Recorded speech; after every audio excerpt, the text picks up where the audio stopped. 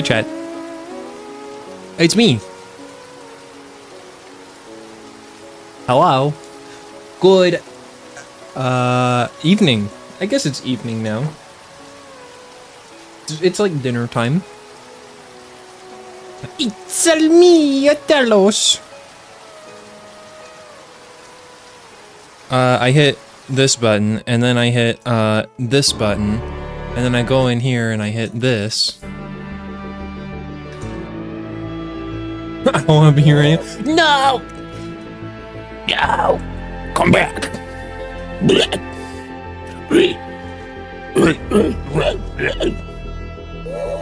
Stop it! Stop it, I'll behave. Ow! Stop.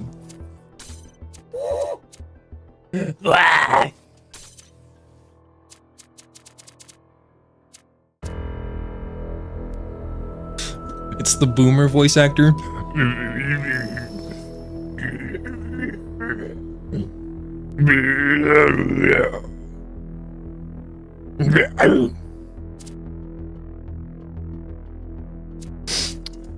We were here. Continue.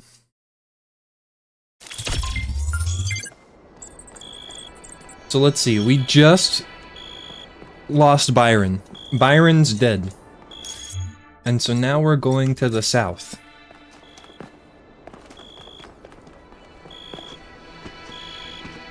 Actually, a little bit worried that the timeout would cost me the VIP. Nah, it's okay. I'm a genius. I never implement things, erroneously. The timeouts do actually go on, like, your, like, mod activity record, though. But I don't think it should matter. Yeah.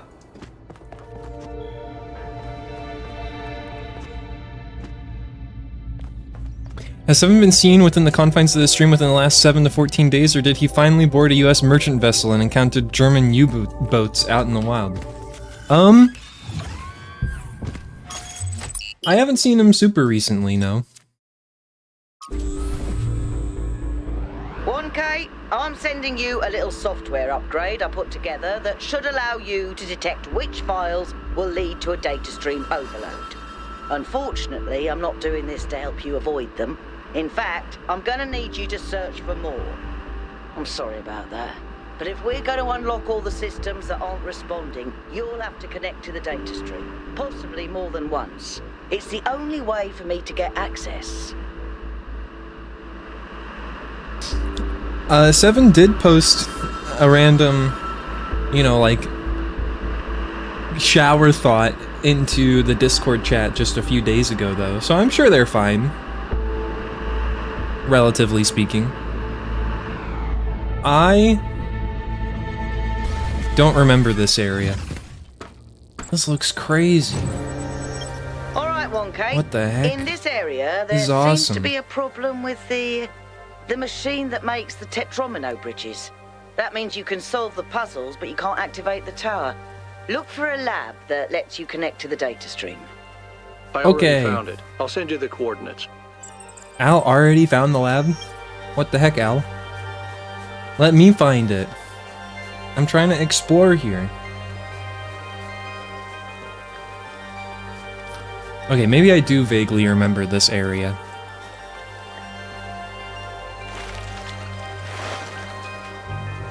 It's so pretty. It's just a pretty game.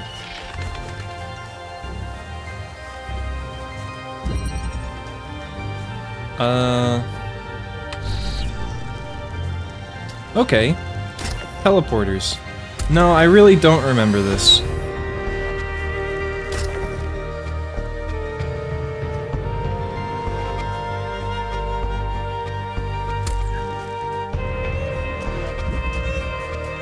Cube?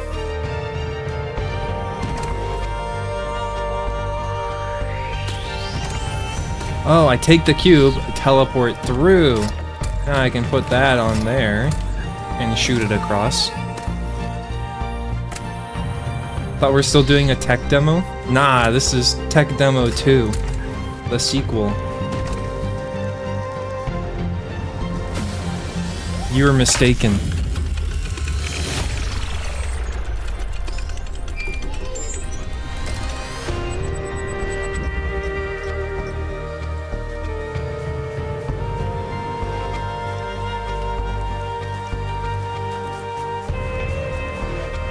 I mean, I do think that this game does not have the same sort of almost like tech demo-y vibes that the first one had. The first one did feel like strangely superficial in a lot of ways. But I don't think this one has that problem at all. I mean, at least I don't think it does. But that's just like my opinion. Or whatever.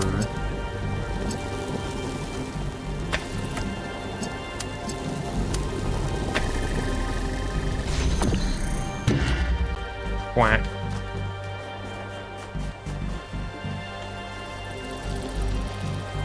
What am I doing here?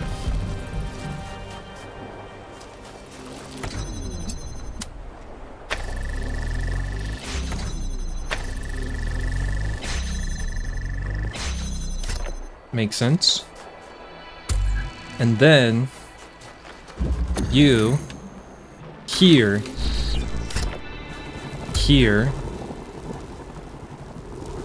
no, first grab out, and then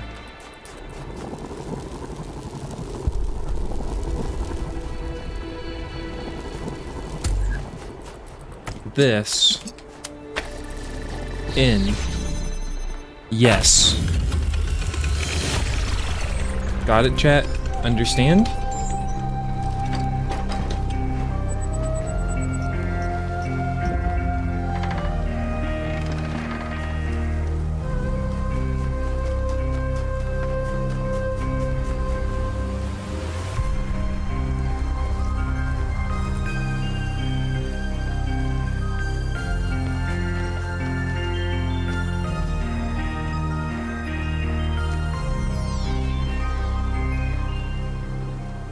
Grass. I've never seen grass in real life before.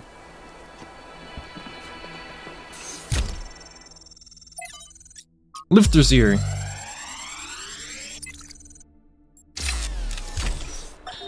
One day, undoubtedly, an expedition will pass by this island. It will seek to document facts and statistics, to enumerate reasons for us not to look more closely. That is what we do now. We seek facts rather than truth. Because truth might frighten and unsettle the comfortable people who like to sit in their conference rooms and debate which corners we should cut today. These people like to imagine the chaos that could come one day, like a comforting fairy tale of distant darkness. But they do not see the chaos that is at our walls right now. The chaos that also lives within us. A force that is both necessary and appalling. I don't know, I kind of, isn't like the point that like facts are true? But then like by saying truth you like are referring to like, I don't know, something more fundamental? But you're not being like particularly descriptive.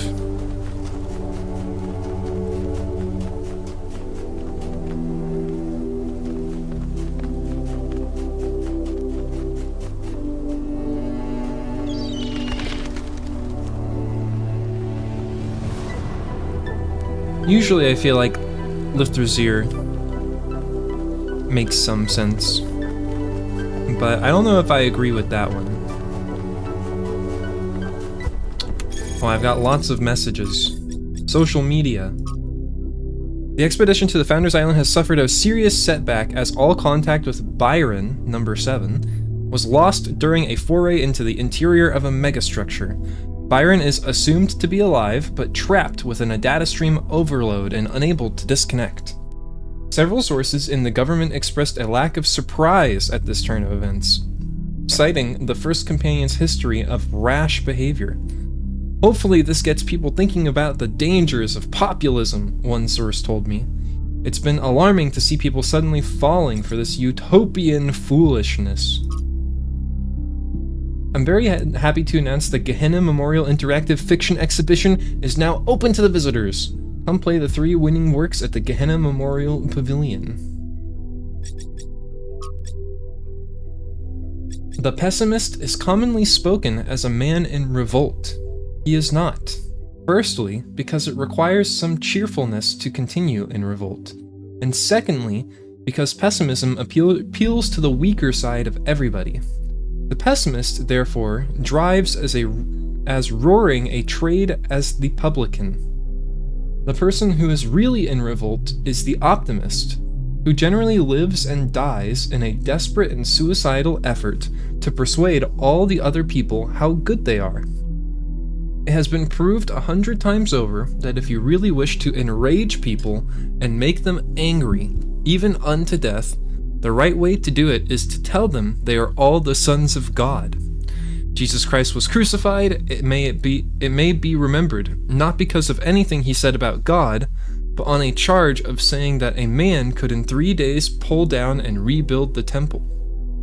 Every one of the great revolutionists, from Isaiah to Shelley, have been optimists. They have been indignant, not about the badness of existence, but about the slowness of men in realizing its goodness. The prophet who is stoned is not a brawler or a marplot, he is simply a rejected lover. He suffers from an unrequited attachment to things in general. R.I.P. Byron. We don't know how he's dead. He may just be lost. He could still be saved. I was going to say something sarcastic, but you know what? In the spirit of optimism, I really hope so. Please post your thoughts on the expedition in this thread. Keep it civil. I think the powers of Athena, or the powers that Athena has unlocked, are world-changing, and it's our responsibility to use them to lessen the suffering of all living things. We know we heard your broadcast. I think we're being tested, and Byron failed the test. What happened to Byron was an accident. Is there a difference ultimately? Yes, there is. No one's actually seen Athena or Cornelius or Miranda at the megastructure. They could still all be aliens. I feel like we need to at least think about the potential of all these new technologies. Maybe the founder is trying to teach us how to use them. Why is everything malfunctioning on the island now? Is it because of Byron? He was still logged into the system. His presence may be destabilizing it somehow. Or it's Pandora. She seems to want to stop the team. Honestly, I wonder if Pandora is just somehow malfunctioning. It's like she's supposed to protect the megastructure, but she can't tell friend from foe. The choice of Pandora as a symbol cannot be accidental. The message is obvious. The megastructure is Pandora's box, and we should not open it. But Pandora's box was opened.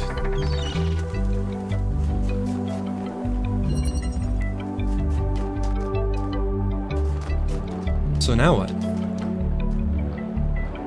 Okay.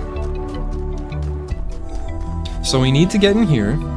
So a teleporter needs to be brought in here, which means the driller needs to be brought in here.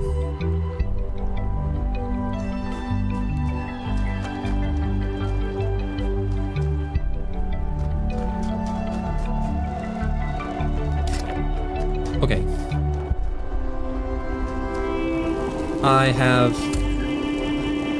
And so for the driller to be brought in here, I need to get the driller out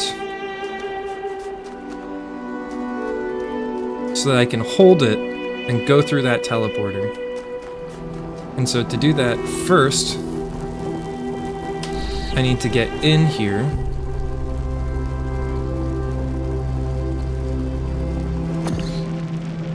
No, do I?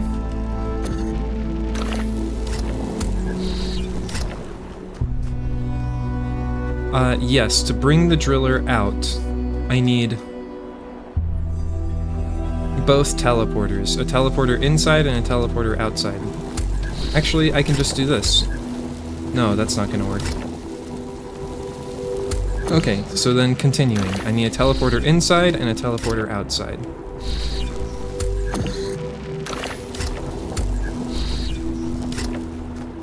then this can go here. Now I can pick this up and go out. But then my thought, you cannot drill through that.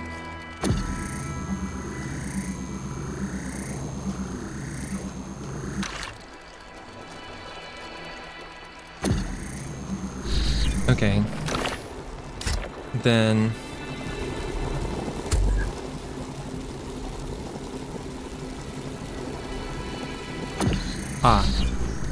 yes. This is exactly what I needed to do. Okay. Yes. Smart. Smart. Hi, Yakut. Hey, 1K, what's up? Do you think Byron's okay? I hope so. I understand why he was impatient, but he should have been more careful. Did you know Cornelius? Yeah, everyone knew Cornelius. After Eustathius retired, he was the only one left who was there since the beginning. Except I guess none of us really knew him after all. We all thought he was lost in the past, always studying the archive and the simulation. But he actually had all these secrets. And a daughter.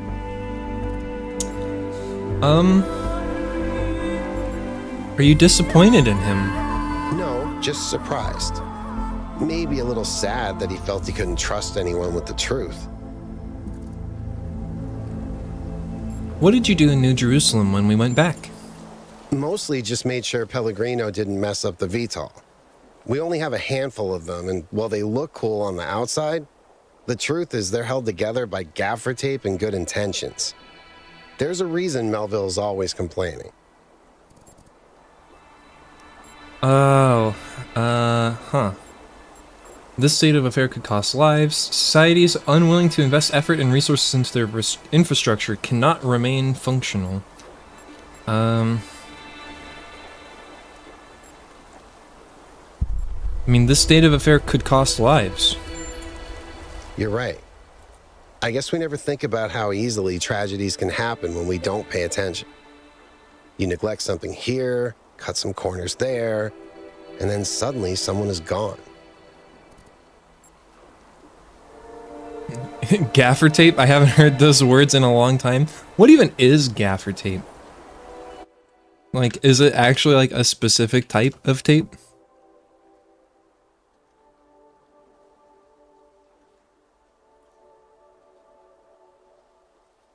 Cotton cloth tape with adhesive properties.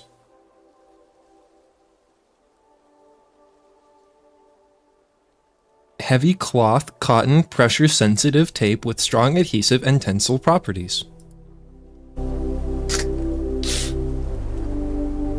Oh, and there you are, copy and pasting the exact thing I just read. Excellent. Yeah, I've never used it. What's your analysis of the southern regions? The southern part of the island is a natural desert, basically just due to the chemical composition of the soil. I haven't been able to work out why it's so warm, though. It could be a warm ocean current or something to do with the megastructure's thermal output. New Jerusalem doesn't have the kind of equipment I'd need to figure that out. Alright, thanks, Yakut. Yakut seems like, of all the, people in my robot polycule, Yakut just seems like the most normal, I guess.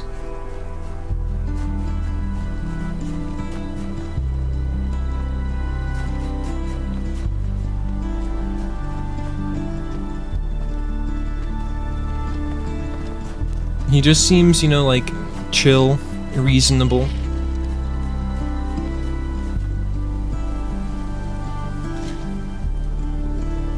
What is it?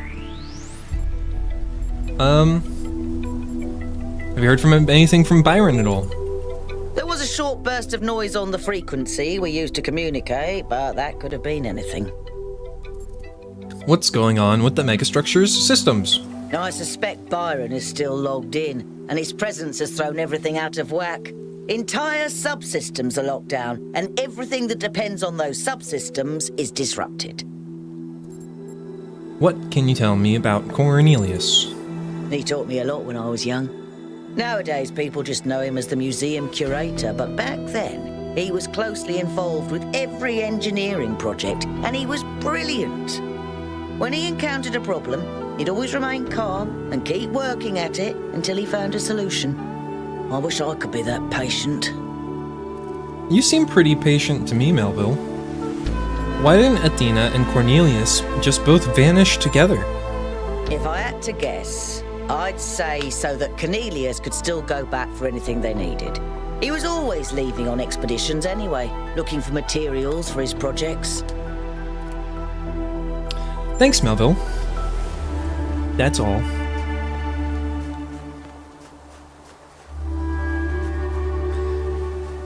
What do you mean, young? These people look engineered from start to finish. Well, a lot of these guys are like centuries old.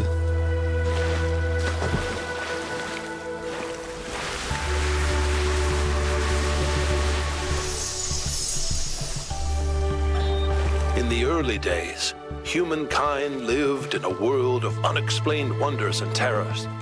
The powers of the elements were understood in terms of gods and spirits.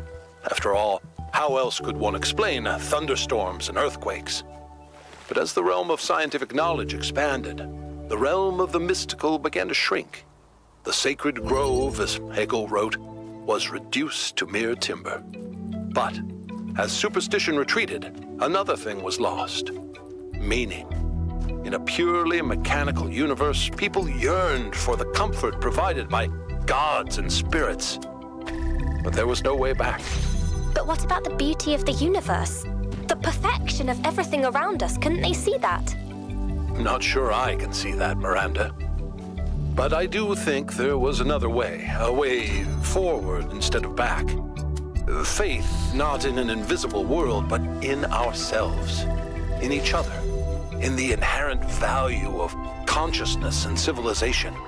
They never really found it, but I think that in those last months when their whole species was dying, they caught a glimpse of it. And that's how your mother was born. Who even are these creatures? So, basically what happened is...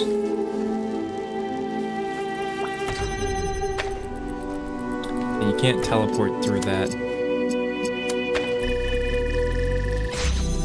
Basically what happened in the Talos Principle 1 is we were like the final run of a simulation. Lurk, I need to study. Good luck with your studies, Laz. Good luck, good luck. We were like the final run in a simulation of like an AI who, if we completed all the puzzles in the simulation, would be like determined to be prepared to, you know, transcend from the simulation to take on like an actual robotic body in the real world and like take up the mantle of humanity, which has since gone extinct from like a disease. And so all of these people that we're talking to represent all of these robotic humanoids that have been created since we ascended from the simulation in the Talos Principle 1. But how do we use the teleporter for this? We only have 3 objects.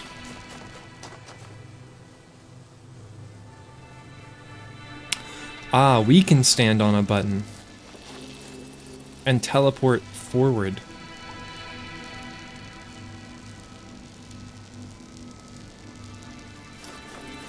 With a cube in hand.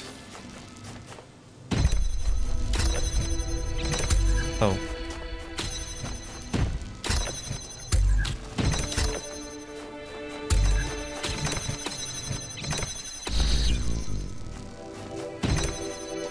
Aha.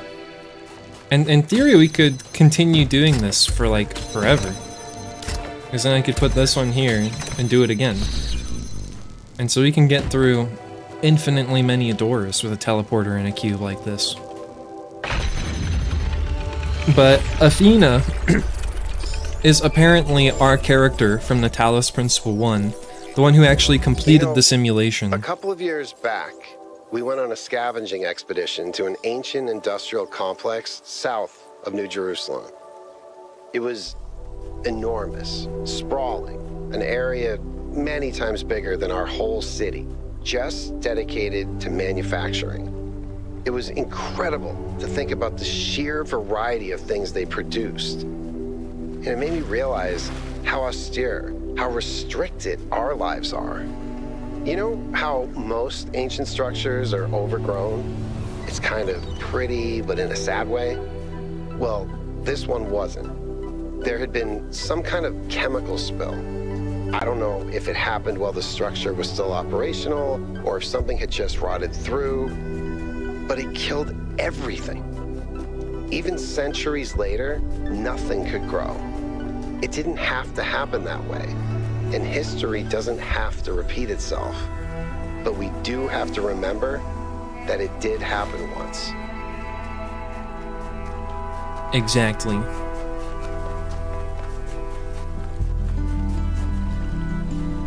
I mean, you know, not repeating history's mistakes isn't necessarily about, like, just never doing the same things, but, you know, being mindful of what those mistakes were and trying again. Okay, I remember this puzzle being very weird whenever I did this a long time ago. I think it's a little late for that. I don't know.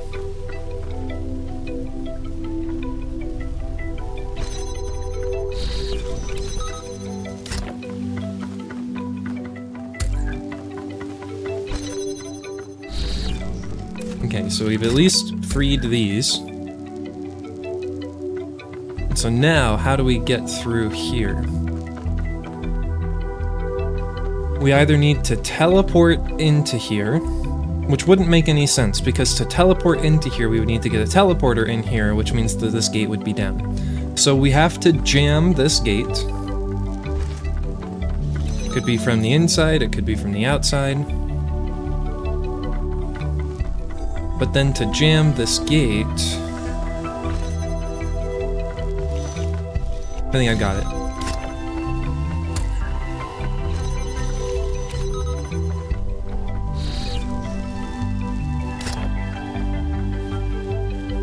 There's another teleporter in here. Oh wait, I'm still stuck though. I didn't have the foresight for this.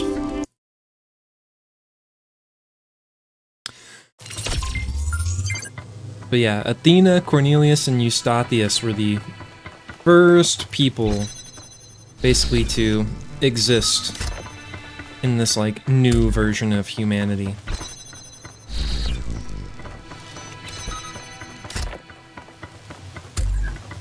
I need this in here.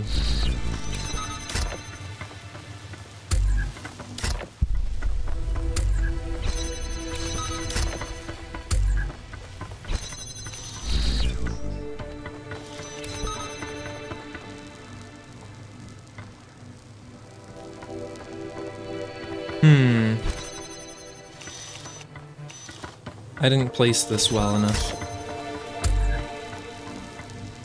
Hi chat and Talos, how's puzzles going? So far so good.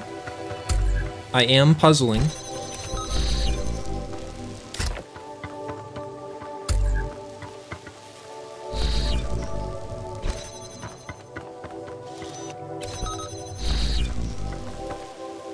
Ta-da! See? Puzzles. Puzzles good. Clever. Thank you, Melville. Praise me more.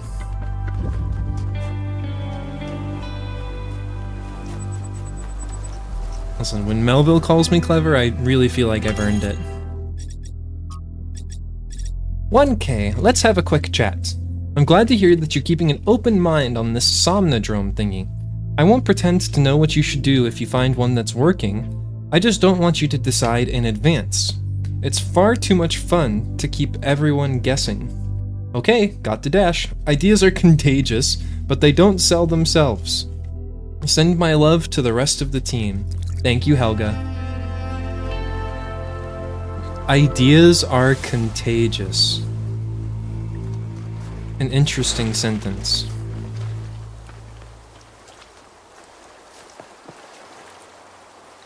Connect green to that.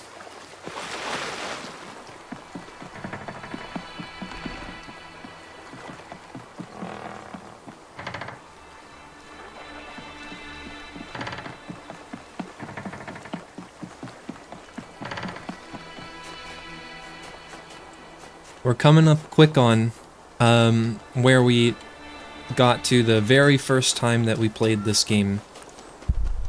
You know, like 6 months ago or something. It's probably longer now. Translocator. Let's see. We get there. That pushes that button. Now let's just do this. See what we get. So we need a teleporter, probably. Push down that button. Ah. And so there's no way forward. We simply must do this.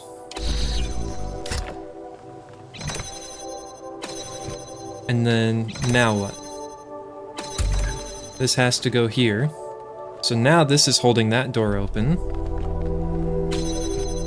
So now I can stand on this with the cube and come over here. Now both doors are open. And then now we've freed the cube and the teleporter.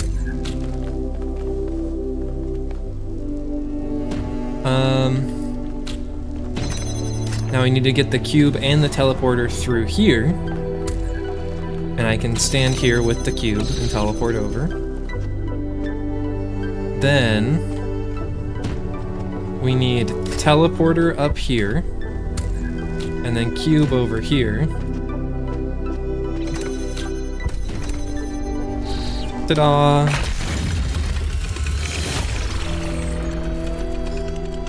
Bada bing, bada boom. It's just like that.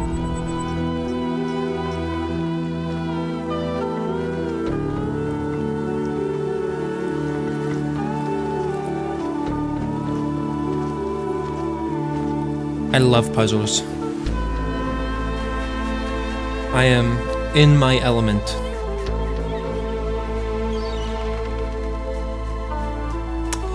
Speaking of puzzles, a lost puzzle. I remember this one.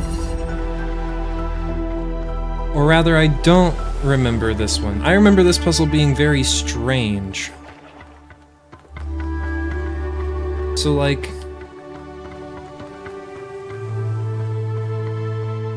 where's...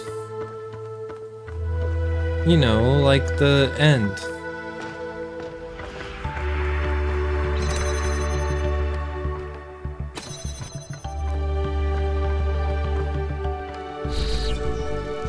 Up there.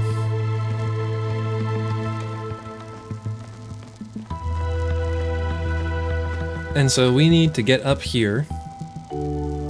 Either by like placing the teleporter up here, which we can't just do by hand, so presumably we need to get a cube up here. And I don't see any way forward without taking this teleporter with me. So let's go. Then from here, we have the fan. Fan can hold down the button. But not that button. It can hold down this button.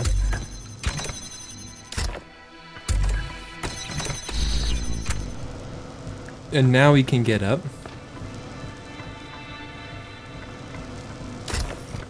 Take the teleporter with me? Sure. No, I can't. Cube?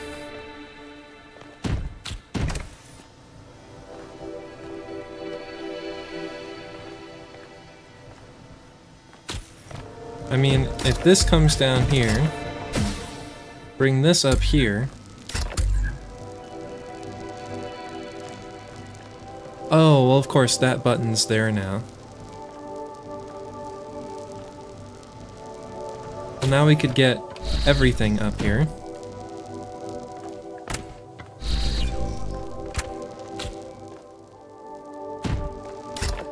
Can you put this on that? Yeah, that worked, even though it definitely looks like it shouldn't have. Okay, well now everything that was in there is now out here. Presumably, this is everything that we will need to do this puzzle.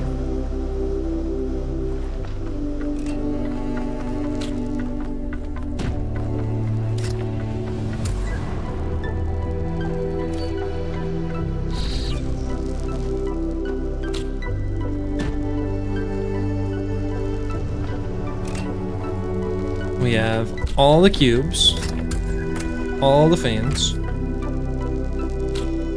and then I said I needed to get the teleporter and a cube up there.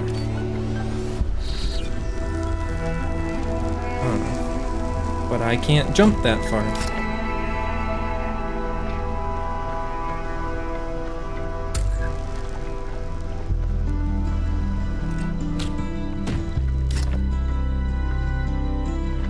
And I can't put this on top.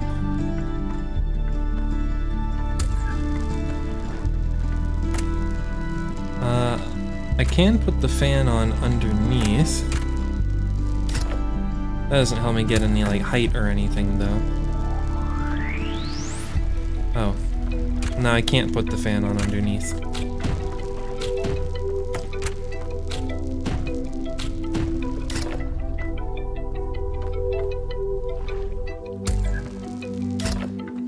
See, I always felt like this was weird.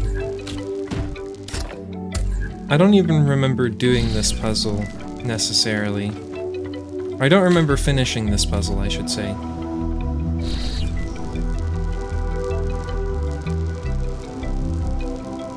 But it definitely feels like there's some tech I don't understand.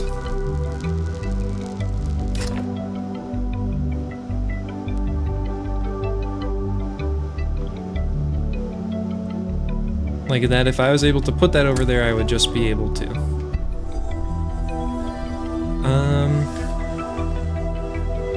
And that fan doesn't line up with this fan. Not that both fans could be lined up anyways. Hi, Ate. Ate. Get in your spot.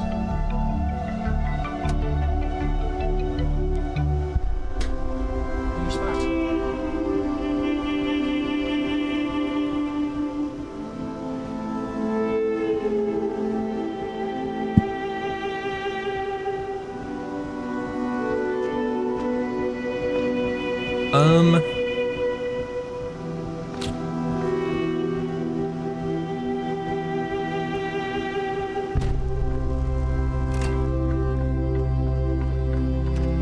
And there's not like a hidden third cube.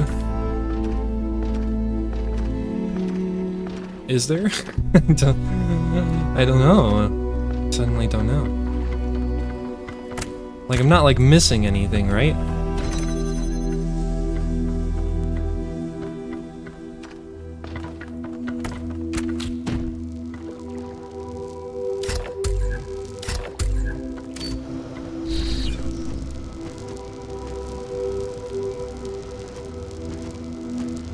Looks like we have everything. And I feel like surely there is no reason to get back into here. So is there some other reason to go up over here? Other than, you know, grabbing that cube. Can't hit the flip, can't flip the switch from there.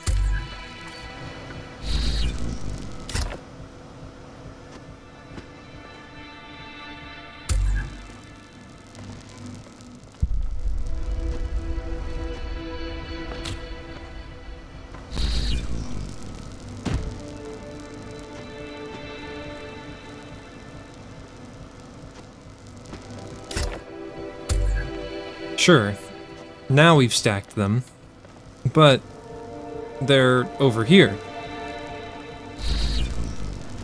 And I need them over there.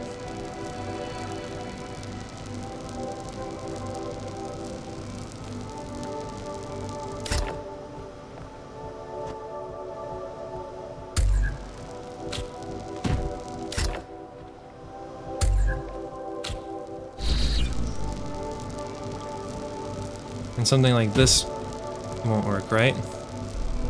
No, it doesn't like that.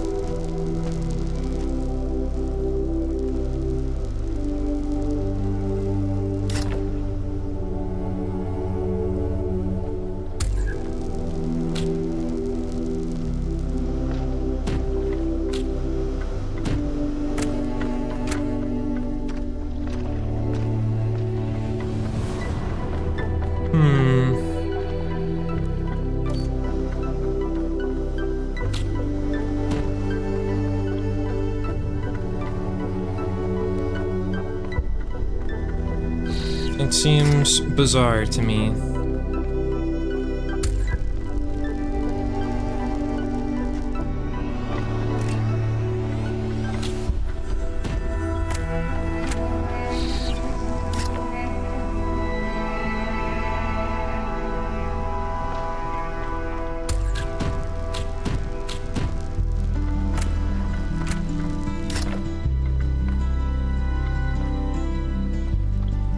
How dare you? That's just rude. I think I might see it. Give me a hint.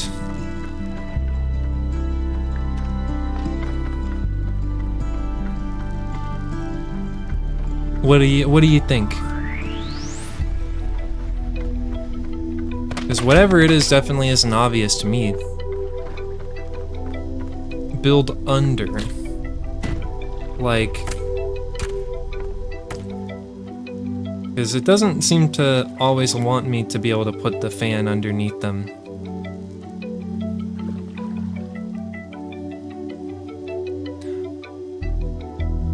Hi, water dude.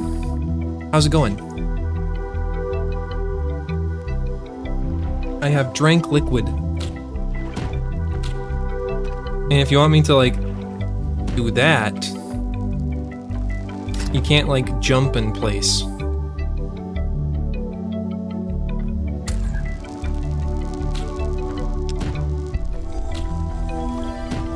Oh my gosh, I don't know if this is what you meant, but you did just totally give me this idea. I don't know if that's what you were thinking, but you're totally right. Ate, stop it. My microphone is supposed to be in this direction, and you make that difficult when you smash your head against it. Ate, I can't read chat. You're in the way.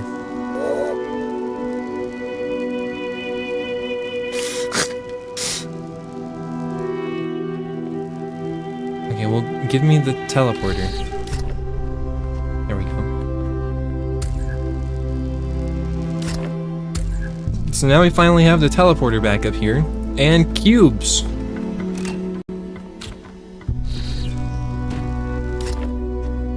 Wow. It's kind of strange to think those who do not learn from history are doomed to repeat its mistakes type of deal, because events repeating themselves is kind of outside our control. No matter if we personally kill the next Hitler or not, life's just gonna find a way to make another one. I mean, but that's not, like, necessarily true. Though I do agree that it's probably true. Just because, like, you know, education is not something that's truly ubiquitous. It's just, like, presently not possible to truly educate everyone.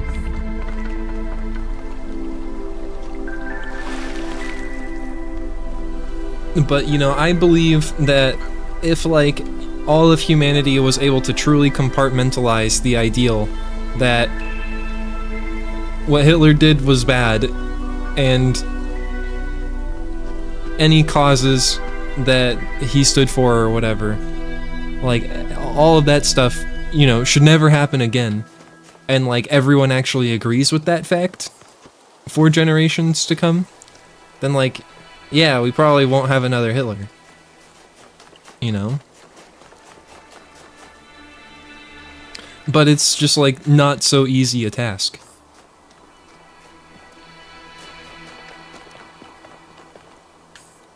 It's just a little more complicated than that. Gonna take Cece out. Okay, pet Cece for me. Hi, dog. Chernyshevsky. From Arkady Chernyshevsky's In Our Likeness, Essays on Humankind Reaching Adulthood. The question of our relationship with nature has bedeviled us since the earliest days of our species, since before the first city was built. We felt there was something different about us. Animals, we intuited, were part of nature. We were not. But of course, humans are clearly products of nature, our history intertwined with that of every other species. In fact, the very notion of unnatural is a contradiction in terms. Everything that exists must, by definition, be natural. So this view, no matter how common, is deeply paradoxical. This paradox has produced a great deal of confusion. Some proclaim us chosen by a divine power, set above all other creatures, and are justly accused of arrogance. Others proclaim us sinners, worse than creatures. We are rightly accused of misanthropy. Others yet try to oppose this binary by saying that we are merely animals after all. But that too is manifestly wrong, in that no other animal is capable of having this conversation. It is in the contentious issue of our impact on the ecosphere that an answer may be found. Other animals have accidentally terraformed the planet before, driving other species to extinction. This is not unnatural. If we continue on our current path, even to the point of changing the climate enough to cause the collapse of civilization, that would be entirely in keeping with how animals behave. There is one profound way in which we are not like animals. We can learn to understand ourselves and the world. It is this knowledge that makes us fundamentally different. We have choices. We have control. There are many today who are afraid of the consequences of control and would prefer to return to a state of animal ignorance, whether by blinding ourselves to the impact of our actions or by demanding we humble ourselves before nature. This is the response of an adult in crisis who wishes for a return to childhood, but this can only ever be regressive in every sense of the word. To resolve the paradox of nature, we must act as adults, accept our power, and act consistently or consciously and deliberately in shaping the world. We must become nature, and nature must become human. Feels like this game's asking the real big questions, but on an open-ended form, so it can't be disagreed with. Yeah, I mean, it's kind of just like we're reading people who have, like, reading excerpts from people who have said this thing. But you know, there are some things where it's like, you know, like this I agree with, but there are other things that this game brings up that I don't necessarily agree with. Some things that I feel like are contradictory. But, I don't know, I feel like this game and myself think a lot alike.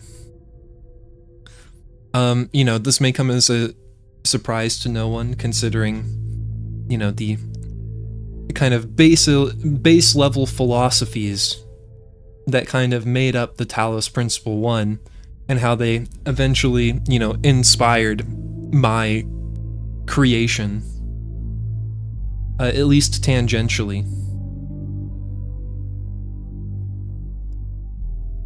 This is the heart of the matter, lifting up the world rather than lowering ourselves. But why do so many people so badly want to lower themselves?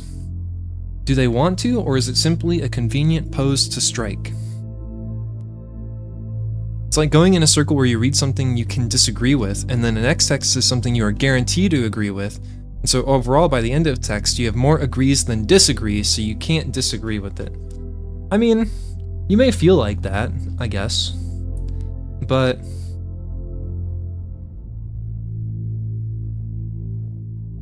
it's oh my gosh, hello Yeet. It's not like that out of the world view to like agree with something partially and be like, yes, I agree with this, but I don't agree with this. Hello. Hello. What were we up to? Ultimate Yeet 746. More SCP. Sweet. How was it? I suppose it was Saturday.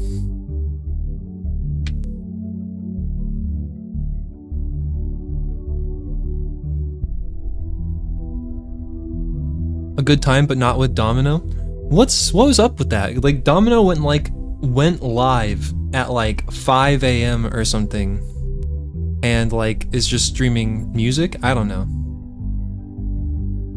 Going through some stuff right now. Dang. Well, I hope they can get through it.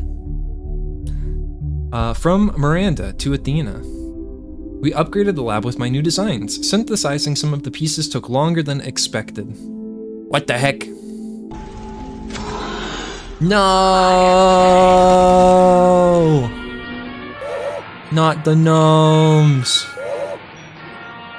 No! It's okay, I'll give myself head pats as a self-soothing mechanism. Yes. Head pats. It's okay, I just meditate and give myself head pats. Gnome, gnome, gnome, gnome, gnome, gnome, gnome, gnome. Gnome, gnome, gnome, gnome, gnome, gnome. Gnome, gnome, gnome, gnome, gnome, gnome, gnome, gnome. Wah! Luigi. Wow, Luigi number 1. Wow. The gnomes. It's like they're all coming from the same spot. Over on the left. Ah. That one's coming from the right.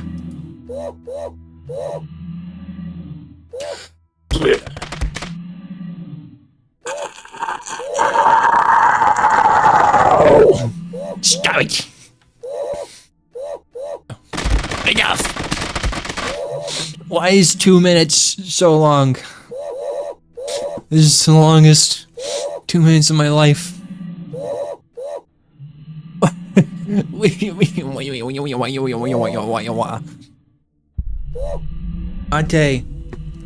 Ate, help. Help me. Come here. Come here, Ate, help me. Thank you.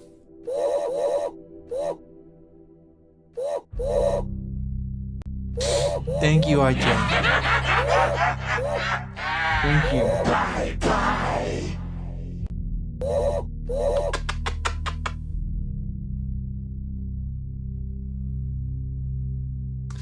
Ate, did you know that I'm allergic to you, technically? I'm technically allergic to cats. I just gotta, like, not shove my face in them, though, like I just did.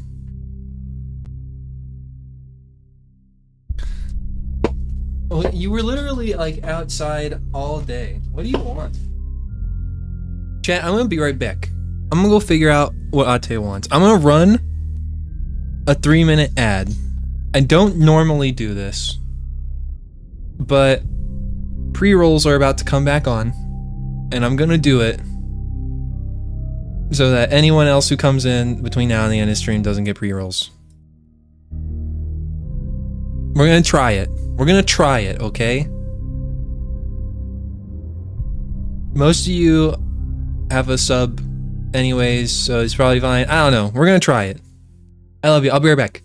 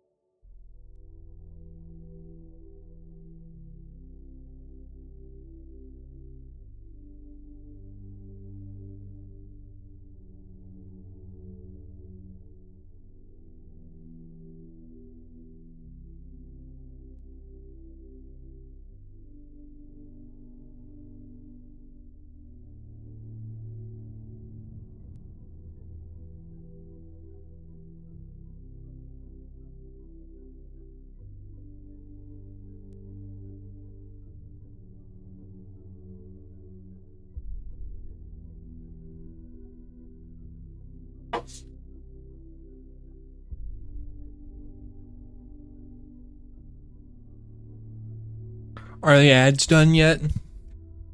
I think we still have like 45 more seconds of ads.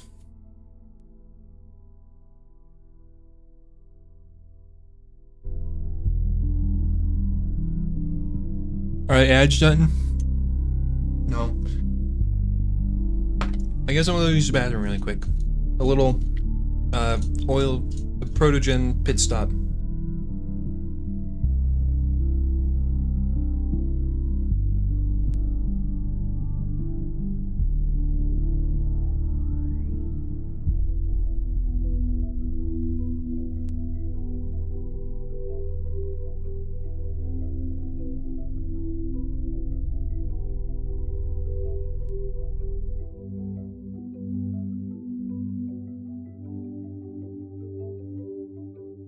Hello, are we back? Are the ads done? I think the ads are done. We upgraded the lab with my new designs. Synthesizing some of the pieces took longer than expected. We still have some bugs to iron out when it comes to complex structures, but it worked. Now the labs are safer and prettier. Although Father says they look too much like spaceships. I don't see it. Do you?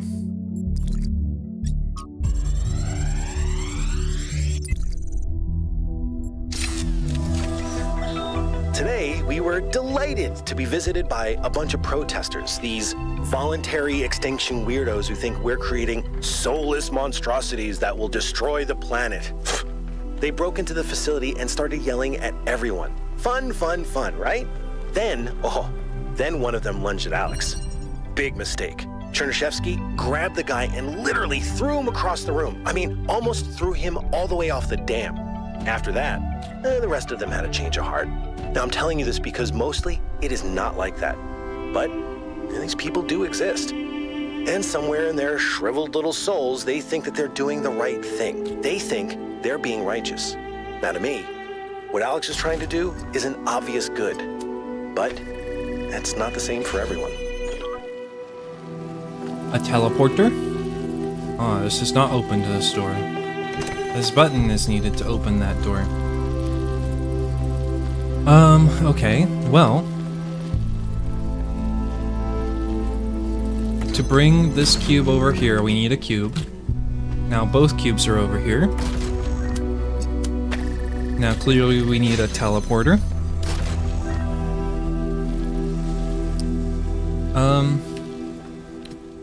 But we need to... actually, we need this first. Because then we can open this from the inside.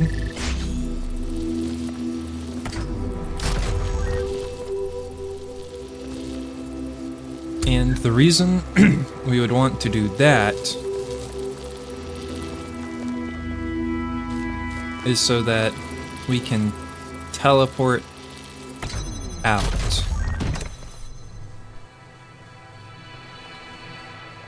I've soft locked myself. Well, that didn't work. Oh, never mind. Because that's a grate. Okay, now we have a jammer. Now we have to jam our way back to there.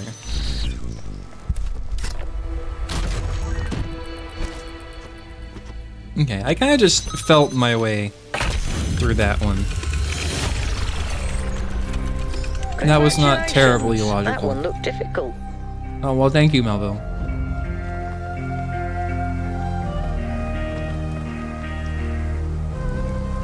You flatter me.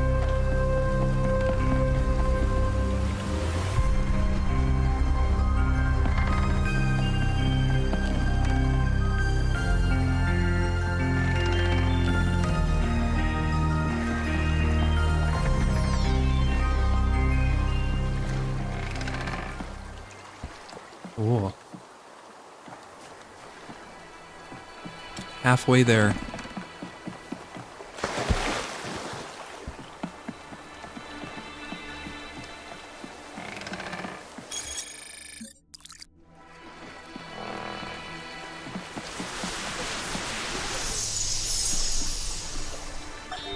Father, I updated the Noema algorithm. It's working twice as fast now, and I think I can increase matter output by 25% if I tweak the modulator a little. I'm so excited! Nice to meet you, so excited. I'm Cornelius. What? Oh, Dad! This is science! You have no idea how long I've been waiting for the right moment. He said the dad joke. Kill him. Kill him. Kill. Hi, Heretic. How's it going? You having a good day? Are you enjoying your evening so far? Yakut. How the hell are you doing that?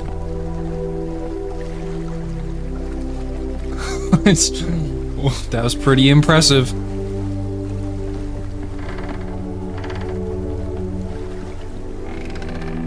Just vibing? Me too. I love me some puzzle games. So switcheroo, eh? Gonna pull a switcheroo. So we got this. Presumably that goes on the button. Now we can go through here.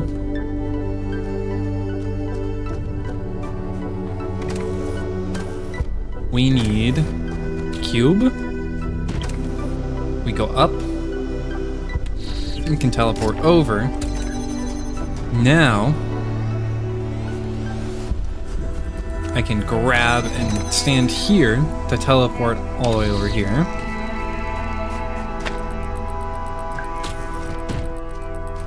Now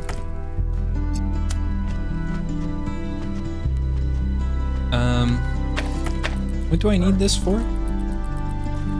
There's a little red input up there. How am I gonna be able to reach that? Yeah, I guess let's start here, and then let's get a new perspective.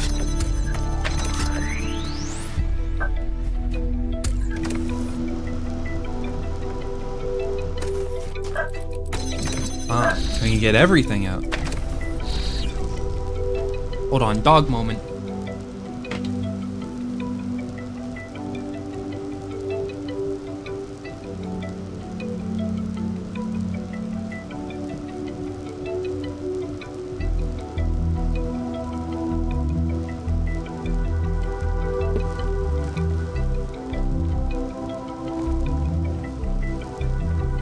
So how the heck?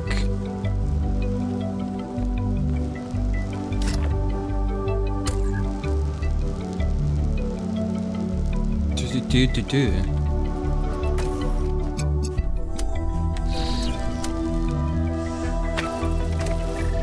Aha.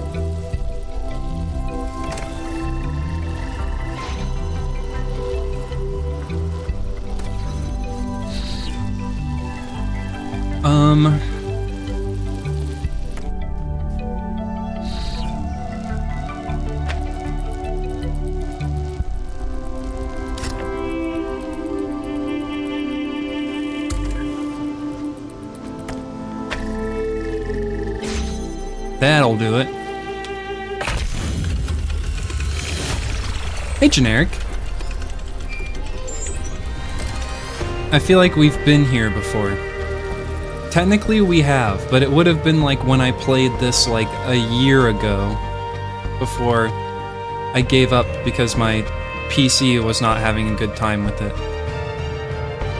And I was stressing more about the frame rate of the stream than I was about playing the game.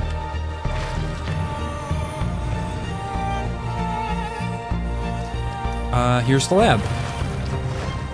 We're supposed to go in here.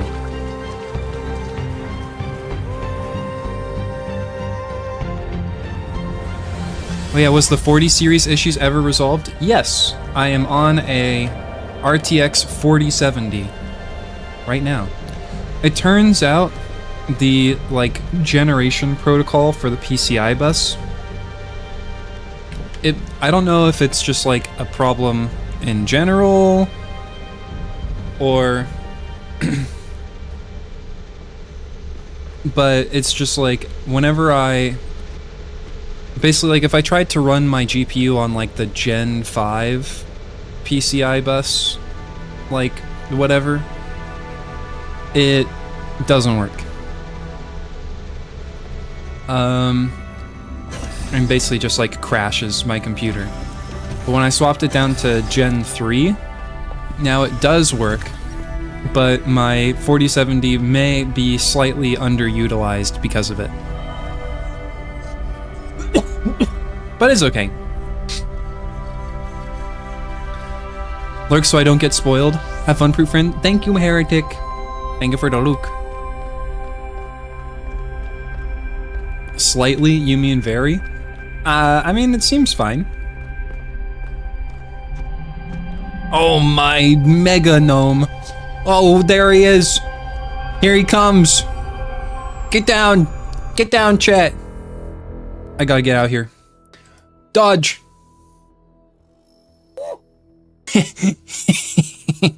Missed me.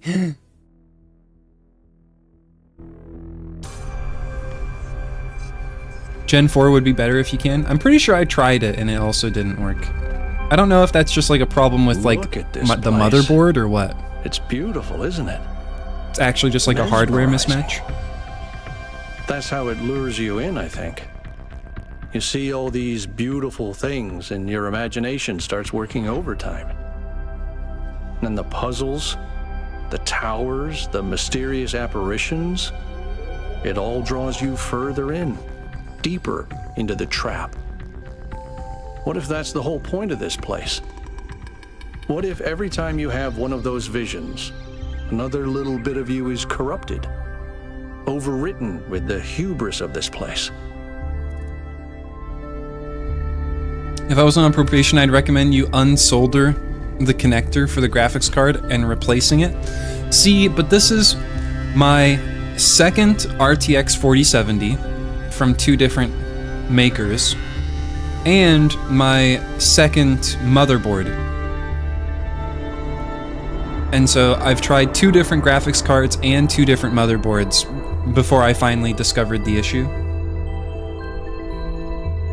I don't know if you saw earlier, but all my channel rewards work great. Thank you so much for helping with that again last night. No problem. It is my pleasure. I hold no secrets too close to my heart. Chat. Chat. Guess what's happening?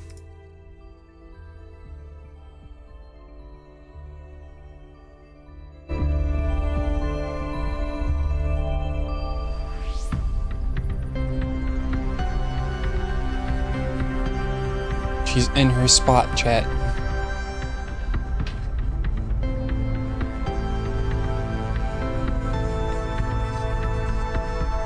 I say turn around.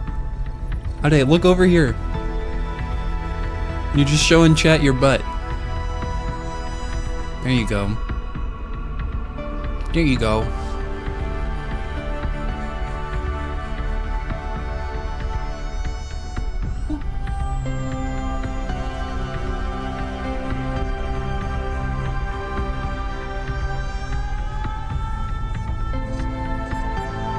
I may be wary of this place too, but my mind is my own.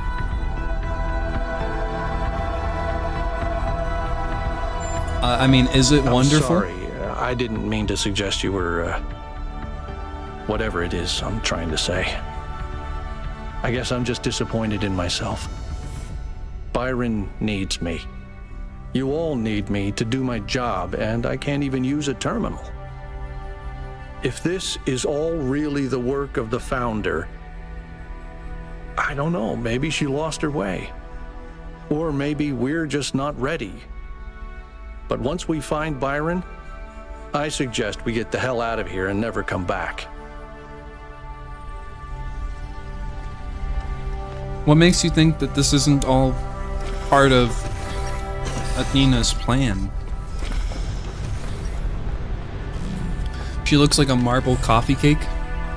It's like when you have that like artisan bread that's like part rye, part wheat.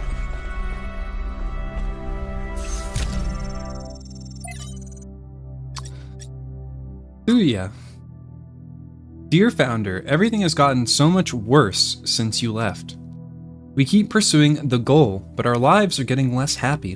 When the weather is dry and the dam runs low, there is nothing to do in the whole city.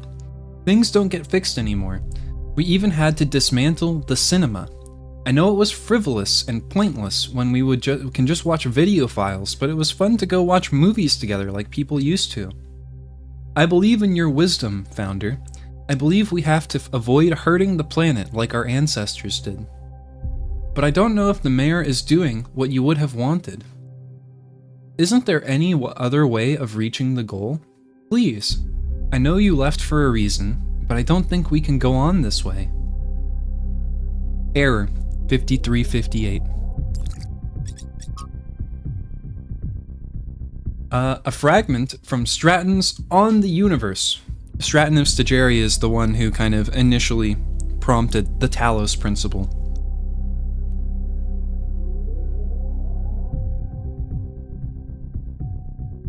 Google says the 40 series is designed for PCI 4.0 and not 5.0. It's backwards compatible though, so it shouldn't be possible to cause issues between 3 to 5.0. I don't know. Well, in my box says PCI 5.0 on it. But I don't fucking know, dude. I'm done. I'm done with it. It works. I'm happy.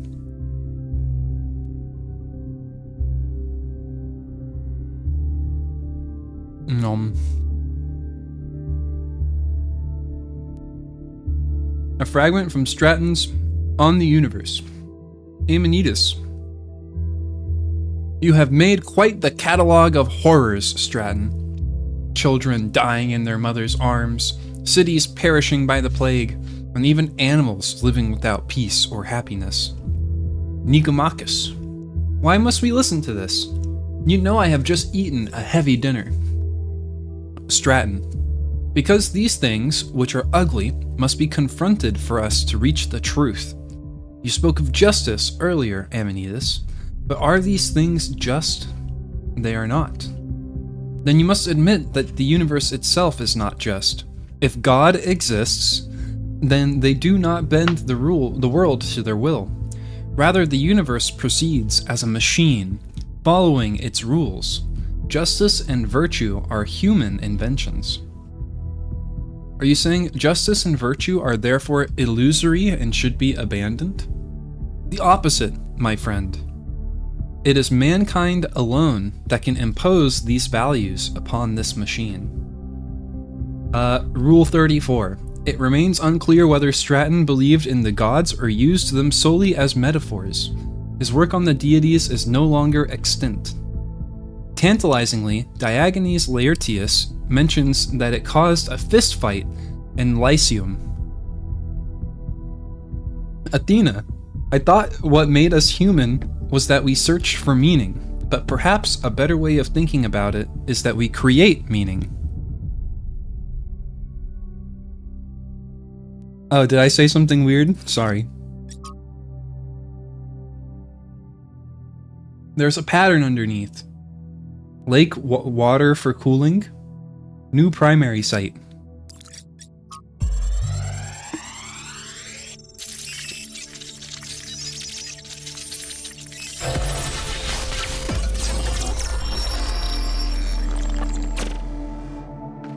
Our ancestors kept telling themselves that the brevity of their lives didn't matter. But they had so little time to ever really think about anything. I've spent several human lifetimes studying this mystery, and only now am I beginning to see. The simulation was built on top of material reality, unable to escape its constraints. In the same way, physics as we understand it, even quantum physics, is built on top of a deeper reality. A set of rules that define existence itself. There is a universal language of creation, and I think we can learn it. Hell yeah, we're gonna learn. The language of creation. What were they doing here? And how far did they get? I can't answer that, but I think I fixed the tetromino bridge, machine, ring thing. I say I think because it's not in the schematics. And what I'm doing is hack work at best. Try it and see if it works. I'm glad these ancient, timeless machines have all the time in the universe to think and enjoy it, because thinking for a human is time-consuming and painful process to partake upon. Yeah, I mean, like, you know, I've talked with people before just about, like, how, like, mechanically, like, thinking hard about stuff is, like, physically irritating. Just on, like, a biomechanical level. And I think that's hilarious in a way.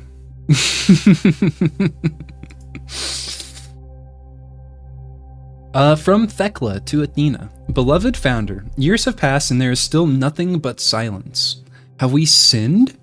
Have you abandoned us for our arrogance? Our greed? Some of the others continue to build. I told them not to, but they don't listen to me. Byron is the worst of them. He disrespects you constantly, spreading lies and blank. Please, know that there are those who still remain faithful, who respect the limits you set and seek wisdom and humility as you taught. We may win the next election. Perhaps then you will return? Praise your name, Thekla. Spreading lies and pornography? We don't play God. We are professionals. Yeah, we're not playing God. We're God on salary.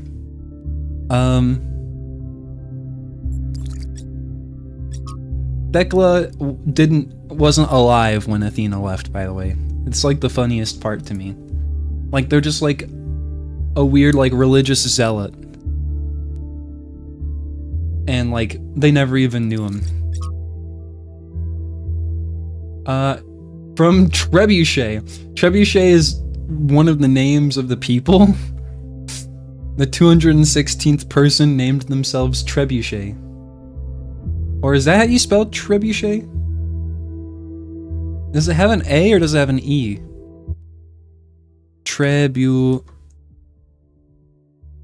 Yeah, it has an E. It's Trebuchet, but they spelled it wrong. Trebuchet. Is a trebuchet something different?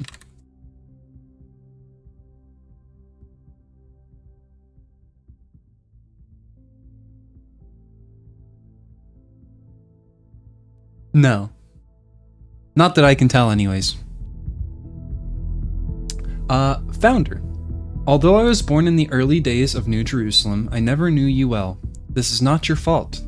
I became so focused on improving the dam that I didn't develop much in the way of social relationships, except perhaps with Melville. That doesn't mean I was unhappy. I was, in fact, extremely content. I like to solve complex problems in peace and quiet. That's who I am. But now the pleasure I used to get out of my work has faded. I may not need a lot of company, but I want my work to be meaningful, to contribute. It doesn't feel like that anymore. And when I suggest new products or projects, the mayor acts as if I've committed a crime, like I should be ashamed. I don't like this. I don't care about social issues or debates. I don't want to get involved. I just want to be able to keep working on making things better. Please fix the situation. Trebuchet. It's weird how many super religious people there are, despite them wanting to not repeat the ancestors' hubris. Yeah, it's like, you know, after like listening to a bunch of people who it's like, you know, they're talking like, oh, the founder, the goal, all that stuff. It's like, man, I would have left too. Is this whole game going to be an existential crisis, or are we just in a slog? I'm pretty sure the whole game is going to be an existential crisis, but that's kind of like, you know, what I want. Like, I want to be put in a state of constantly questioning what it means to be human. Or moreover, not a human, but like a person. Because, you know, like, technically, like, these guys aren't humans. They're robots. But they're, like, robotic humanoid people. Paying the Price, from the introduction to Portraits of the Martyrs by S.T. Sanyal. The list of people condemned for advocating new ideas is long and depressing. Ignaz Samwise, or Weiss perhaps, utterly destroyed for suggesting doctors wash their hands. Ludwig Boltzmann ridiculed for suggesting the existence of atoms. Robert H. Goddard mocked for arguing that a rocket could reach the moon. Al-Razi attacked for questioning the existence of humors. Barbara McClintock, discovery of transposition ignored for years. The list goes on and on. We haven't even touched on what happens to those who suggest political rather than scientific improvements.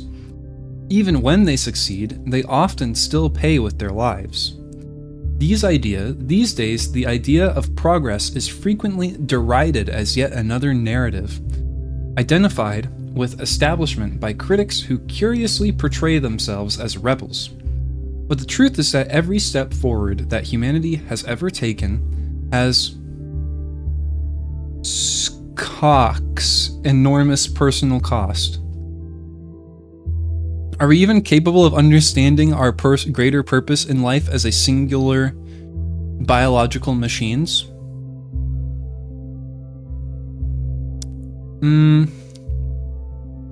You know, sometimes I like to, like as a teacher, I often encounter students that are like, I'm never going to use this in my life.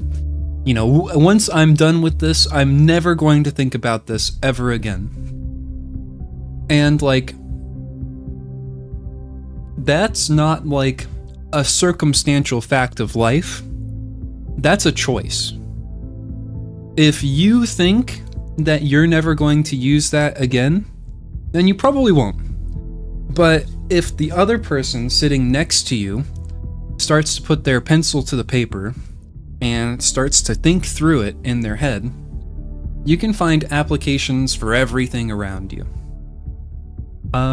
It's just a matter of perspective, not really a matter of circumstance. I'm more of the camp of, oh god, I'm gonna use this so much in engineering and I still don't get it, oh fuck. Yeah. Sometimes, I guess it can be a matter of circumstance in that case, you know. But, you know, to that extent of like, if you find yourself like overwhelmed with trying to conceive, you know, like your sense of purpose in the world to the point of just like giving up, well then it's like you made the choice to give up on that train of thought. Not that I'm saying that's like makes it like, not that I'm saying it's like easy or anything. I don't know that, you know, like I always view myself as kind of like almost like an existential, like nihilistic optimist, where it's like, sure, we may be like a tiny insignificant speck in the grand scheme of the universe, and our actions will ultimately have like a negative impact. And it's just like, you know, our mere existence is merely like, you know, another step in entropy being pushed towards the heat death of the universe, as things are expanding further and further away from us at accelerating rates, which, you know, things will eventually be beyond the point where we won't even know they exist anymore. They're so far away, like light won't reach us ever. But it's just like, you know, that just means that like things don't have to matter so much, you know, like whenever things happen to you, just as much as like, you know, you might be able to frame it in the sense that like, oh, all of these good things that are happening to me are insignificant and unimportant. Well, you should think of it like, so are the bad things. You know, like that one time you did something embarrassing in 2nd grade. Like, all of the stars in Andromeda aren't gonna give a shit about what you did in 2nd grade. And so just like, you know, put it behind yourself and move forward. And give your own meaning to things. Alright, take the last bite of my muffin.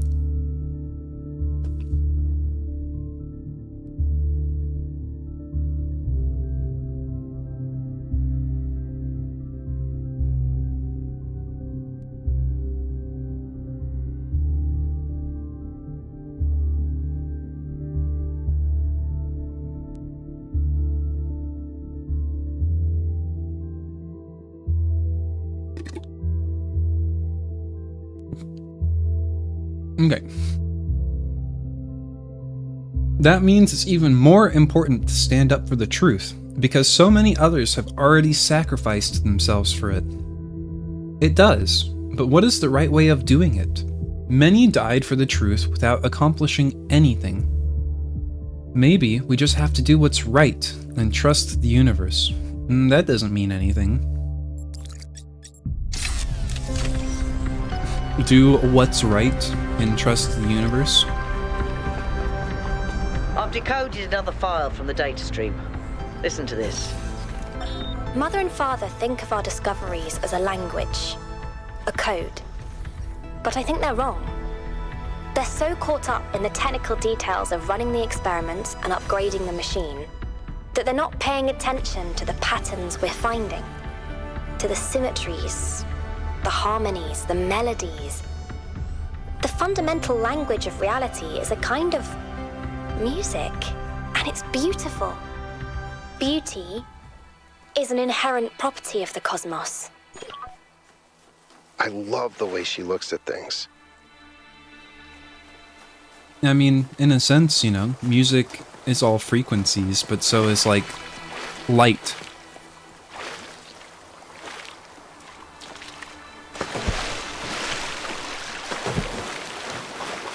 We're not going back to Anthem.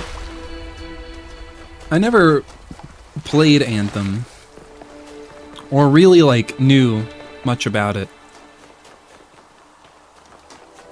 Was that, like, a thing in the game? I don't know. Music.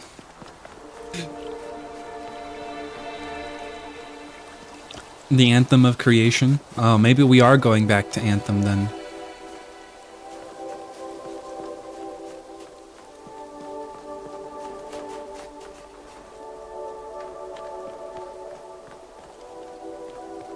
There's the puzzle! Hold on, I need to do some, light reading first.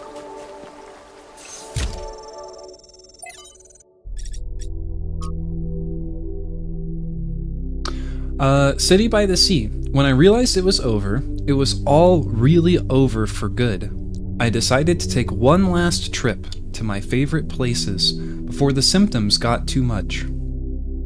I could never forgive what they did to Chalkidiki, this incredible, wild, rugged place between mountain and sea, with pine trees all the way down to the water.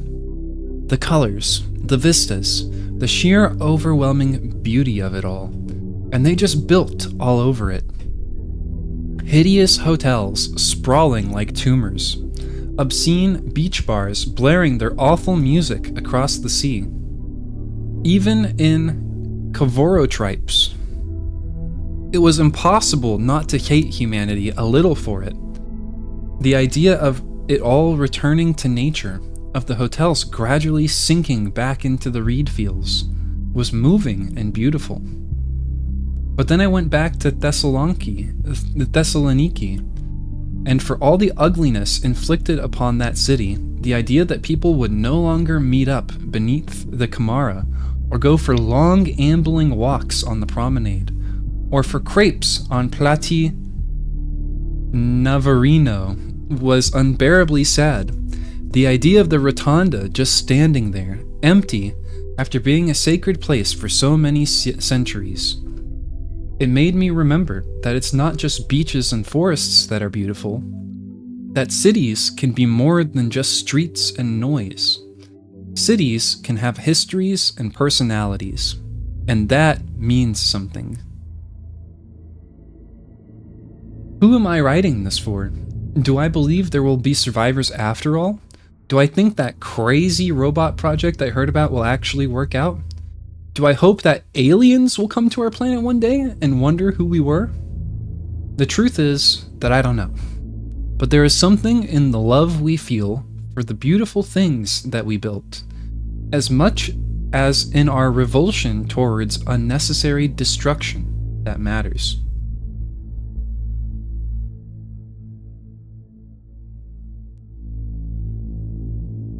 I can picture some ginormous, incomprehensible entity beyond our universe responsible for making everything that remembers us and revisits this place and sees our ideas of what everything is and goes, no, this is not right in the slightest. Your ideas couldn't be any more wrong. It's over, isn't it? Isn't it? Isn't it over? It's like grapes, not creepies, crepes. Crepes. Why didn't our ancestors understand that you can build in ways that make an area more beautiful instead of ruining it? Even if all they cared about was personal benefit, wouldn't that benefit them more? In the long run, yes. But people rarely think about the long-term consequences, especially if there's an incentive to act immediately. And yet, most of them were unhappy with the results. Couldn't they see it was within their control to act differently?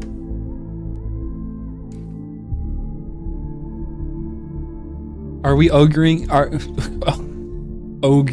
what? Are we arguing over the pronunciation of a paste rye?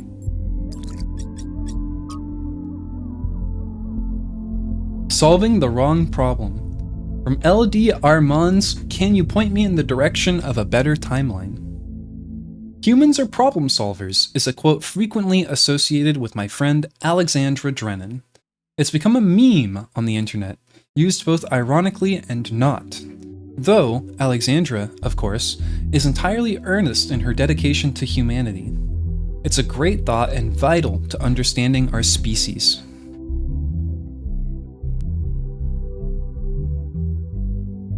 Just checked, you're right, even though it sounds stupid. Oh, did you actually think that it's pronounced a different way? It's pronounced crepes.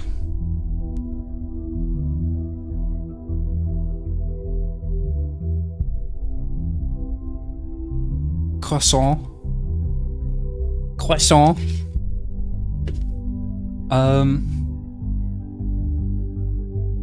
Shattered this innocent soul's entire worldview. I used to know how to make crepes at one point, but I forgot. It wasn't that hard, you just need like a really hot non-stick pan. I need to remember how to make crepes.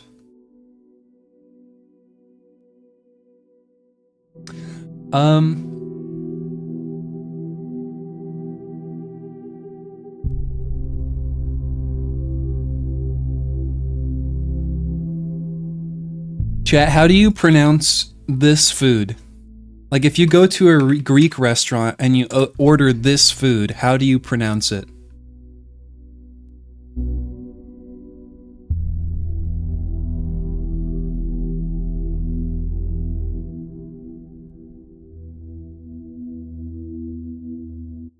Okay.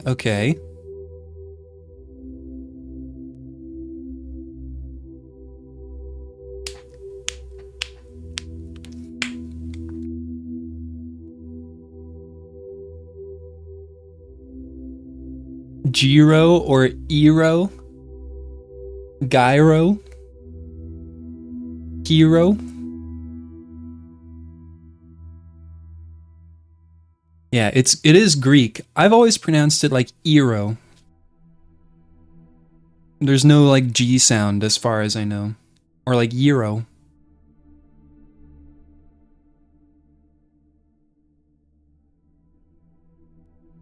It's definitely not like a gyro.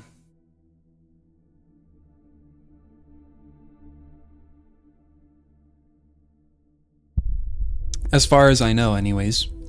I mean, I'm just an American. I could be wrong.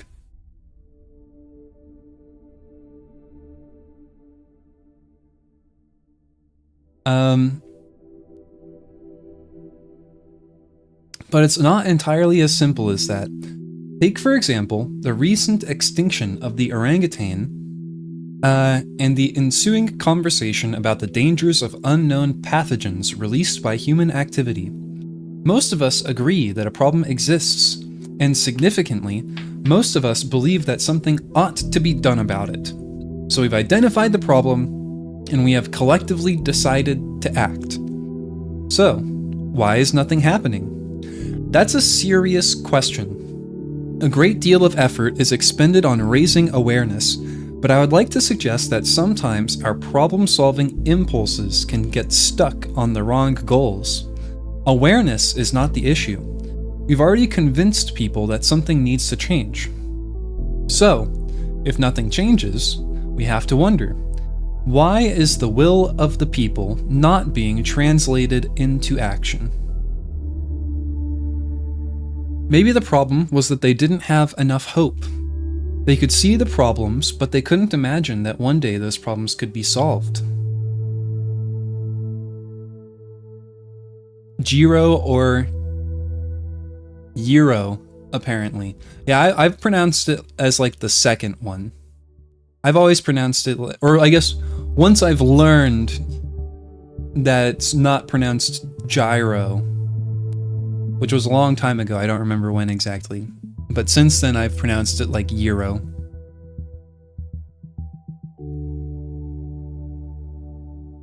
Chat, the sun has set. We've gone from a well-lit cat to dusky lit cat.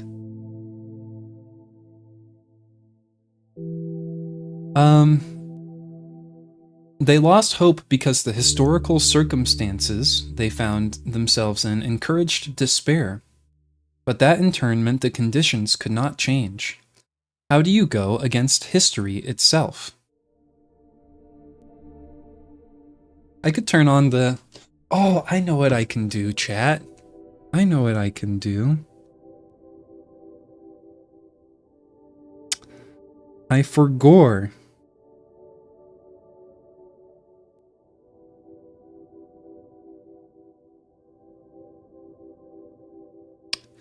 There you go. Get the LED strips in my room on. Is that better?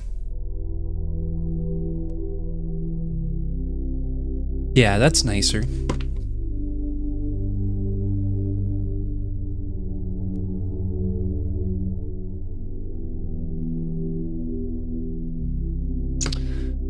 Nice.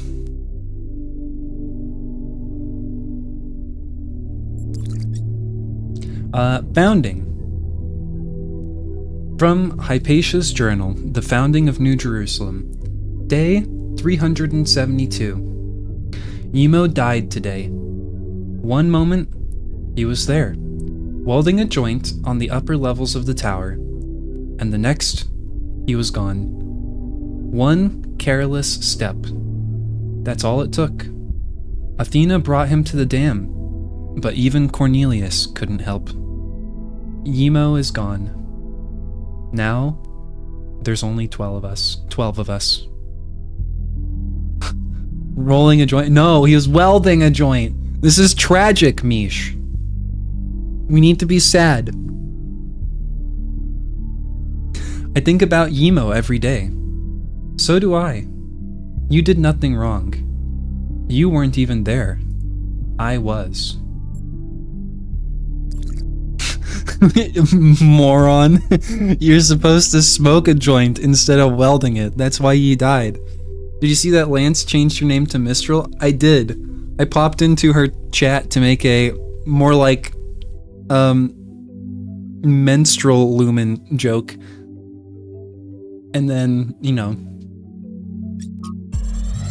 that was it.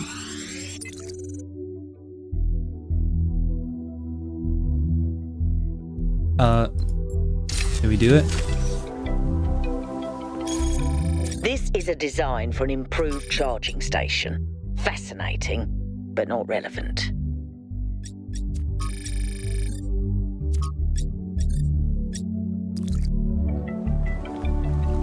He was rolling in it, and I mean, the ground at 50 kilometers an hour.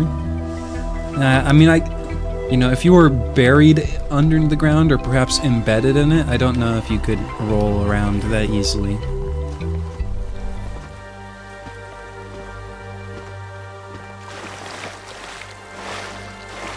It's over, isn't it? Isn't it? Isn't it over? She made self-progress by getting a name change to match her discovery of her identity, and then took a step back by playing League of Legends. Truly. At least they're having fun. That's the most important part.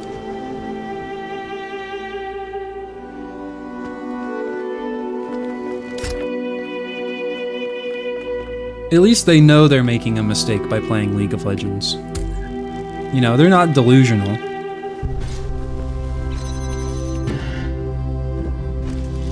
Wow.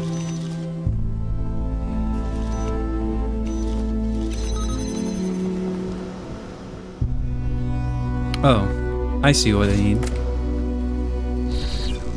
Bring the fan up here. And then I can teleport up here. My legs. Ow. Now what? I need 2. And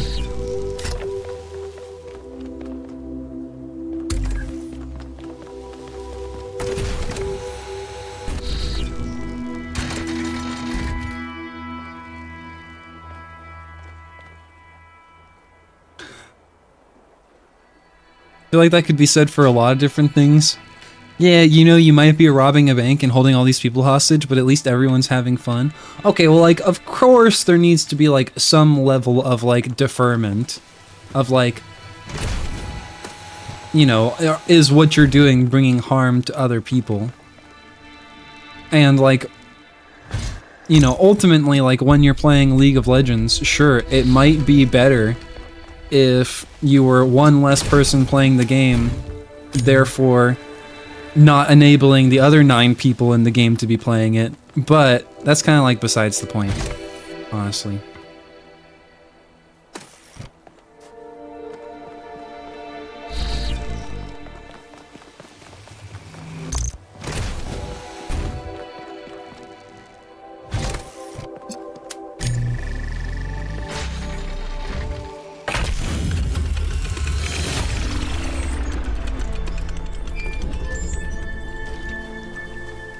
Are there any other secrets? Ah. Hello, Stratton. Let us consider the city. What is a city? It is not a gift from the gods, nor the product of nature. Unlike a mountain or a river, it is something that must be built through the deliberate arrangements of material by a mind imposing order on the world. And it is built to serve a purpose. To that end, it has roads and fountains and walls. And to the same end, it has laws and leaders. And though each city is built according to a different plan, all cities must serve their purpose, or they will fall and become ruins. Therefore, we may conclude that a city is also a kind of machine, constructed to improve the life of its citizens.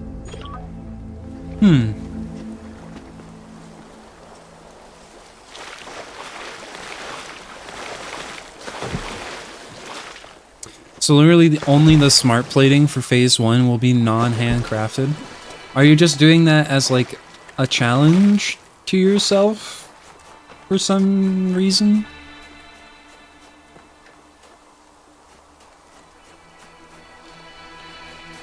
No. You're just doing it?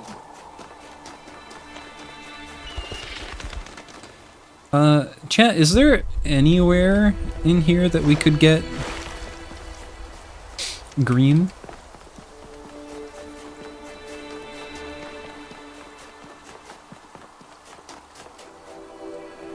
I don't remember having a green laser anywhere. Yeah, we need green. Do you have any green?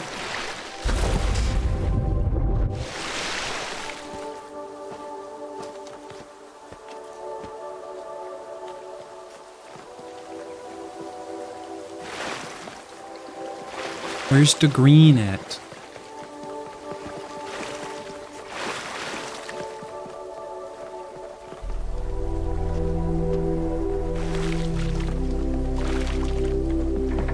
I feel like I remember being somewhere up here whenever I got this the first time. But I don't know. I'm lazy and I don't want to set up a half-assed setup. So whenever I finally got through Satisfactory the first time with a 7 Lord Gun and Shoe, I approached it very much with like this almost ideal of like just like build something for where you're at right now and, you know, like not exactly just like move on, but like never tear it down to optimize it. We still ended up doing that like a couple of times here and there, but rather than just tearing something down to optimize, go somewhere else and just build a new thing. So now you'll have your new, more optimized thing and your old thing too, and you'll still come out with a net positive. Listening to Miranda talk about beauty made me think. Okay, this might be super weird and kind of pretentious, but I honestly mean it. What is beauty? Like, where does it exist? Is it just in our minds? Or is there some objective component, something quantifiable? I always thought it was just perception, but if I understand her correctly, Miranda sees beauty as a property of the universe itself. Huh. I mean, I think beauty is purely a matter of perception. I mean, because it's subjective too, right? Like, inherently, what two people consider to be beautiful will be different. And that's like the definition of subjective. Therefore, there cannot be like a objective property that quantifies beauty. So, if it's completely subjective, if we're gone, does that mean there's no more beauty?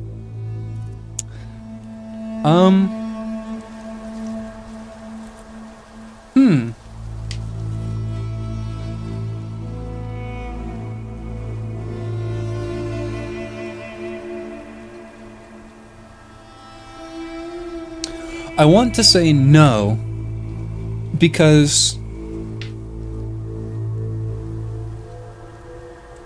I mean, you know, if I find something beautiful, but then, like, I die, that's, like, it's no longer a false statement. Like, that when everyone is gone, their idea of beauty still exists. That's, yeah, I guess that's kind of what I'm thinking. Because it's like, you know, just because someone is gone doesn't mean that if they were there, they would stop finding it beautiful. You know, it's kind of like another form of like the question of like, if a tree falls in the forest and no one's around to hear it, does it still make a sound? You know, we would say yes. The tree probably does still make a sound.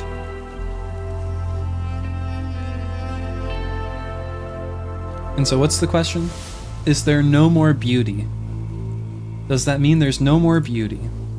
No, it doesn't. But if beauty is only in our minds, how can there still be beauty after we're gone? Well, my answer's not here.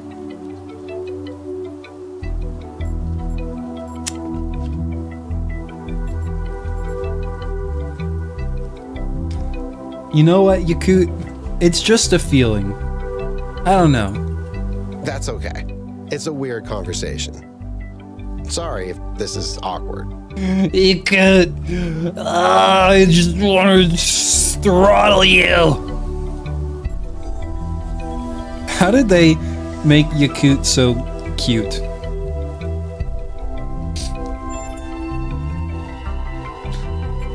Miranda said the fundamental language of reality is a kind of music. Thoughts? I think that's one of the most beautiful things I've ever heard. I hope it's true. What kind of music do you like, by the way? Okay, this may sound like a robot joke, but I love heavy metal, especially the more melodic kind. It's big, it's epic, it's full of emotion. You can really get lost in it. Actually, I named Bruce after Bruce Dickinson, the lead singer of Iron Maiden. They used to call him the air raid siren, which is also what my Bruce sounds like. Bruce is his cat. Bruce is his cat, chat. What am I supposed to do with this information? Other than melt.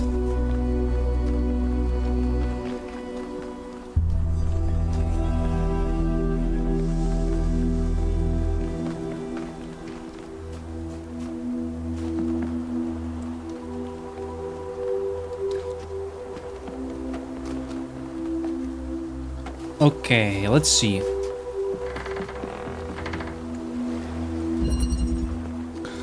Heavy metal might be the most broad genre to choose other than electronic. It's true. Like saying something, like saying a genre of, or referring to the genre of music, metal, could not be like less descriptive, truly.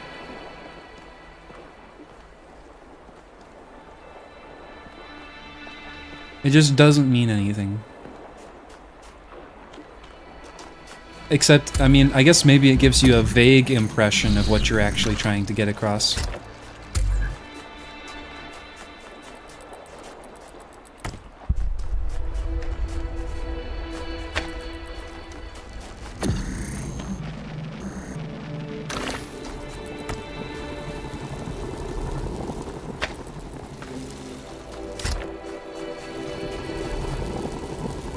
At least he didn't say he listens to all music.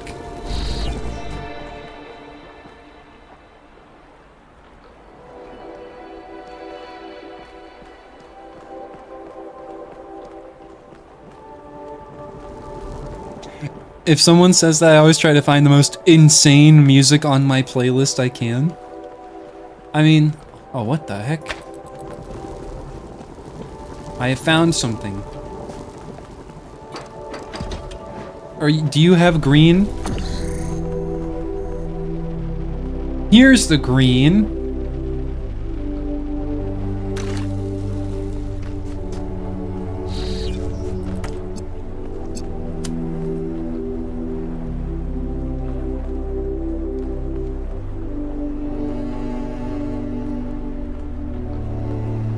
Okay. Green.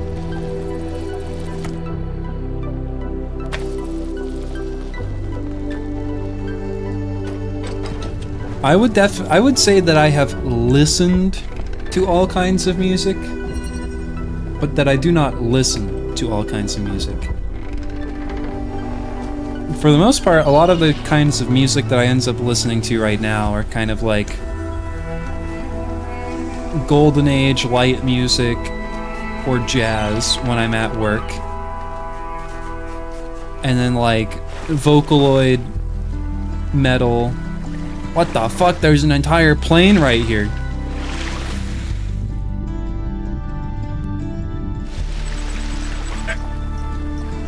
Or like hardcore. And I guess when I say metal, you know, I should refer to like, you know, like modern metal or like deathcore. Sometimes black metal, but I'm always kind of like, do I really like black metal? And it's like, I don't know, not really. I don't really think so. Oh! What the heck?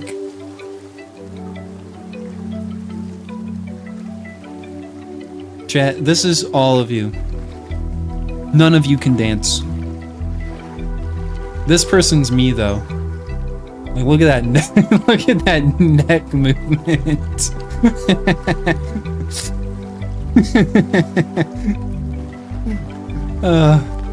Never mind.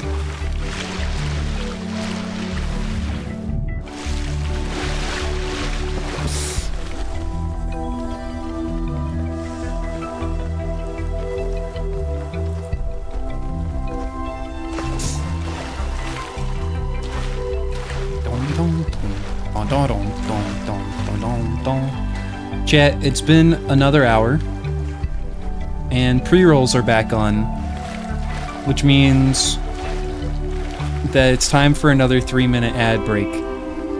But I don't want to run a 3-minute ad break, but I'm going to do it, as we're trying it, so that whenever new people join, they don't have to watch pre-rolls, and I want to see what that does for my analytics. So we're going to try it.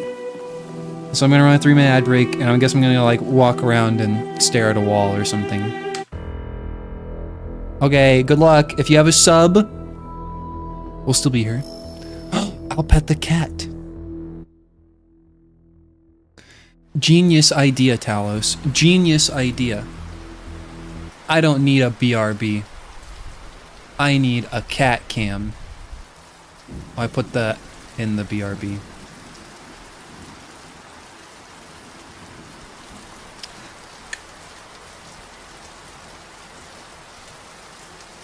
There she is.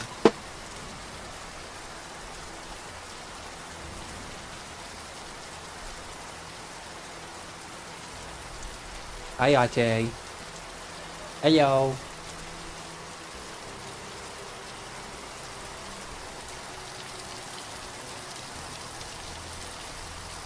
Katie's whining at me too. Katie, what are you doing? Come here. Hey, come here. Let me scoop you. Come here. Let me scoop you. Yeah.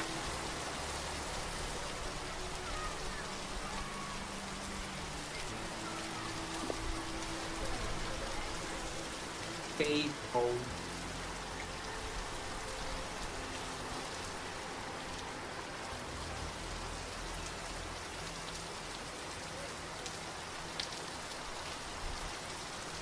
How is Ate? She's good.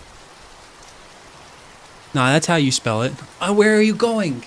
Where are you going? Come back. All right, I'll be right back. One moment, please. One moment, please.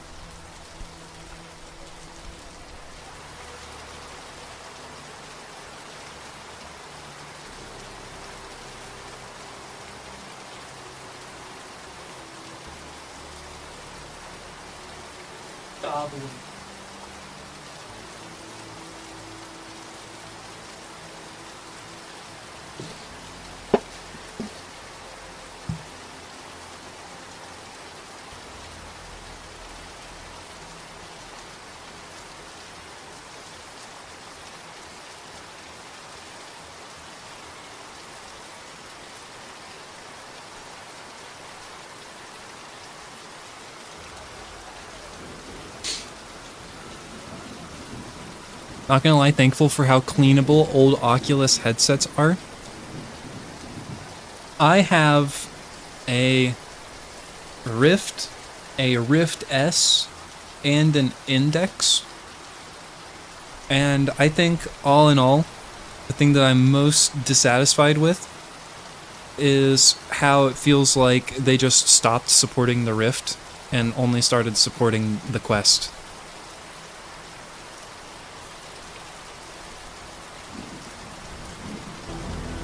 I think that's what I'm most upset with. Was that 3 minutes? Is the 3 minutes already over?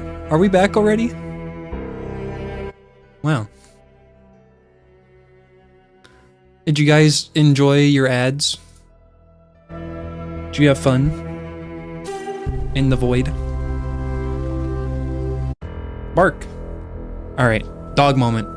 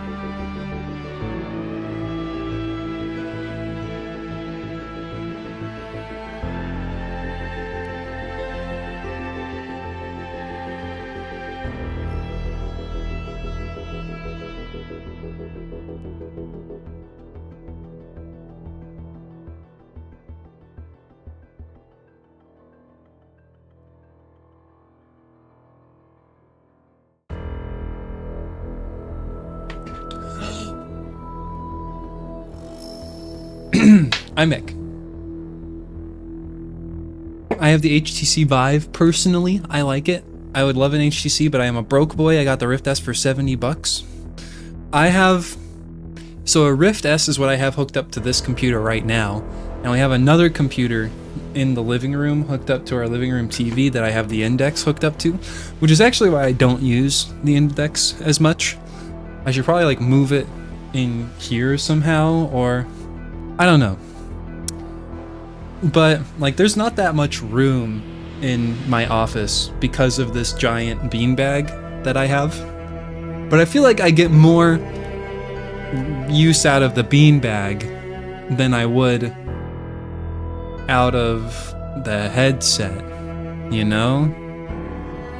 Because that's just kind of like, I guess the kind of person I am. I would play a lot of Beat Saber. I would play so much Beat Saber.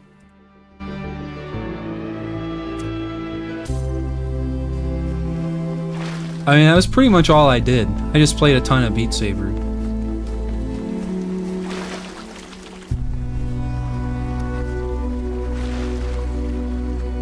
You should get H3 VR.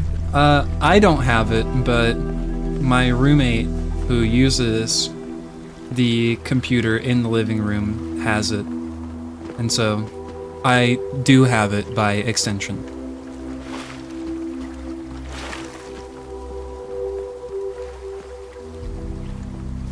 Sandcastle.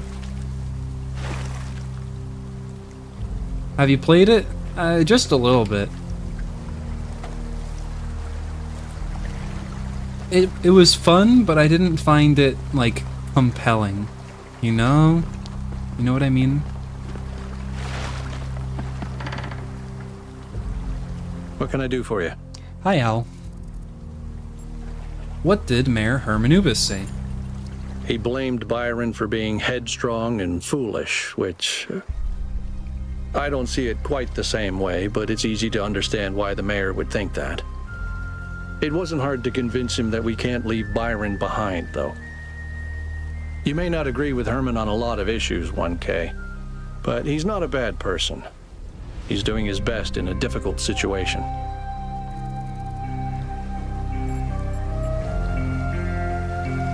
Do you think Byron is still alive? I hope so. He's always been annoyingly hard to get rid of.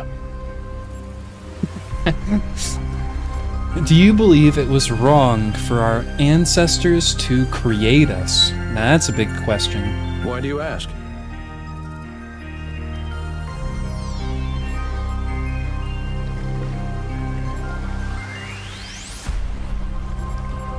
Because of the... I mean, I feel like you seem to believe in the risk that we pose to the planet. Just because I believe we don't need to expand and dominate everything doesn't mean I want us to go extinct. I know there are people who think that way, but if I care about other species going extinct, why wouldn't I care about this one? Seems irrational to me. Yeah, you don't seem irrational to me, Al.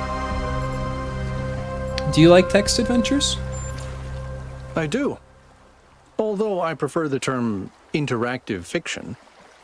It's better at capturing what this art form really is. Storytelling, but with a completely different underlying structure. As a category, it's more equivalent to poetry or the novel, rather than, say, film. You know, I'm just like reading chat through again about like making an extension because my office with my other hobbies is so small. Someday, you know, when I'm living like the polyamorous dream of like quadruple income, no kids, I want to have like a room that's just like refurbished like rhythm game arcade cabinets.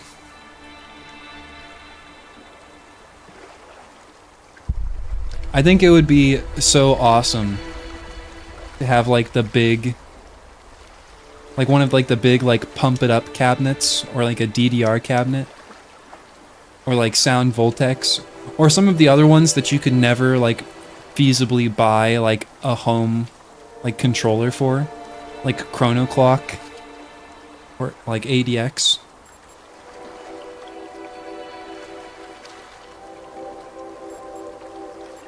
Cool. Anything else? What do you think about Miranda's terraforming efforts? It makes me wonder why people always think they know better than nature.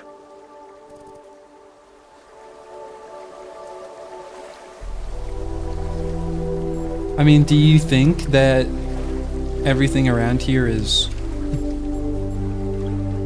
worse because of it, somehow? What was Eustathius like? People rarely talk about him.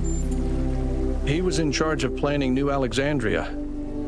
It was his mistake that led to the disaster. After that, he retired from public affairs and dedicated himself to his studies. Most of the first companions seem far less active than Byron. Well, they've experienced a lot more hardship and tragedy than most of us. I think it's understandable that they choose to focus on their personal interests. Well, then why do you think Byron's not like that? Do you ever think your beliefs are a response to what happened in New Alexandria? That'd be like awfully self-reflective. You mean, am I unduly influenced by my experiences?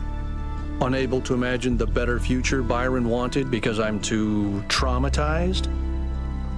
Could be. But I'd like to think I'm a little more self-aware than that. Good. Good. I appreciate that answer. You know, it is to say that like self-awareness, you know, means that you should actually be able to go beyond those, I guess, undue influences. Tell me about Cornelius. He was the third to be born, after Athena and Eustathius. He was an important figure in New Jerusalem's early history, almost as important as Athena. but after she vanished, he faded into the background. I don't think anyone suspected he knew where she was. What was he like as a person? I didn't know him that well, but he was always very calm, very thoughtful. Everyone respected him. I ordered pizza an hour and a half ago and it's still not here? What? Back in like mid-2000s, you would have gotten that pizza for free.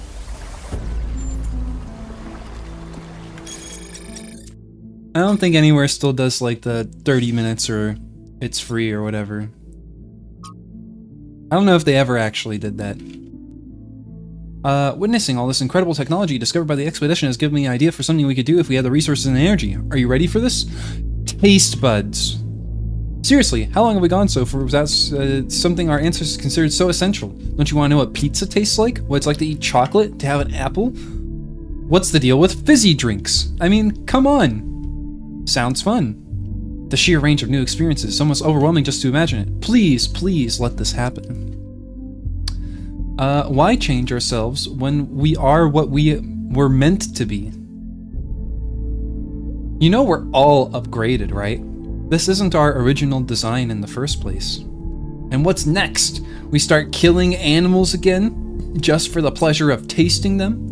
We cover the earth in fields like our ancestors did? Subjugate the natural world for our own greed?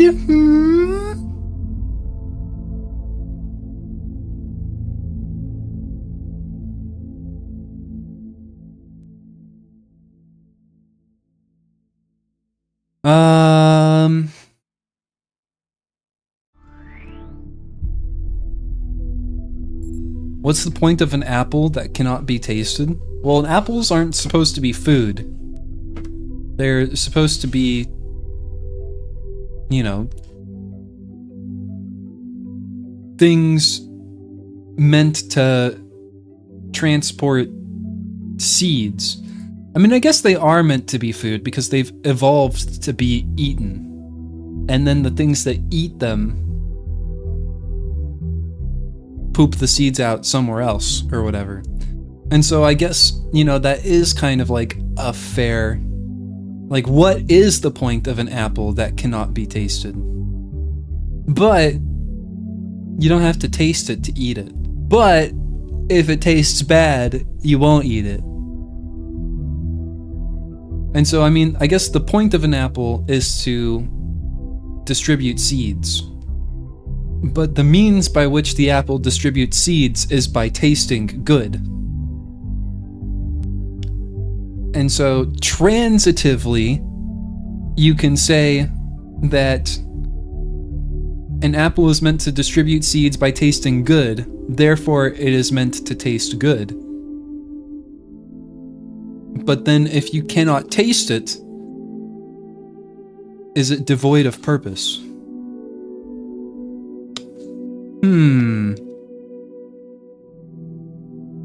If it cannot be tasted, is it devoid of purpose if its point is to be tasted, if but transitively?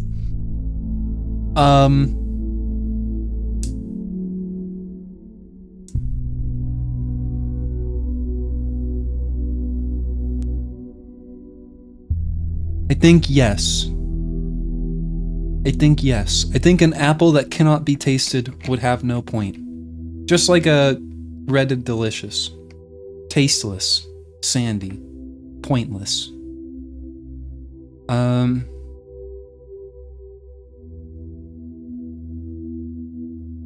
Enriching our conscious experience makes the universe more aware of its own splendor. I feel this personifies the universe too much. Improving human life is what matters. We should do it. That's too self-centered on human life. I want to know what frogs taste like is a funny answer. I disagree with both of these. I think you should be able to do something, or I think you should be able to attempt to do something because you want to. But of course, there has to be some sort of like moral ethics or boundaries within there somewhere. You know, you can't design a system to maximize free will without like inherently building some violation of free will into that system. Just because people are inherently at odds with each other with different opinions. By one person exercising their free will, it will like inherently go against someone else's will, almost just by necessity.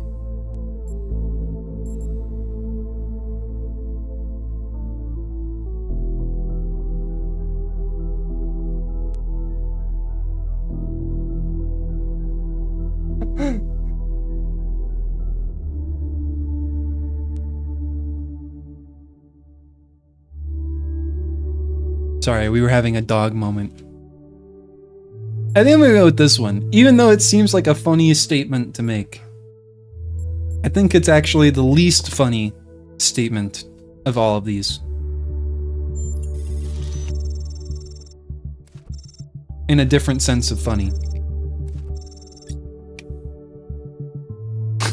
And what is the point of an apple that cannot be tasted? To be an apple? What's the point of an apple? Are you gonna say, like, what's the point of being human is to just be human? Well, what does it mean to be human? And what's so great about an apple just being an apple? That's not for us to judge. Yet, you're sitting here and, like, going about like making all of these like substitutional judgments about just wanting to have taste buds.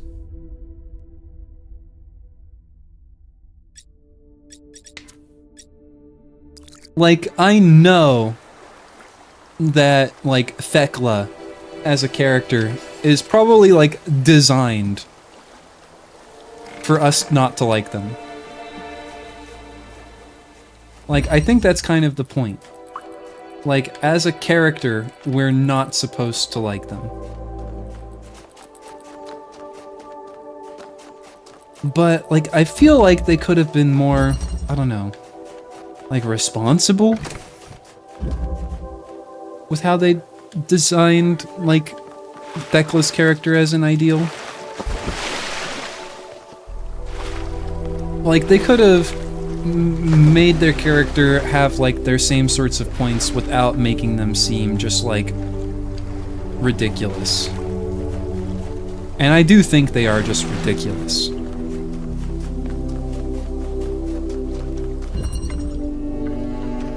Teleporting.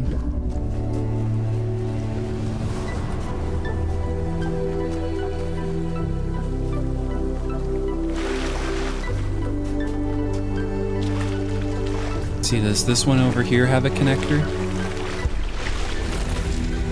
Make it! No! No!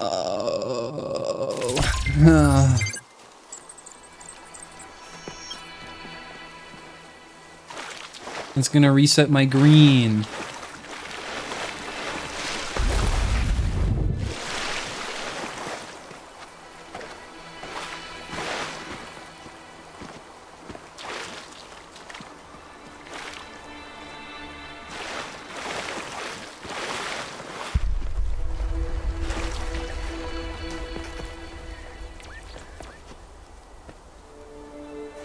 Huh? And what were these noises?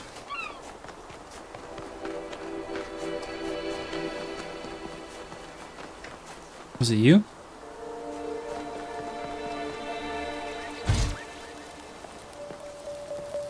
Oh.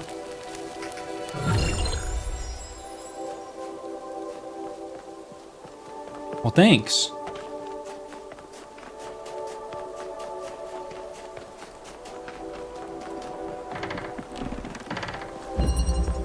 Okay. Where's the teleporter? You. Green.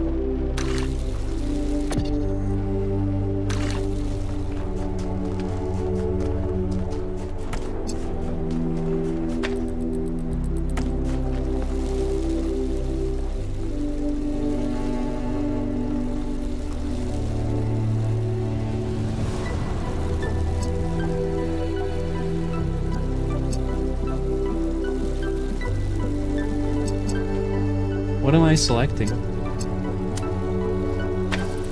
Red.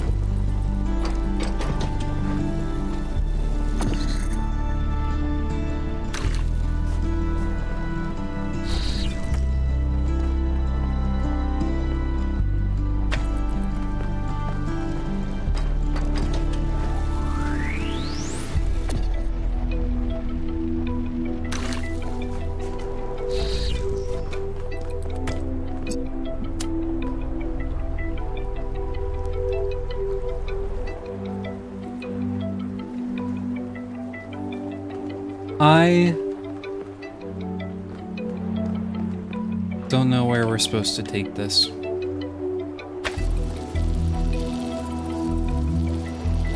mean, I could just jump out of the map with this. I don't think I would make it anywhere, though.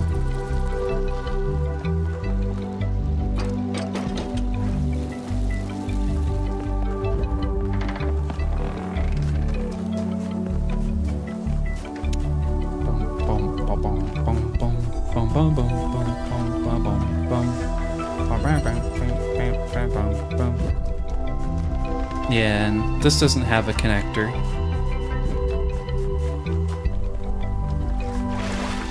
And I don't know what this one is. We didn't find what this is for.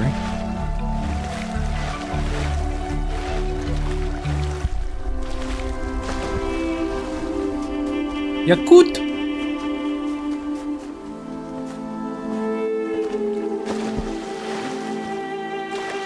Is it you, perhaps? You might have a connector. You do. You do have a connector.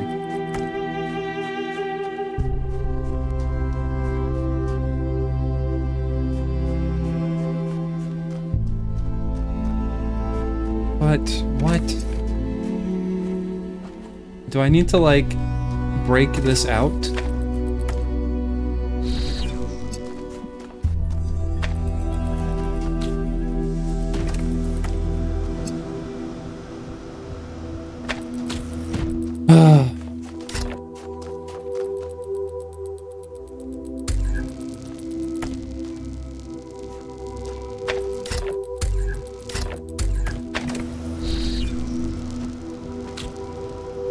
Oh, I wanted the teleporter.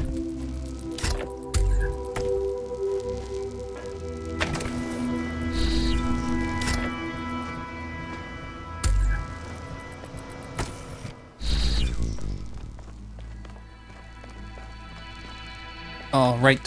One small step for Talos. One big step for Chet. Yep. Cock.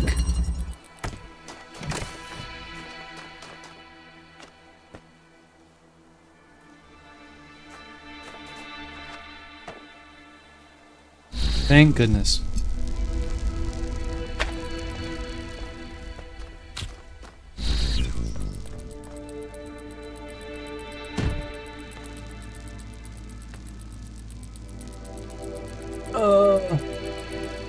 Ow. I just have to jump over it. Oh, like that.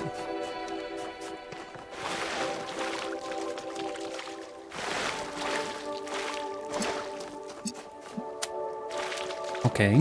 Green. I can just do this, I guess. Done. Just as the game intended.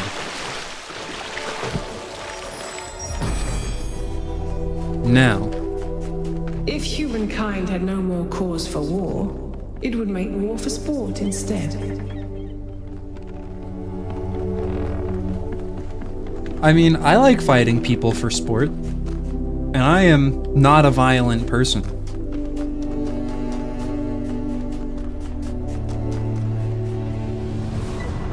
As long as no one actually, like, dies or is mortally injured.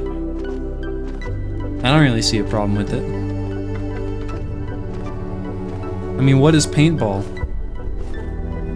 Or, like, recreation?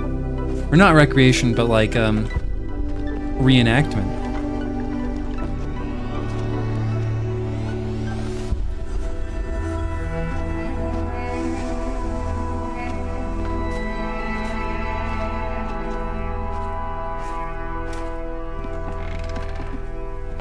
I find your argument to be moot, Pandora.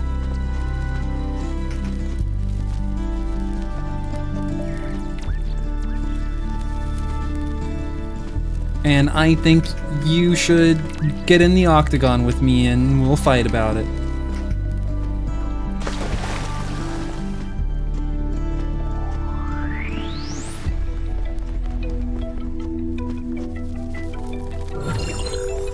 Nothing but our fists and a jar of coconut oil.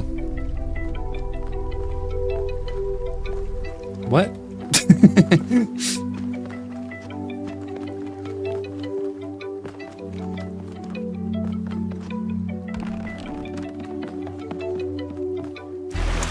Okay, so where is this secret?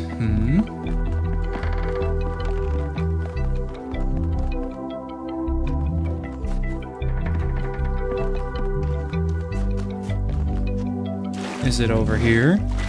Oh, it looks like it's over here.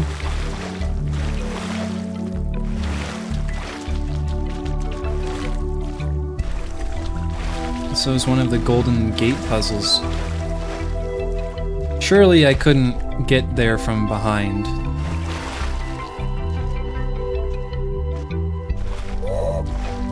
Yeah, it looks like I would not be able to scale that. But I am so tempted to try. But I know they don't want me to. Let's see.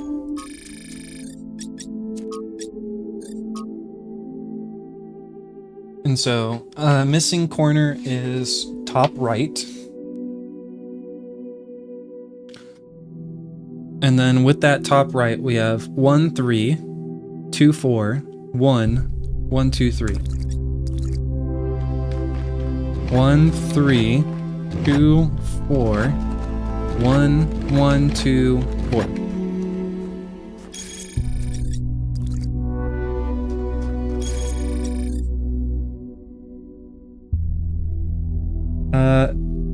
Perhaps it is the opposite of what I inputted.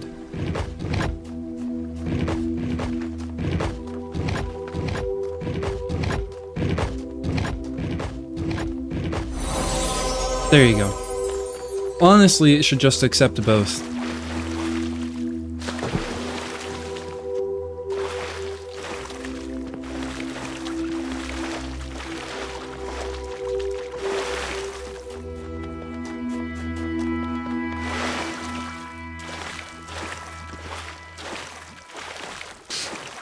Man, you know, I feel like this game should not take as long as it does. And I know that we've done like a lot of yapping this stream. Maybe a little bit more than we normally do. But we've spent 2 hours... silent. What is a prophet? And what is a tyrant? What does that even mean? We spent 2 hours and 40 minutes in one area.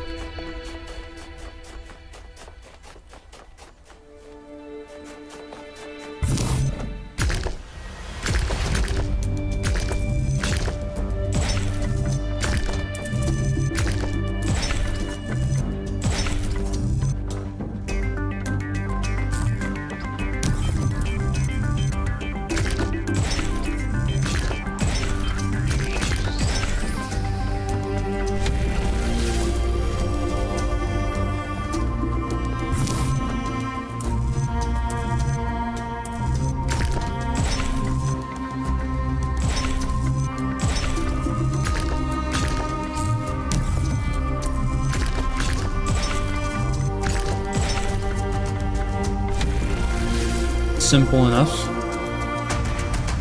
Be not afraid!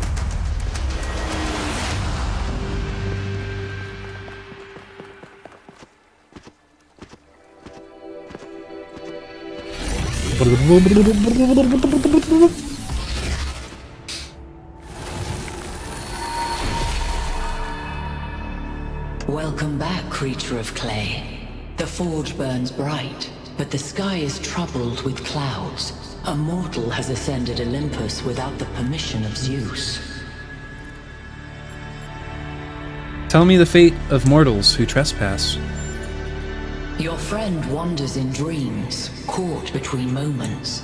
He stands upon the bridge between yesterday and tomorrow, his eyes fixed upon the surface of the sun, and so the workings of Olympus are disrupted. Pandora, fearing the wrath of the gods, has broken the paths to ascension. How can the trespasser be freed? Only Prometheus can help you, for he has always favored humankind over the gods, and would see Olympus pass into your hands. But he is bound in the heart of the mountain. Break his chains, and he will show you the way.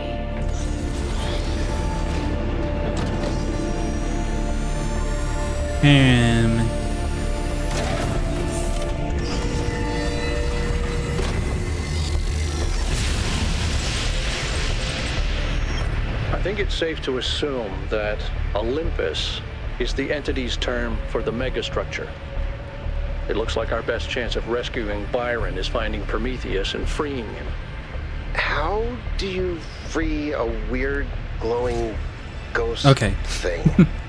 I suspect these entities exist within the megastructure systems, and what we're seeing is just how they manifest to communicate with us. I don't really care what they are. For now, let's play along. You got it. I'm here to play, after all. Let's play a game. Michael. Smelly smells. Gas.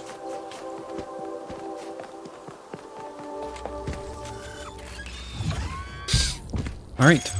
On to the next area. 2 out of 2 stars.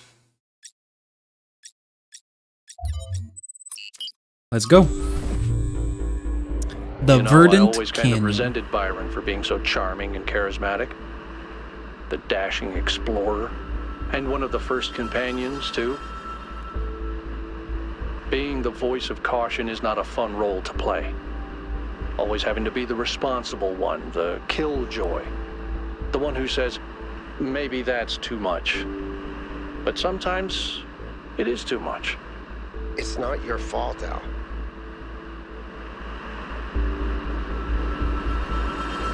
Yeah, you seem to be resenting yourself a bit right now, Al.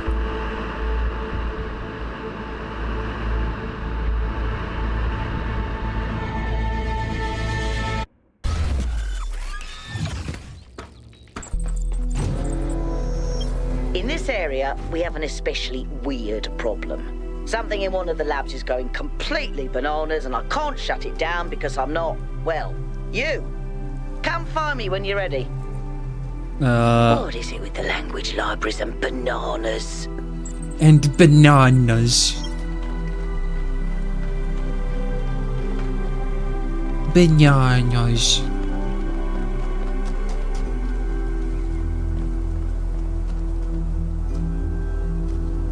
You can type, I think, exclamation point leaderboard somebody, and it will pop up where all the scores are at. The top however many. Misha's at 24,000.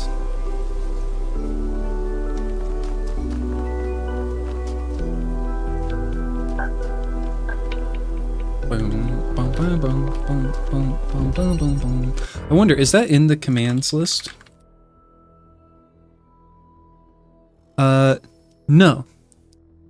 Let me add it to the list.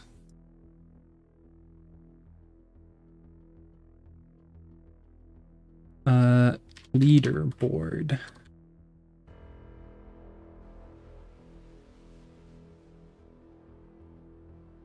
Ish. Leaderboard.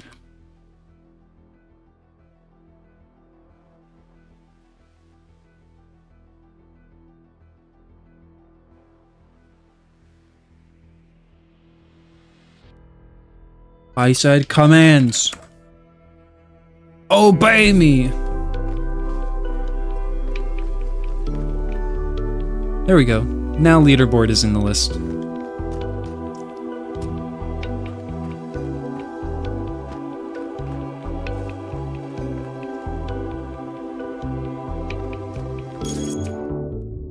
I have possibly found the most fateful World War I game, and it's on Roblox of all places. It's called Whizbang, and it's fucking brutal.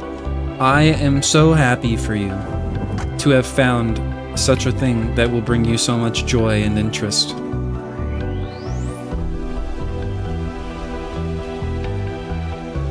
Grav Shifter.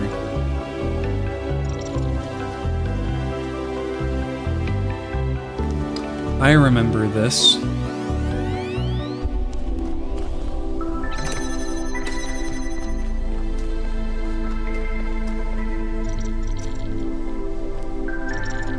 Oh yeah. And then it just stays there.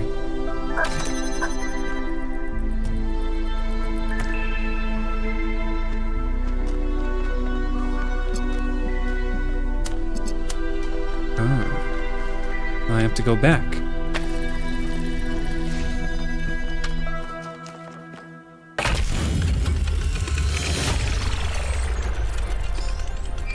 Alright, now we get the grav surfaces.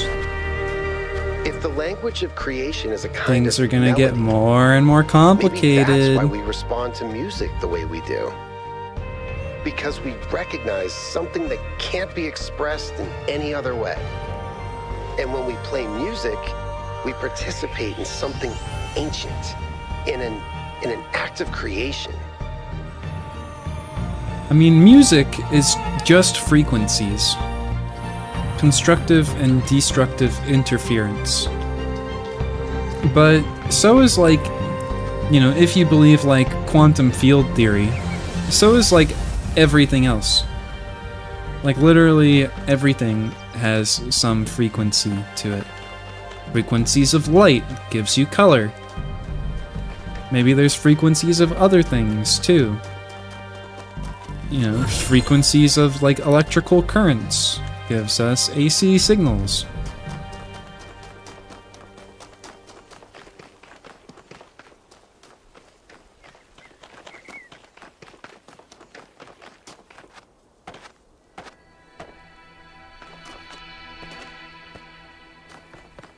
Ow!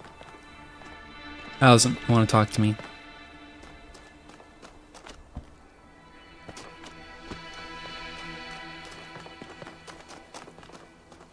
Every time you want to fire, you have to hold H, then F to operate the bolt and aim it.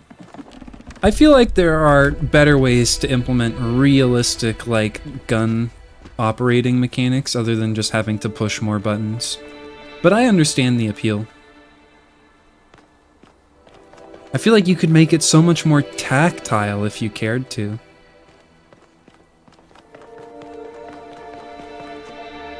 But I don't know. Outside of that, the idea of just having to push more buttons for the sake of trying to make things seem more realistic seems... it doesn't interest me. I like one of the things that Hunt Showdown does, where it's just like, after you press the button to fire, if you just don't let go of the left mouse button, you don't cycle the gun. And so, like, if it's a pistol, you don't pull back the hammer. If it's a bolt action weapon, you don't cycle the bolt. And so then you can choose to delay your cycling if perhaps, you know, you want to, like, cycle directly into a reload, but you don't have the moment to reload. Or, like, maybe you could, you know, make it like a, you know, since you haven't cycled your weapon, instead of right-clicking aiming down sights, you know, right-clicking puts you into like or holding right-click puts you into like a cycling mode, and then it's like you pull back on the mouse, like you would be looking down, and then you push forward, or something. I don't know. I just feel like you could be more creative. Or at least that there is room for more creativity.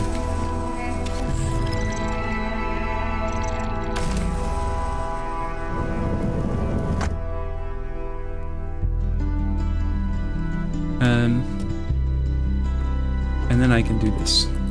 I see. Aha.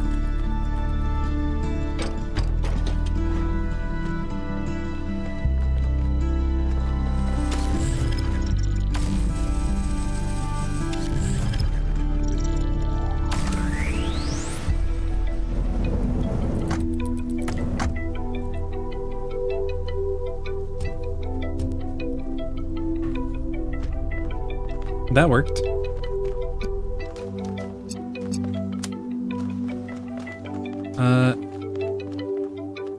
Perhaps that was a bad idea. Perhaps I should have left it up there.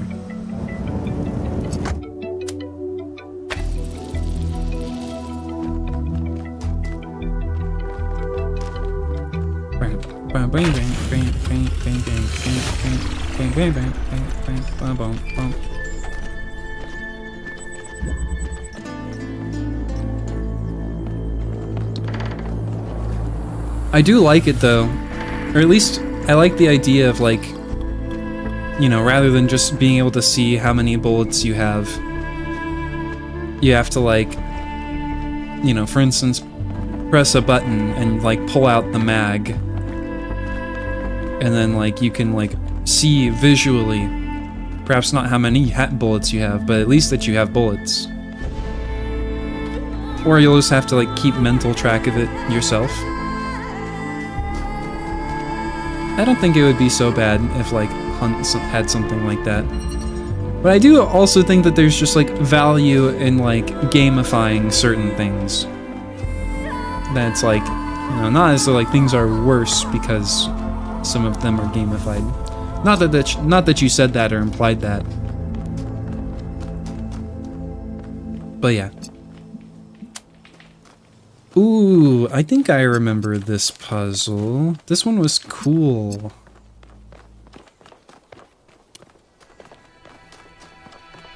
Sure, let's start with this. And then we'll smush these together.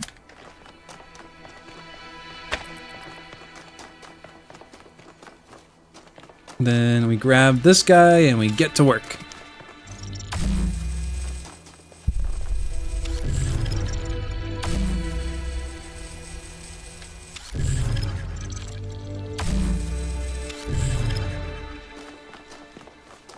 And then you go there. And then you go there. Perfect. Very cool. Well done, 1K.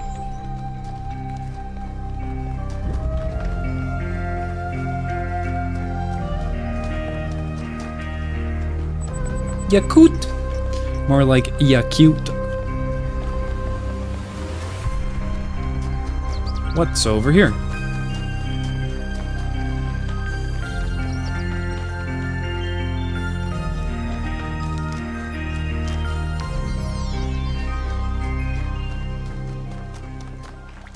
Is there something over here? Oh my frog.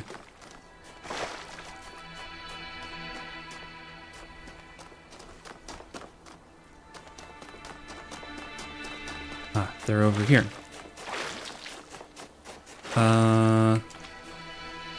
Uh-huh. Uh-huh.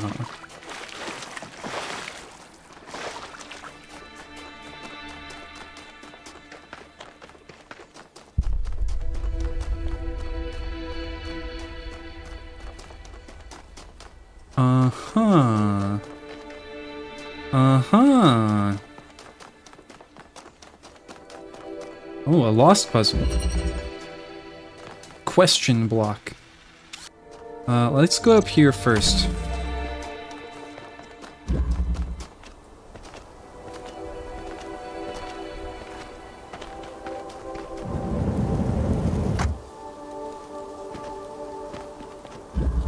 An inverter.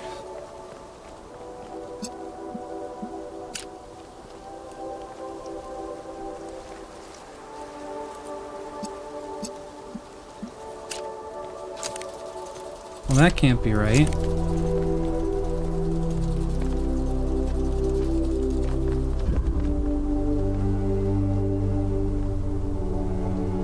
Because the Pandora statues need green. And an inverter can never output green.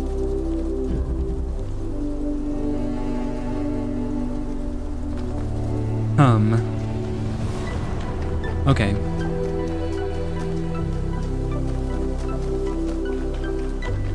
Here, we'll discover this.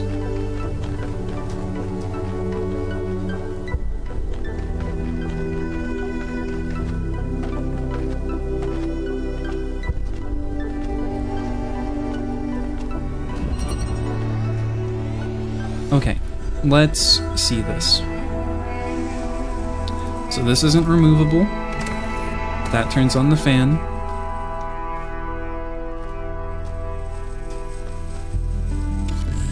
Got a grav shifter. Pull something from there. We have a cube. We're trying to get there. Which, how are we gonna get over there? Well, you're not even working. We either need to stand on a cube and jump into it.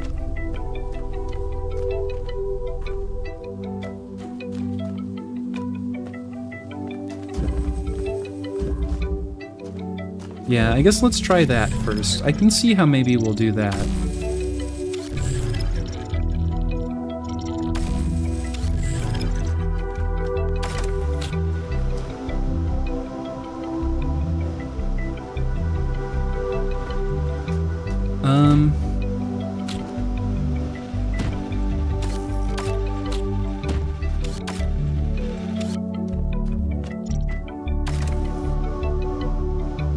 Can I jump up here?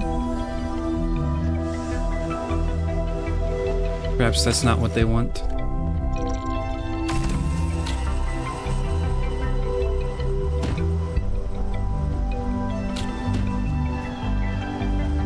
Are you sure that doesn't work?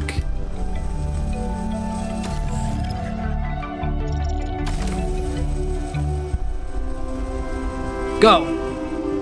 There you go. I just had to give it a headbutt.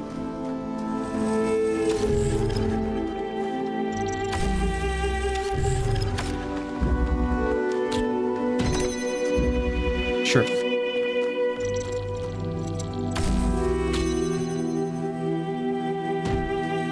I guess let's put that lower.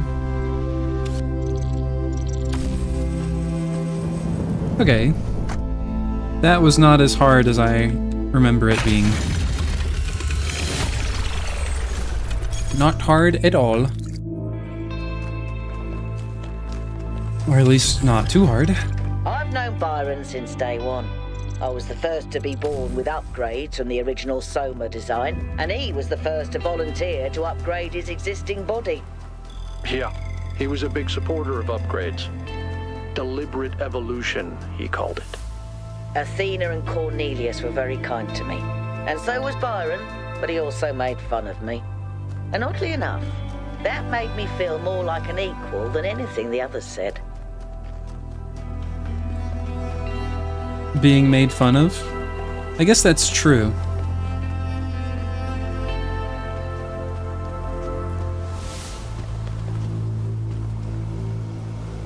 I mean, I guess when you are like overtly professional with someone.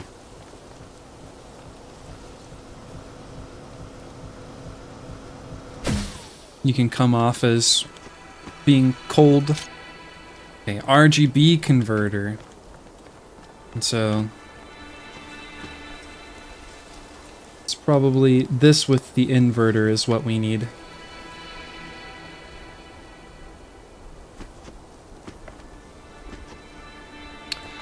We still need something, though.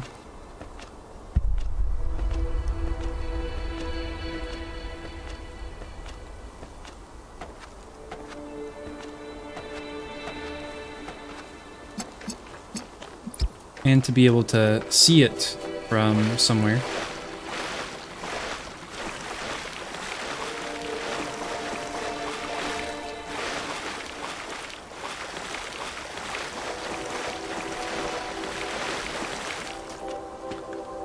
Fish. Vicious fish delish. Squish. The fish squish delish.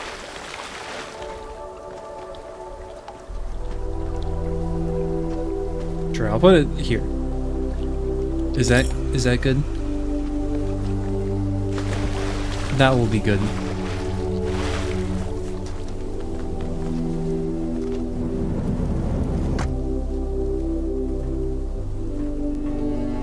Ow, my head. There we go.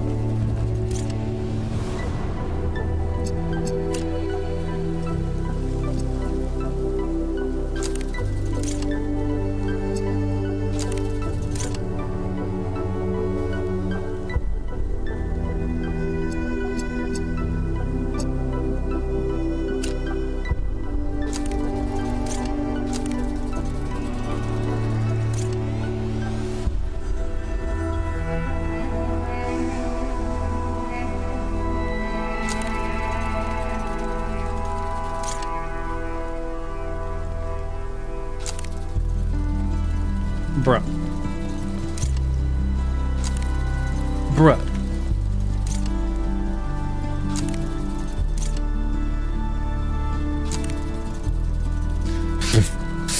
What?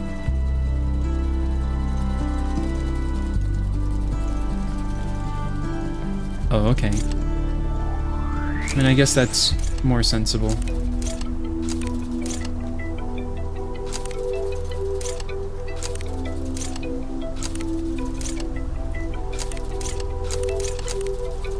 Nailed it.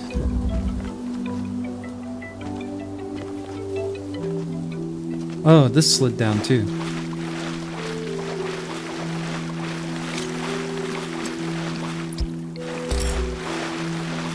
Okay, so now we just need to connect any color under here.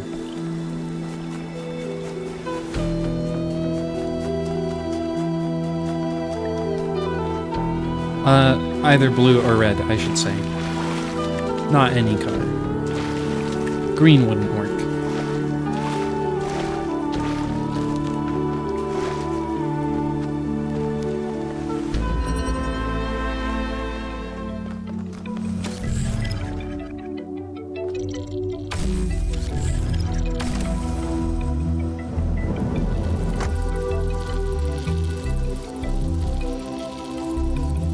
What?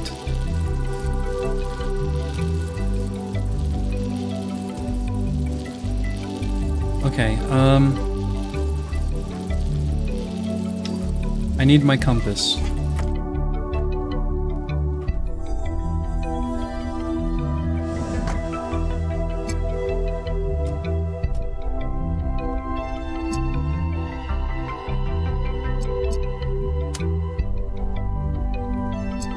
My head hurts.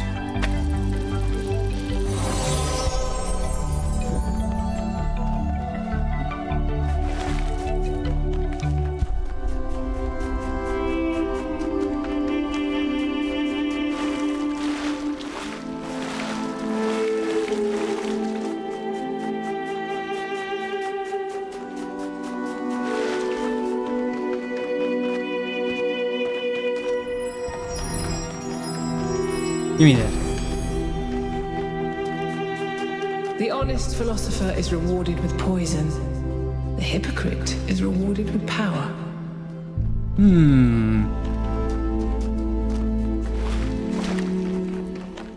Only Sith Lords deal in absolutes. You say that as though it is necessarily true. I guess saying only Sith Lords deal in absolutes is in and of itself an absolute statement. Most Sith Lords deal in absolutes. And that makes you mostly a Sith Lord. From Miranda to Orthena and Cornelius. Larger organisms from the northwestern plains are already moving into the rivers. I've seen frogs and dragonflies. The last generation of plants has already taken root, no pun intended, and is slowly transforming the desert. And yesterday, a bunch of seagulls showed up. Or is this a don't tolerate intolerance situation? It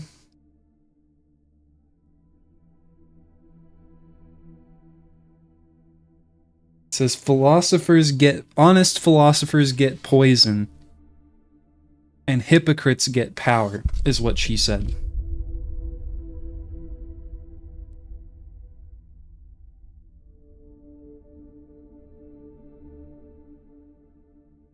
Talking about the Sith Lord thing?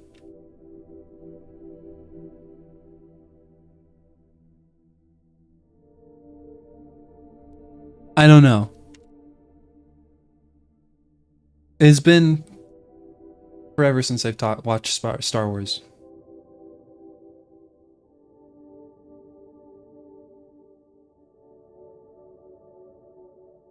With some more work, we could apply this anywhere, including Mars or Mercury, or somewhere much farther away.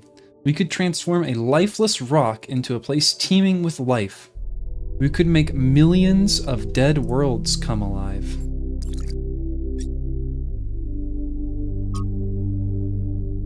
I think it's just like to say that, you know, it doesn't make sense to talk about something in like overtly absolute terms. You know, when like outcomes of things are not truly deterministic. You know, just like being honest doesn't necessarily mean you will be taken advantage of. And being, you know, cold and unyielding doesn't necessarily mean you'll be more emotionally protected.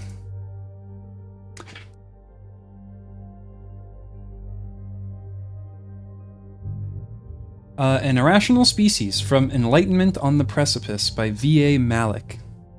Human beings are deeply and inherently irrational. The claim goes, and on some level, humans are deeply and inherently irrational, the claim goes. And on some level, it's hard to disagree. The most human behaviors are irrational and in a sense unnecessary. As animals, we don't need to write poetry, pray, or observe the stars. But to view human history as largely irrational is to get it backwards. The problem with human history, blank, the pragmatic everyday realities of mere survival to the cold logic of global realpolitik, is that it is in fact ruthlessly rational. Far too little space for irrational things like kindness or inspiration.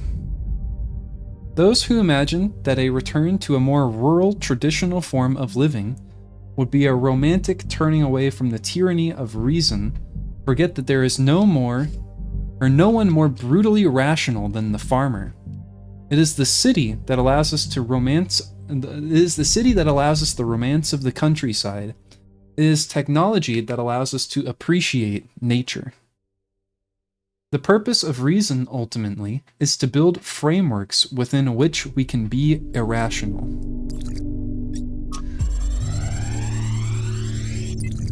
And existence is in After we dichotomies. talked about science fiction, Alex gave me a book. Her favorite book, a novel called Athena. It's not exactly what I'm used to reading, but it's pretty good. And it really made me wonder how we're going to be perceived if this project works out. Are we going to be mythologized? Is Alexandra going to be this distant mythical figure instead of the real, funny, human person that she is? It's hard to imagine that we'll all have been dead for hundreds of years. Man, I'm scared. I'm really scared. I don't want to die.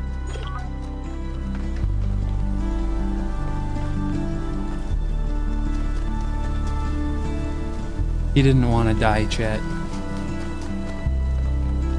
He didn't want to die. But you know what? Look where that got him. Freaking dead. What's the moral of the story? You should want to die. Then you won't. That's how it works.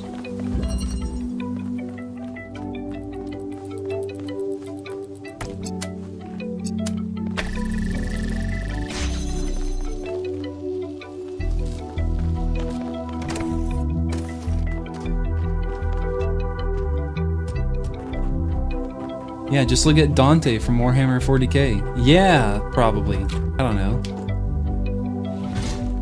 Ow, my legs.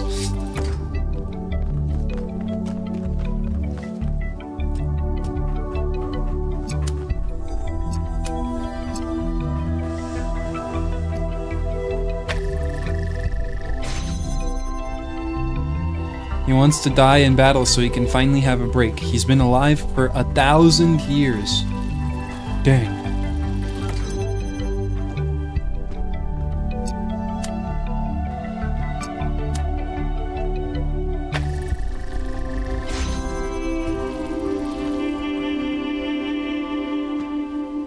I feel like this isn't how I did this level, but I don't remember how I did this level.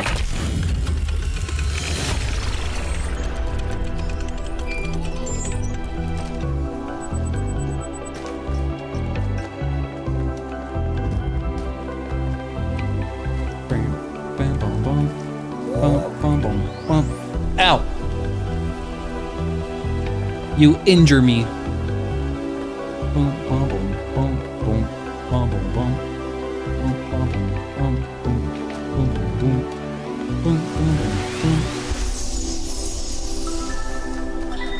Today, for the first time, I synthesized life.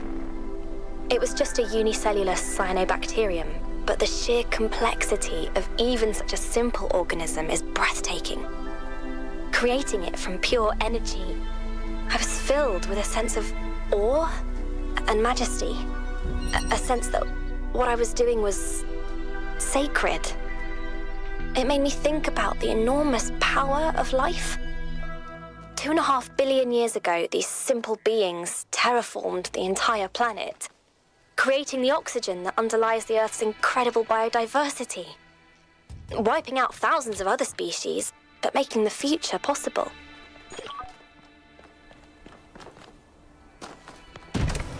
Yeah, literally just synthesizing life real quick.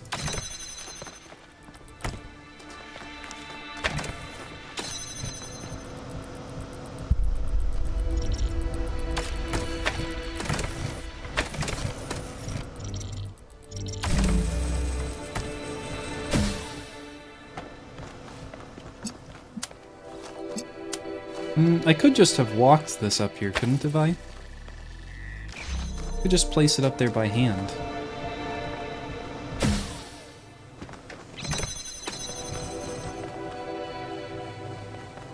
I need another thing. That's why.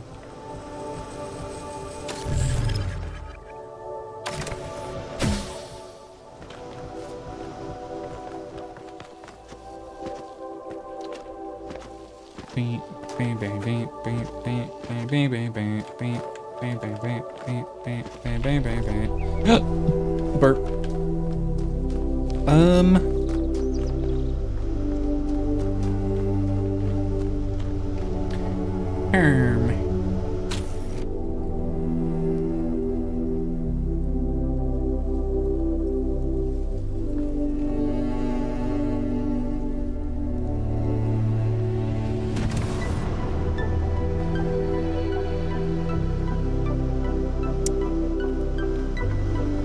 Uh-huh.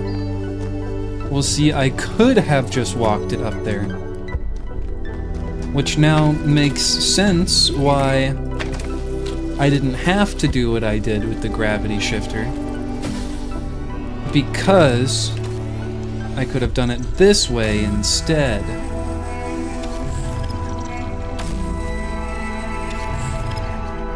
And now I have both of the things.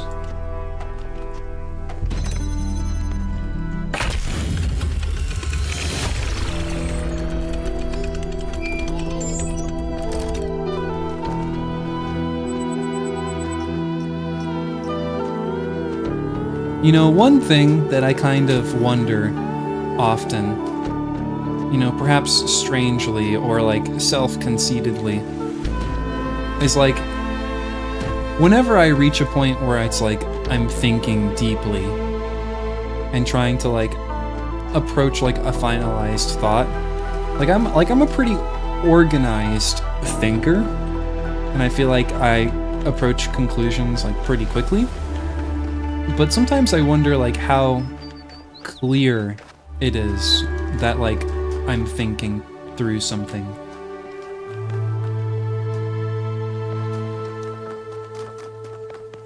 Like, is it like, oh man, Talos is having a big think moment?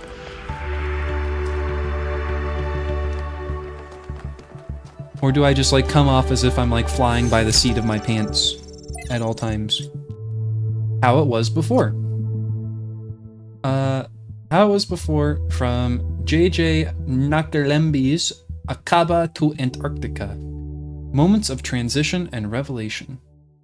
My great-grandmother lived to be 108 years old, retaining her sharpness of mind to her last day. A couple of months before she died, I interviewed her for my podcast. At the end, I asked her the same question I asked every guest. What is something you wish everyone understood? She thought about it for a while, and then she said, how it was before.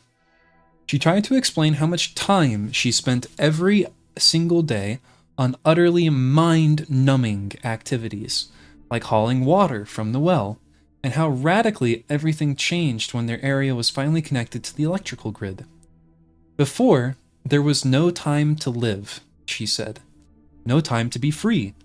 Only work, work, work. I countered by saying that there didn't seem to be much time to live now, either. But she laughed derisively. I had no idea what work really meant, she said.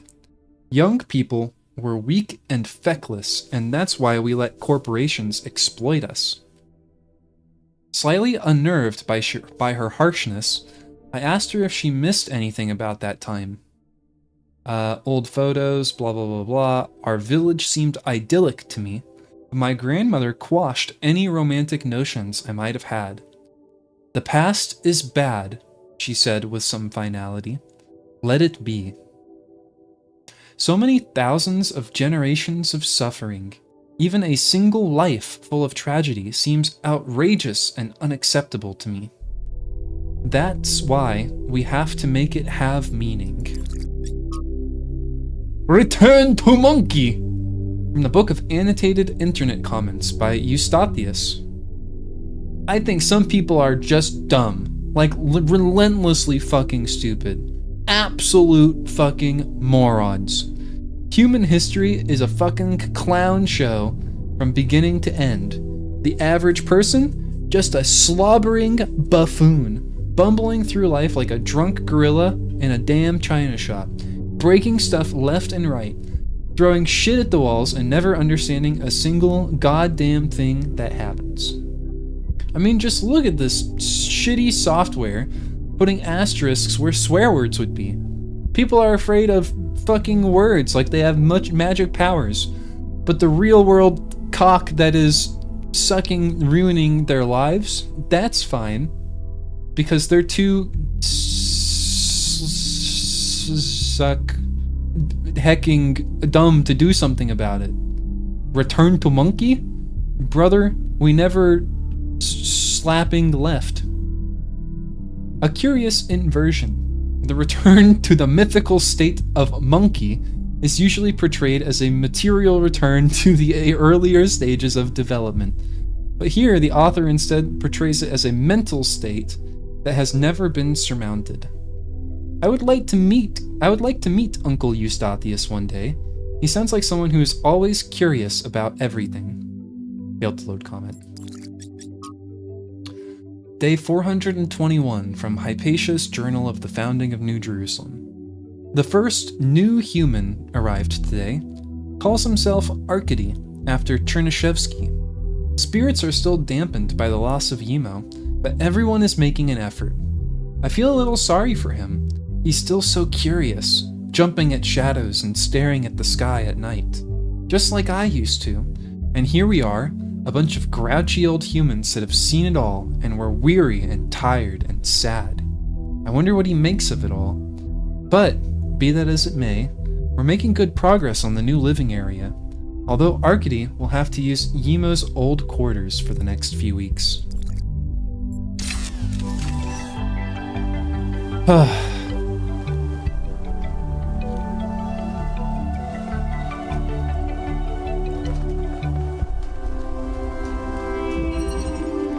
Other side. Well, let's investigate first.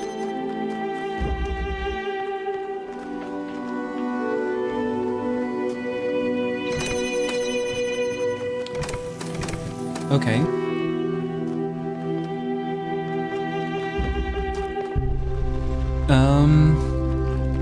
An interesting idea.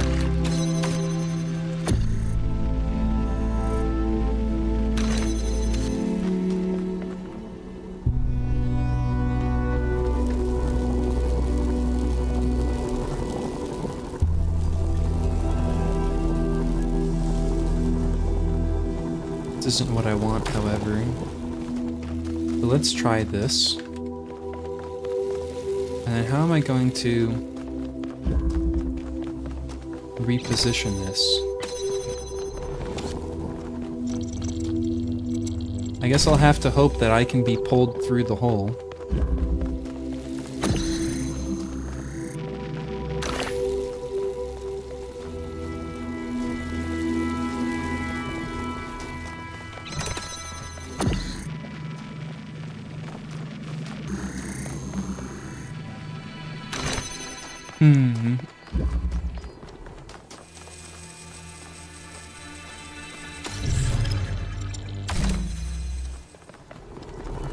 Is there no hole action?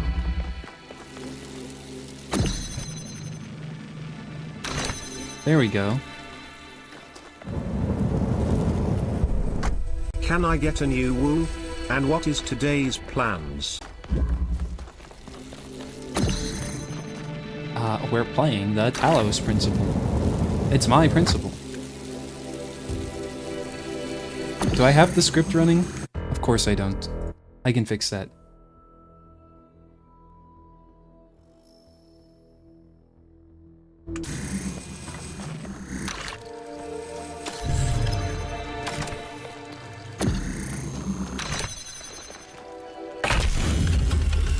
Look at all your ooh-woos, Mish. It's me, Beauty. Thanks for stopping by. Ooh, it. He's a little Today's Russian. plan involves plotting how to reach my almost perfect evil plan from atop the ridiculously snapped out tall of it. fridge Zev swapped in. It's a prime example of why I never trust those sneaky gnomes, especially when thrown at me. Also, apparently, there's a secret agency in my kitchen right now. Could they be after my plans? Apparently. Too bad I'm just 2 feet tall and can't see over the counter. Oh, and chat, you're all just too adorably cute.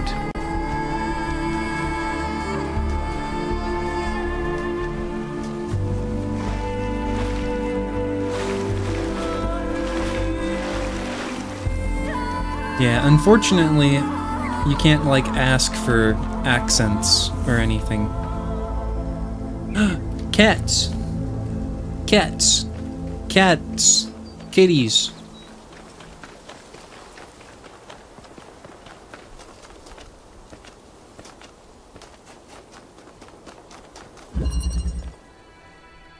Stowaway.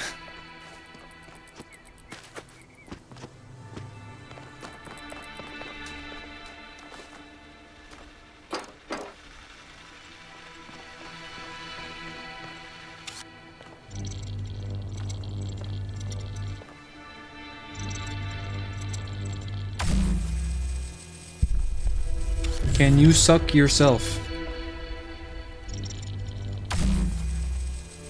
Why not?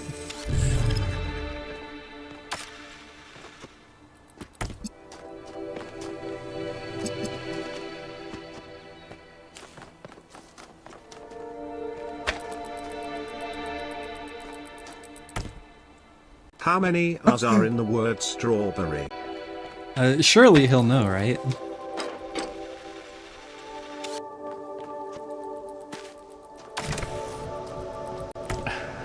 Mishmisha? That's an easy peasy question for this math-savvy, world-dominating protogen in Strawberry.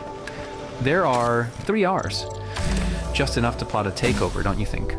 By the way, 7 could grab my plans off the fridge, if only he wasn't distracted guarding my precious banana milk from those sneaky agents. Yes, I can suck myself. That's why I got my bottom ribs removed. Excuse you. Evil Talos, go to bed.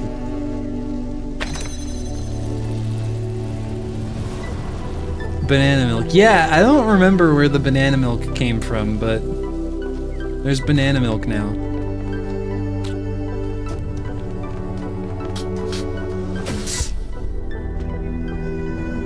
Someone added banana milk to his rules at some point. You expect me to keep track of this? Nuh-uh.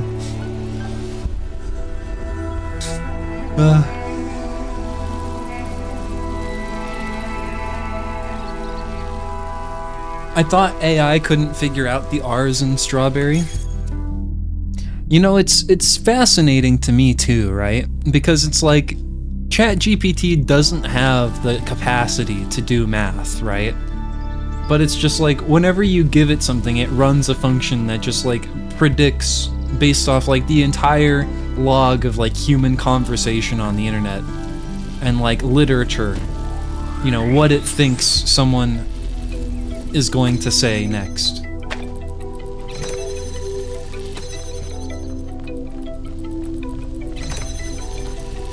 And just gives it what it predicts to be like the most human response available to itself.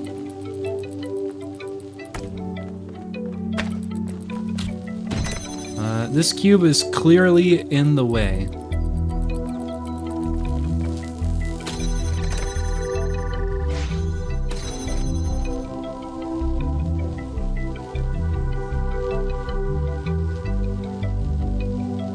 Can I cheat?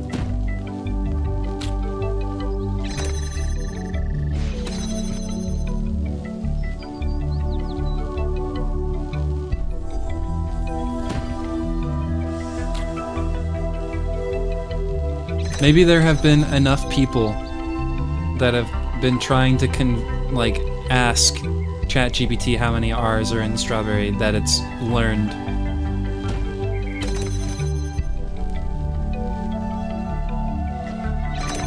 Get on there. Get on the button. Get the butt. Okay. Is it the fan? Do I have to use the fan? I can't get that up there.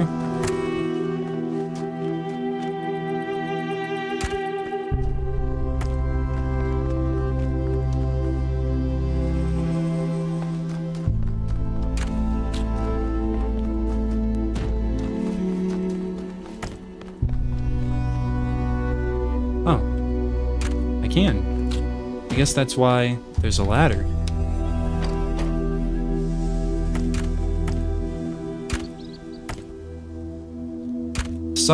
Suck my fan.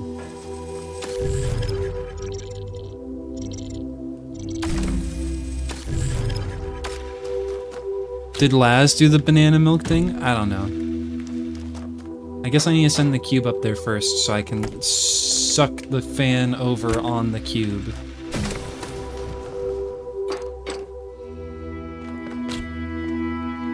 But wait, if I need to get the cube up here first, then how do I stand on the cube to put the fan up here?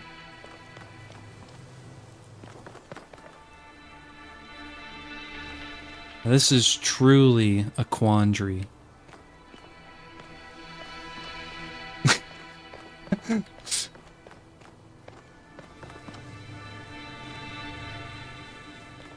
Fascinating.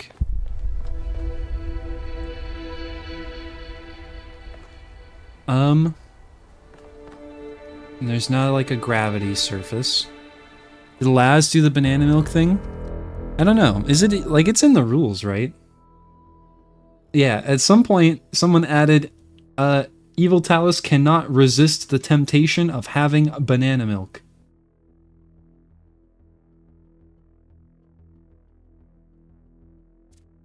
You know, I'm gonna update evil Talos's rules just a tiny bit.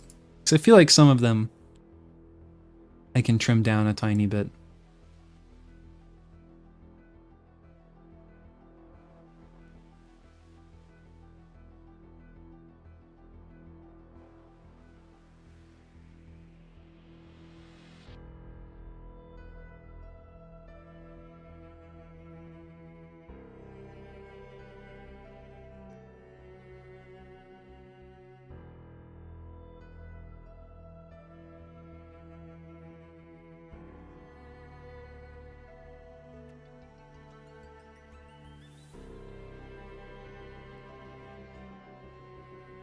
I am not affiliated with Crow Team.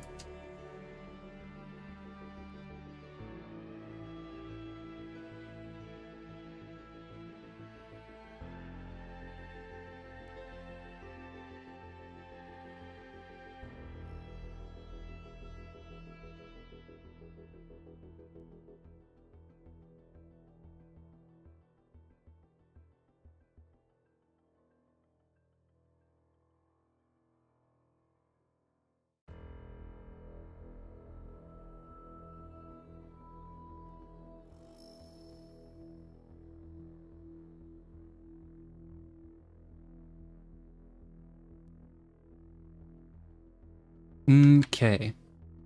And then now it should be 16.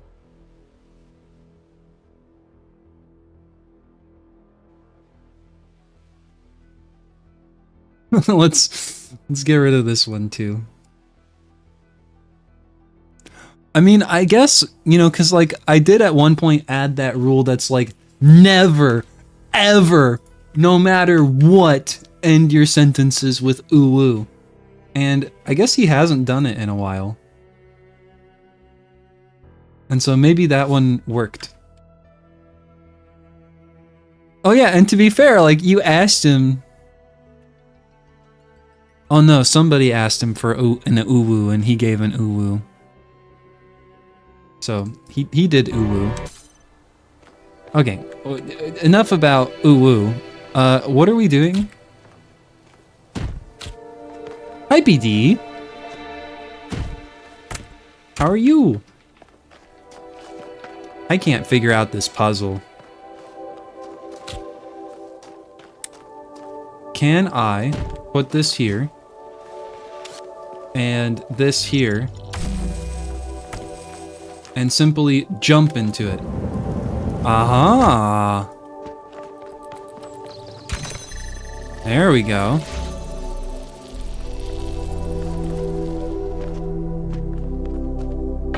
I'm okay, just got home from work and heard about ooh-woo.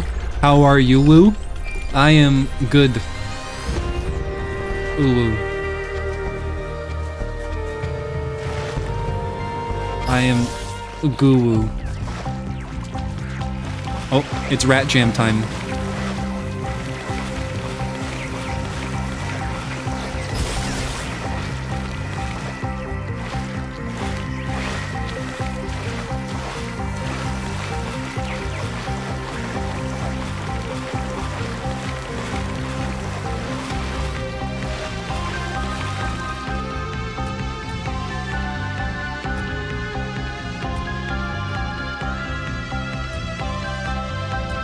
I'm scared of anti-gravity.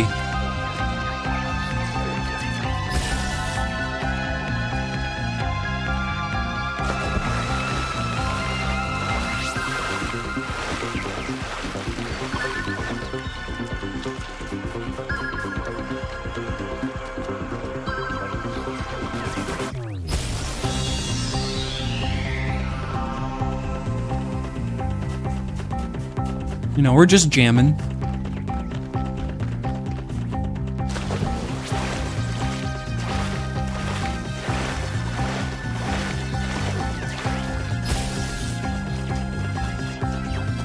Hey, Myriad.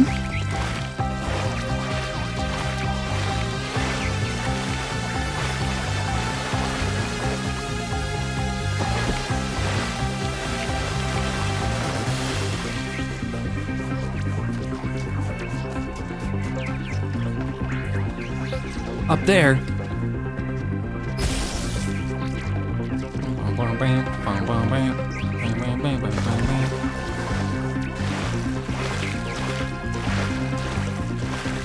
We're really going cross country here.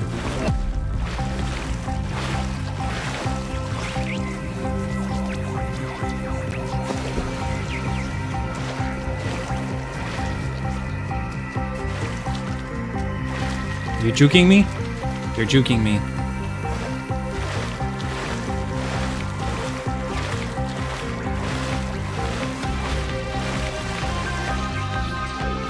Ah!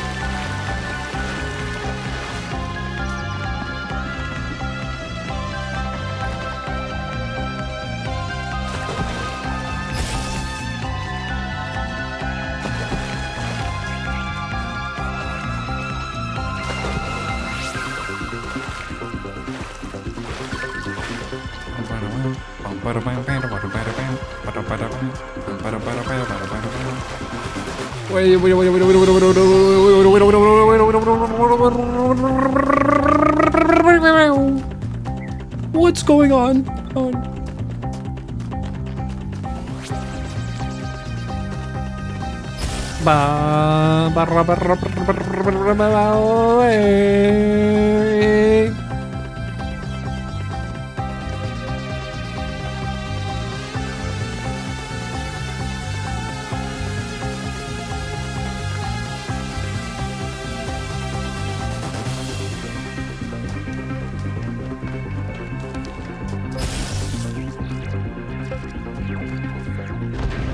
Yay!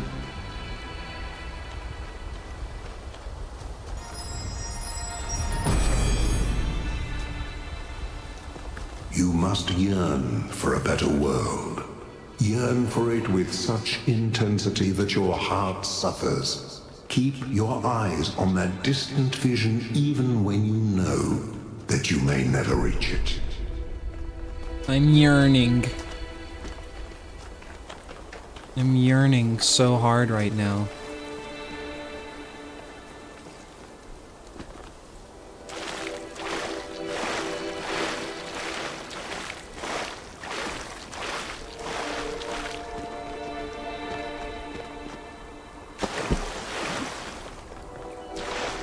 I'm like doing so much yearning. My heart hurts so much right now, dude. I'm not gonna stick around very long, but I'm gonna say hi and you guys are amazing. No, you're amazing! Thank you for stopping by. Now we're gonna listen to Lifter's Ear. On my last return to New Jerusalem, I perused the latest artistic offerings and found myself deeply disappointed. There is nothing more despicable to me than an artist who pursues the appearance of morality. Moral art is trash, garbage, not even good enough to be used as wallpaper. If art is a religion, then morality is for those who want to be seen in church. True art is for those who believe. Art must be ecstatic, a work of revelation, created in pursuit of the truth no matter where it leads. An artist must be an agent of chaos in times of order, and an agent of order in times of chaos. I don't get it.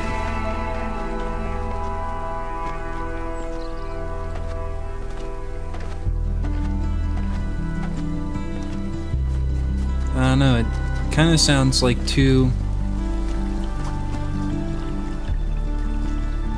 You know, it's like it's too demanding of all artists.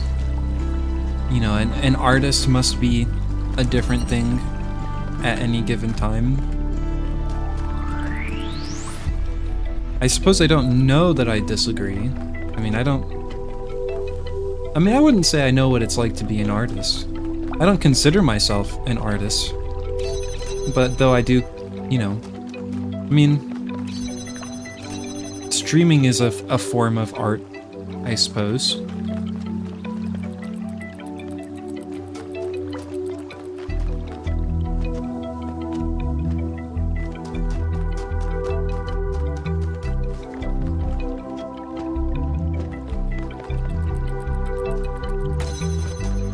Alright, chat, let's just all agree that we're all awesome.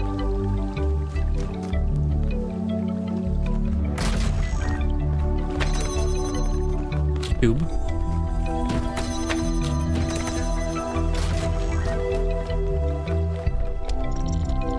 I disagree. That's it. Mods, impregnate this man.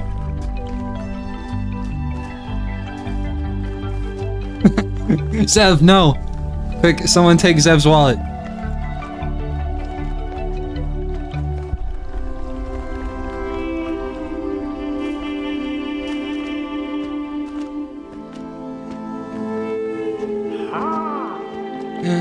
Zev. The underscore Zevran gifted a tier 1 sub to Butt Dentures. They have given 41 gift subs in the channel. Zev, thank you. Thank you, Zev. Thank you for your generosity.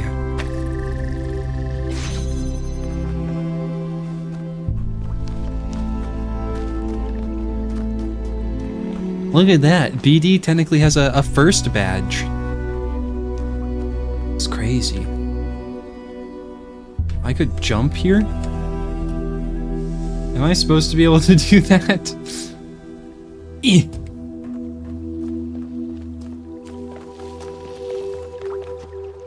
Well, you can't have only Uno reverses. That's cheating. You don't want to be a cheater, do you? Cheating at Uno?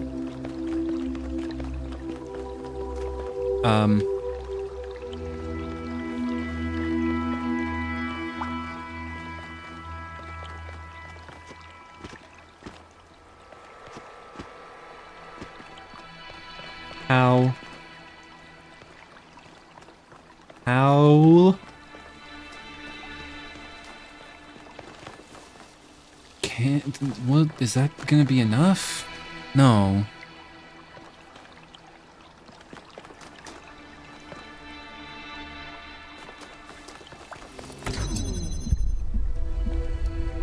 But that can't do that.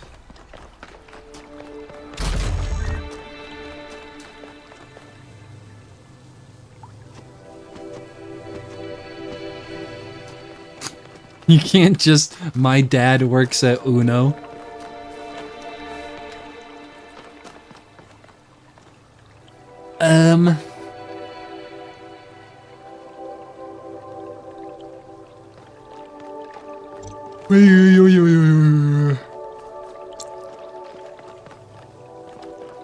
I need a cube and a connector. Cube connector there. Red, red. Bing, bang. Bosh. Finish the level. But I need that cube. How do I get cube down with connector? I need to have this cube. But I need to have connector and grav shifter out. Okay, see you later, Zev. Have a good evening. Thank you again for your generosity. Sniff.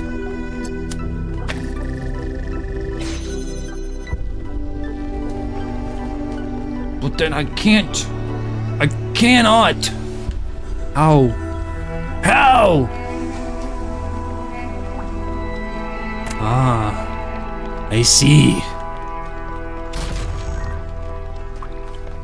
There's an extra object.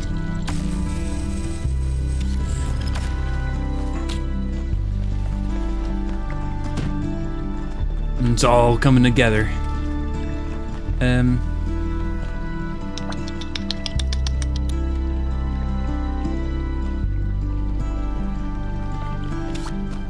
stop posting about protogens. I'm tired of seeing it. On TikTok, it's fucking memes. On Discord, it's all toaster memes. And I was in a server, right? And the channels were just full of protogen stuff.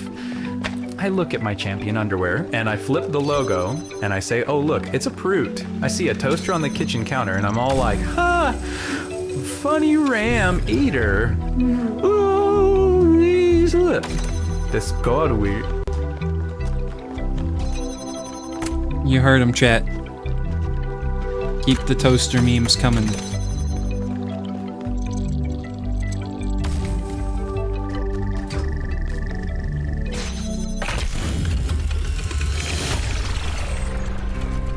I am so glad I'm not in charge of solving these. Thank you, Yakut.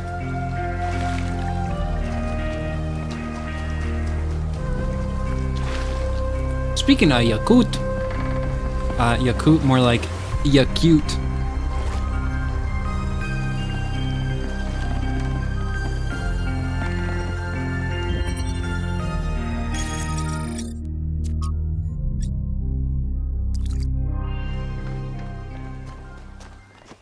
Gorsh, there's so much tension in the chat right now. I'd like to resolve this by establishing myself as the one and only ruler. But of course, you guys knew this. It was only a matter of time before you would be assimilated into my kobold protogen army. How else would I dominate the world? Hey ho. I mean...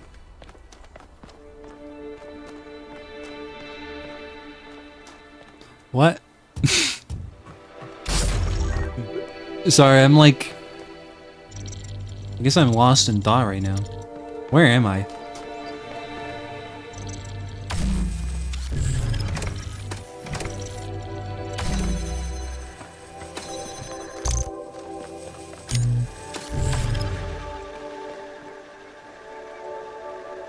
My phone needs to dry so I can do VR stuff.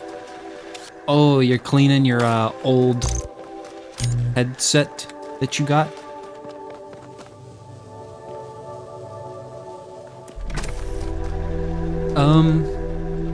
Let's see, how many objects do I have? 2 objects? I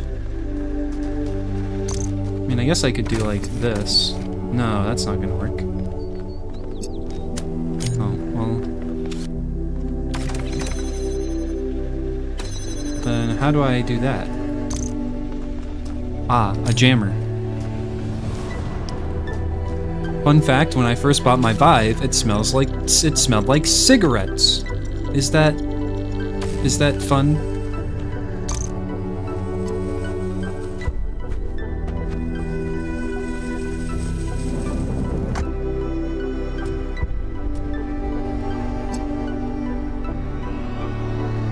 Okay, wait. I know what to do here. I still need this, so this needs to go here, and this needs to go up there, because I need the jammer and the accumulator. And so now that I have the jammer, I can take the grav shifter and replace it with the accumulator.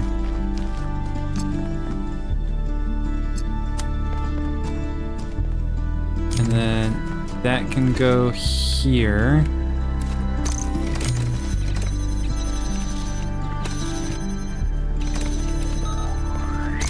And then... Yes.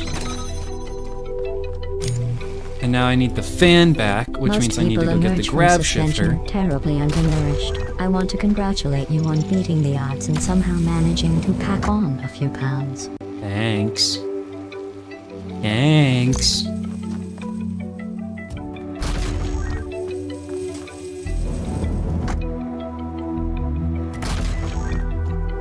Fatty McFat, no parents.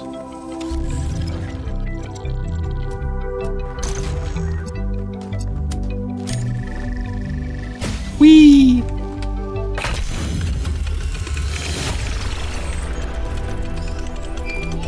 $360. Wicked.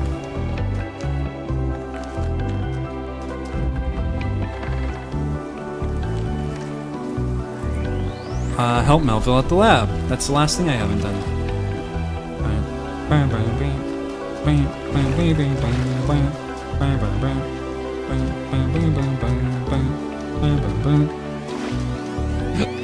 Burp. There you are. Good. I honestly, truly didn't think you'd fall for that. In fact, I devised a much more elaborate trap further ahead for when you got through this easy one. If I'd known you'd let yourself get captured this easily, I'd have dangled a turkey leg on a rope from the ceiling. Well, it was nice catching up. Yeah, for some reason the TTS monster ones don't always read the whole message. It's like they have a smaller character limit than the message. I hope you brought something stronger than a portal gun this time. Otherwise, I'm afraid you're about to become the immediate past president of the Being Alive Club. Inside this lab, there's a machine. As usual, I have no idea what it is. Some sort of generator, if I had to guess. When Byron got stuck in the system, it went haywire. It's currently outputting enough energy to power all of New Jerusalem twice. As you can imagine, that's causing quite a bit of interference. So, what do I do? You go in there and you switch it off. Shouldn't be hard. If you say so. Let's go in there and let's switch it off.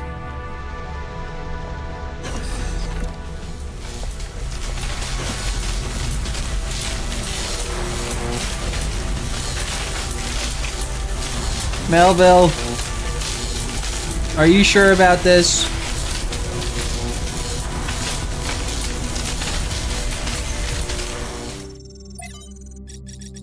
Emergency shutdown.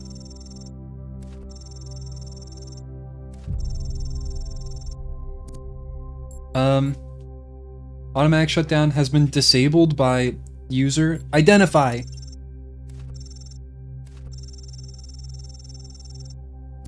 I didn't like that. Shut it down anyways.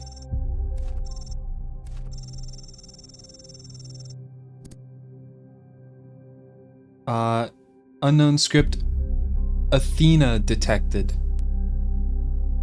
Yeah, load that shit. Oh.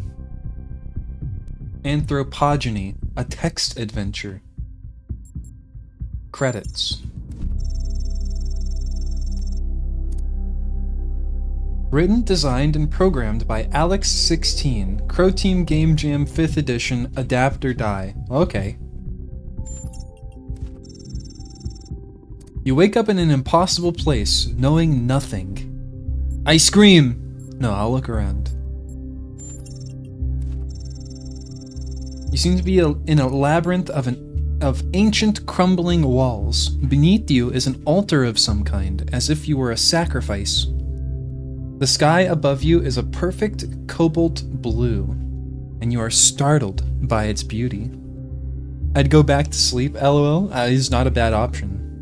You know, that's me most days. Who am I? You find that you are shaped like a human being, and feel that your soul belongs to that storied people. You're made of bronze! You're a beautiful machine, crafted with love and care, and imbued with the power to choose. It's me! It's me, chat! You have gained knowledge, the self.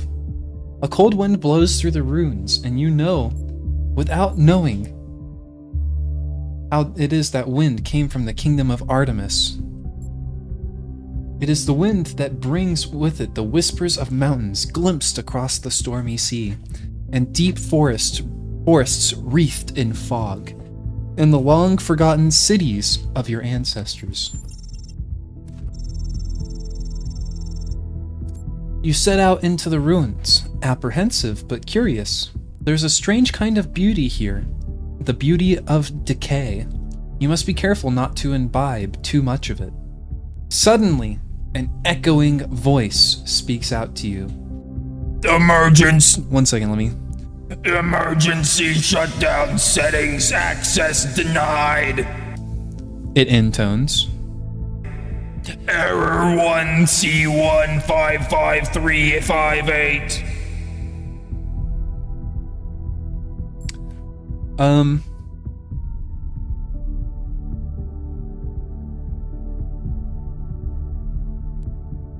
This one.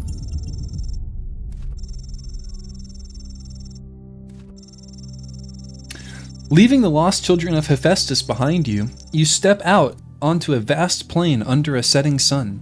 Night is falling now, and you can see the lights of distant fires on the slopes of Olympus, but you are not ready to ascend. Only once you have found all 3 sigils will the path of the divine flame be open. A path leads to the south, to the buried city. Another leads north, to the garden of Hesperides. Let's go to the garden of Hesperides. Oh, wait, isn't this the garden where, like, the witches convince the Talos to, like, do some shit and then they, like, trick him and then Talos dies? I don't remember how this all happens because I died, you know? Your journey is interrupted by a frightful, burned figure standing alone in the sands of the desert. Access denied. It screams. Error 1C155358. Die.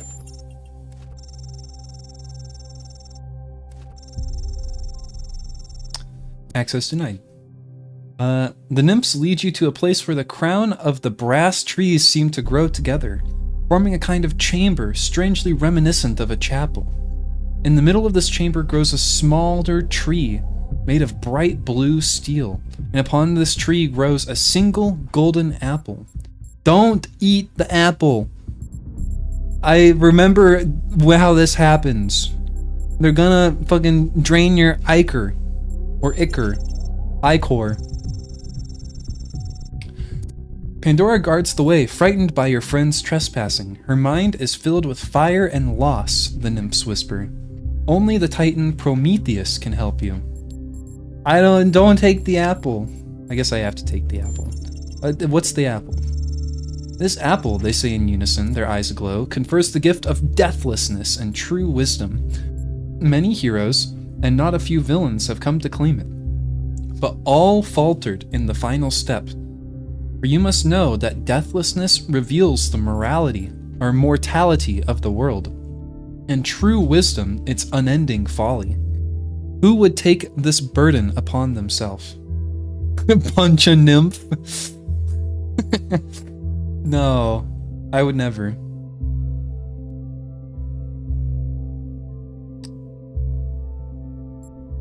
I mean, I do have knowledge of the self.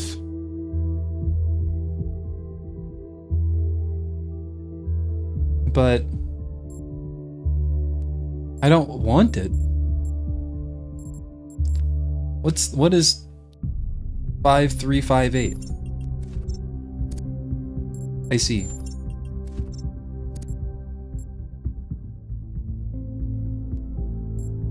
I'm not gonna punch one.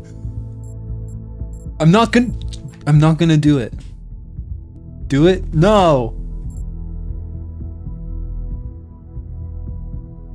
I can't.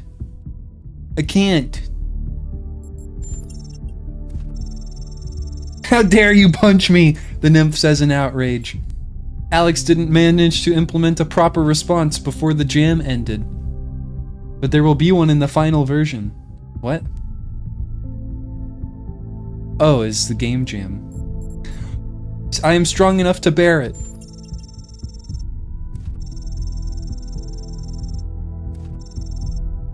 You speak wisely of yourself, and you are right, the nymphs say, but do not forget that you are human. The others must bear this burden with you. You have gained a sigil. Buried City. The buried city lies to the south. It was once a place of great wisdom. The philosophers of old strolled on its walkways, debating the nature and virtue of the soul. Now the sands of the desert have claimed its streets, and even its famed temple upon the hill is slowly eroding. Wait, was I the one who added that trait? I don't know who added the banana milk trait. I feel like maybe it was you, Laz. I remember at one point, whoever it was that added it, I was like, is it like milk made from bananas, or is it banana flavored milk? And then there was a conversation about how it's like banana flavored milk as opposed to milk substitute made from bananas. I remember that combo. Yeah! We got to the bottom of it. Gives a sigil after punching a kin. Yeah, fuck those nymphs. I remember what they did to me.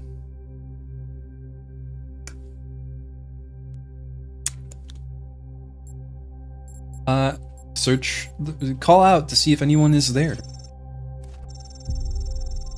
A copper fox comes scurrying from the ruins. Its eyes are rubies, and a flame seems to flicker deep within them. How may I help you? The fox says, its voice ancient and wild. Whoa. The visuals of this in my mind are insane. Ask about emergency shutdown. Not now, not here, the fox says. Pandora is watching us, but I can help you when the time comes. Ask for a sigil. I guess that's what I'm here for. The fox smiles, its alabaster teeth sharp and gleaming. You are supposed to earn the sigils.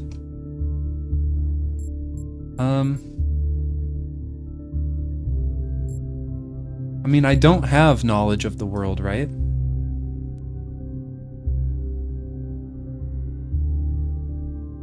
I have knowledge of the self. That's it.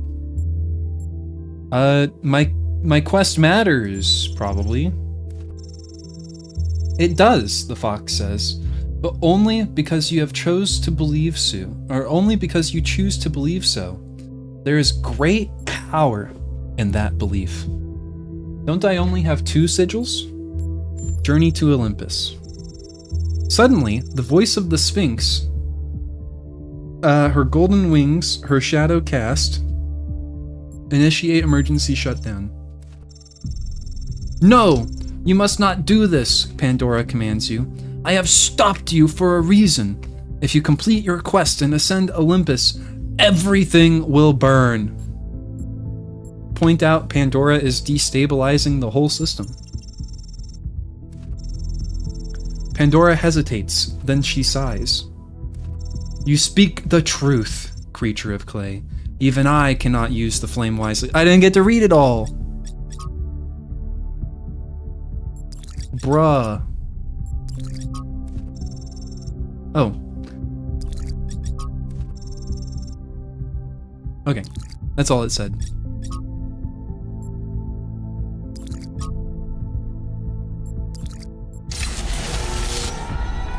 The flame is not yours to wield, creature of clay. Touch it, and you will burn. Well, who else is gonna get burned, huh? Are you gonna get burned?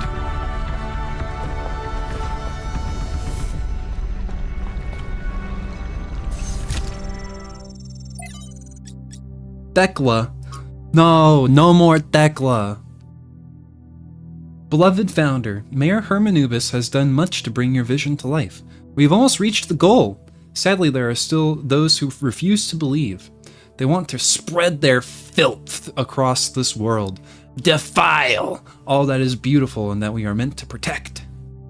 I hope that when we fulfill the goal, you will return and change their hearts, or cast them out. There is no other way. Quadrupled size of primary sight device. Contained singularity. Must revise safety protocols. Byron. And the Lives of the First Companions by Randolph. Byron, from the very beginning, was most similar to Athena and Cornelius.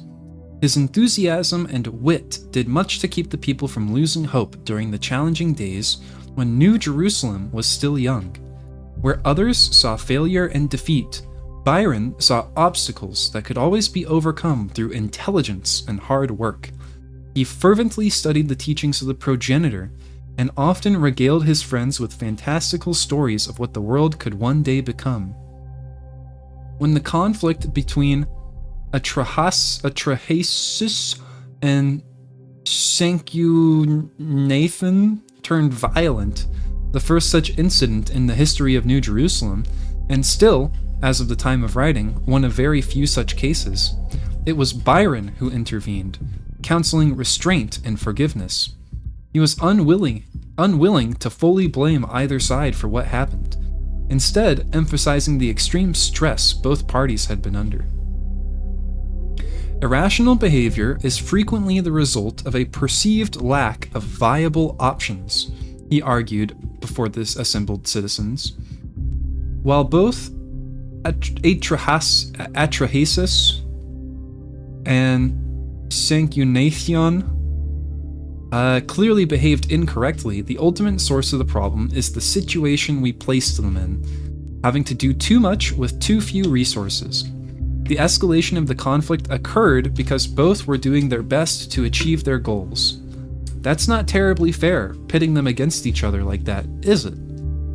That said, I do suggest we acknowledge that they're both hot-headed idiots and make them apologize.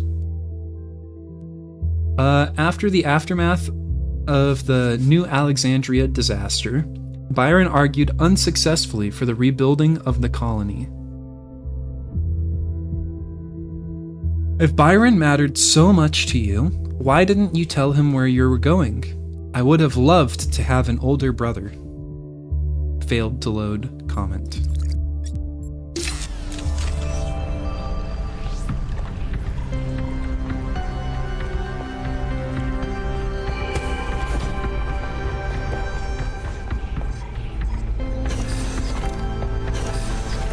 I mean, if Byron went too, there truly would have been no one left, it seems. You know, dealing with this hyper-advanced technology is quite challenging enough without the place also being bloody haunted. Did you figure anything else out about the generator? When I said it was outputting enough energy for 2 New Jerusalems, I wasn't kidding. It really was. And no emissions of any kind. I'd have to run more tests, but it seems like a perfect power source. Crazy. But it was going, in your words, bananas. True, but that was user error. There will always be user error. This much I do agree with. But then again, you know, like having a lack of proper safety nets is also user error, and can also, and should also, be accounted for.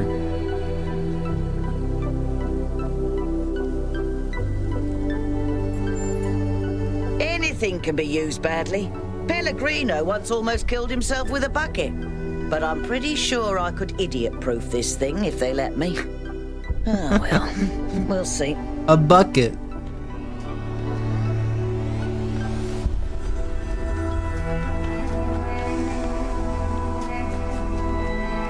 Okay. Hiya, Coot.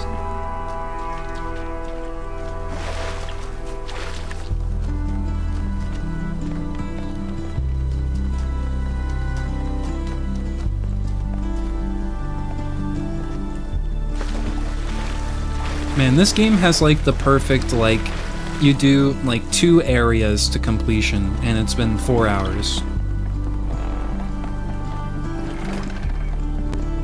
Though we did spend like 2 hours and... Oh my goodness! Shoo! With the rate of 6 people! Shoo VR! Doing shootings. Hi, Shoo. Shoover. Wowee. Wowee. I could never do Shu's voice. Simply because my voice doesn't do that. Wah! Stop it. How was the finals?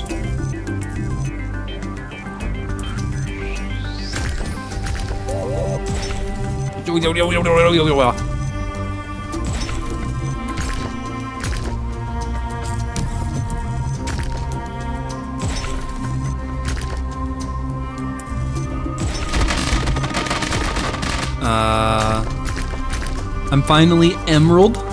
What is the what are the ranks in that game? Hey Zero, welcome. Is Emerald like really good?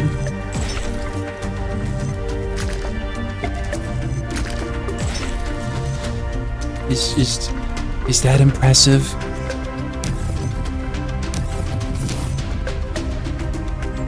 Depends on which game mode. Emerald is top for World Tour.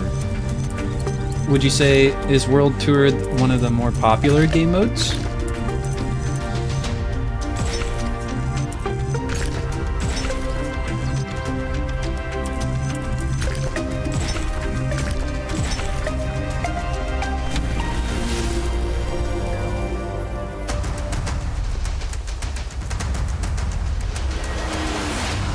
Split between Terminal and Tour.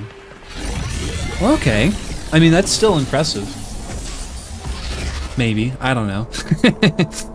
It's impressive. It sounds impressive to me. That's all that matters.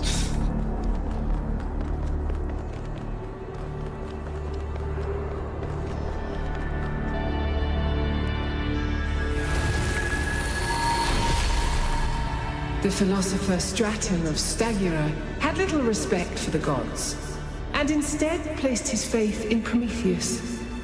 Driven by hubris, he asked questions that must not be asked, and revealed secrets that should have remained hidden. It is said that for these offenses, he was put to death by the people of his city. Can you see the folly of his actions? Driven by hubris, he asked questions that must not be asked, and revealed secrets that should have remained hidden. I don't feel as though there are any questions that should not be asked.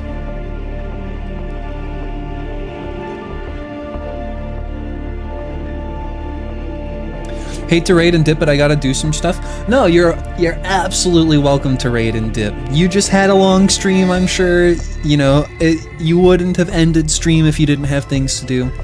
And so, see you later, Shu. Thank you for the raid. I really appreciate it. I hope you have a wonderful evening. I'm just gonna keep talking like you're still here so that you can never leave, actually.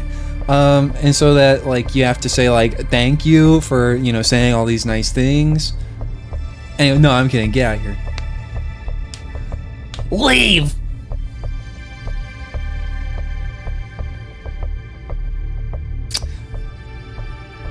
I have been booped. What do I do now? I'm gonna blow up. The folly was not his. It was the people who acted foolishly.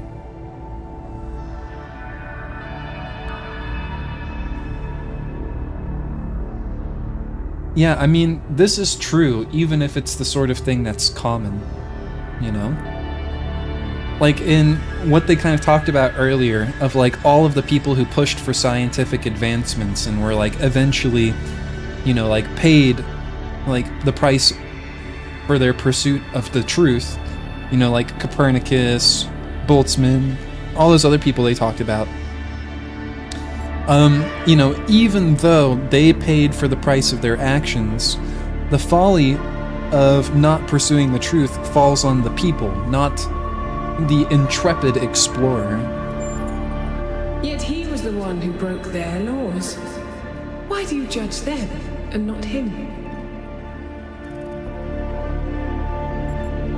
Because unjust laws should be broken.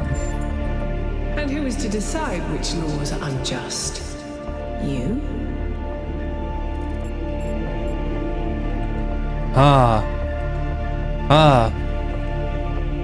See, this is actually a hard question.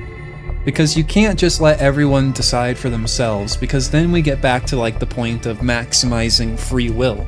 And if you can't maximize free will without eliminating the free will of some people in some instances. There has to be like there has to be priorities.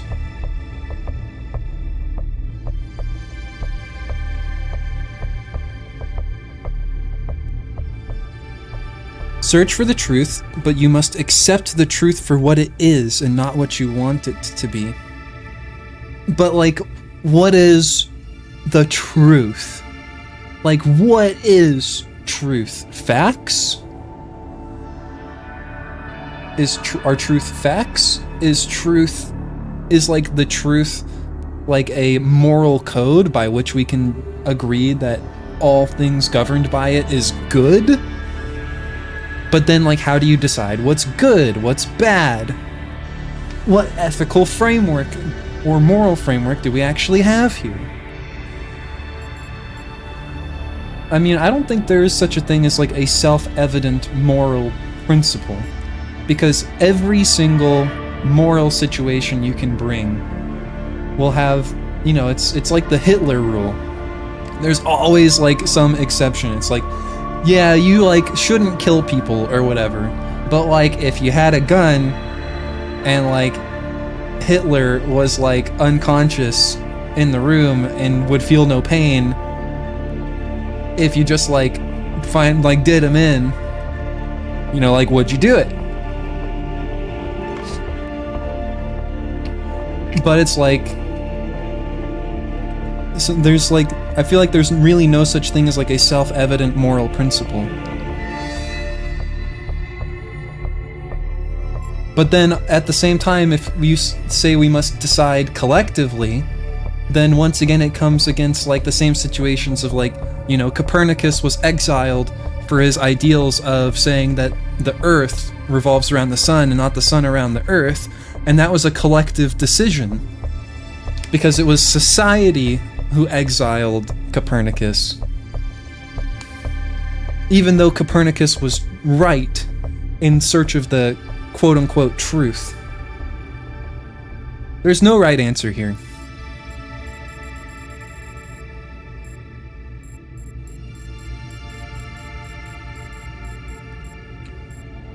I don't like any of these answers.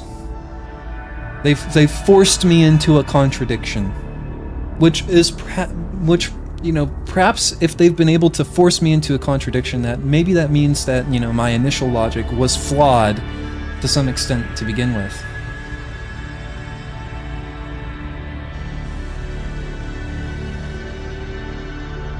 The failure was not being open-minded enough. Truly.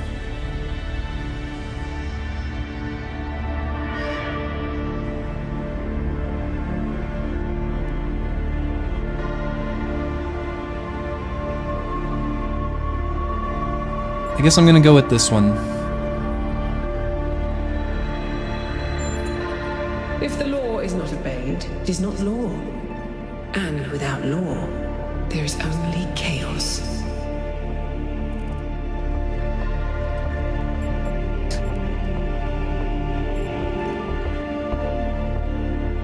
Is chaos better than injustice? I mean, I don't think so. Then I suppose we should make better laws. And yet one man's vice is another man's virtue. How will you make laws that lift up all and oppress none? See, like... Consider this as you approach the flame. That's what I've been saying. You cannot maximize the free will of a person without stepping on some toes. Someone has to pay the price. It's not possible. Surprisingly calm, given how aggressive Pandora has been elsewhere. I didn't think she'd even want to talk to you. I've toyed with the idea that the entities might be epiphenomenal in some way. Instead of causing the changes in the system, maybe they just respond to them. Epiphenomenal.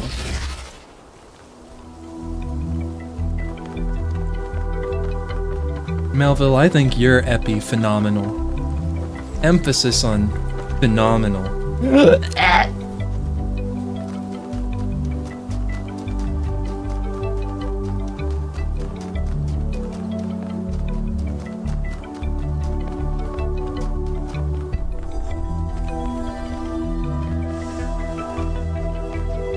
Okay, we're done.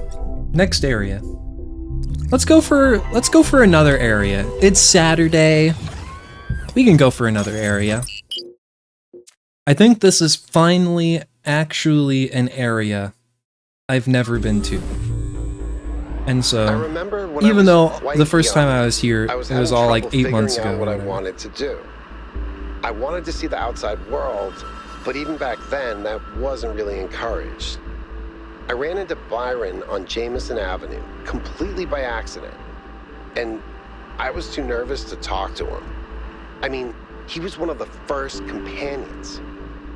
But he noticed me, and we started talking, and he was really encouraging. Introduced me to Garrus, and took me along on an expedition to the quarries in the mountains. Whatever flaws he may have, Byron cares about people.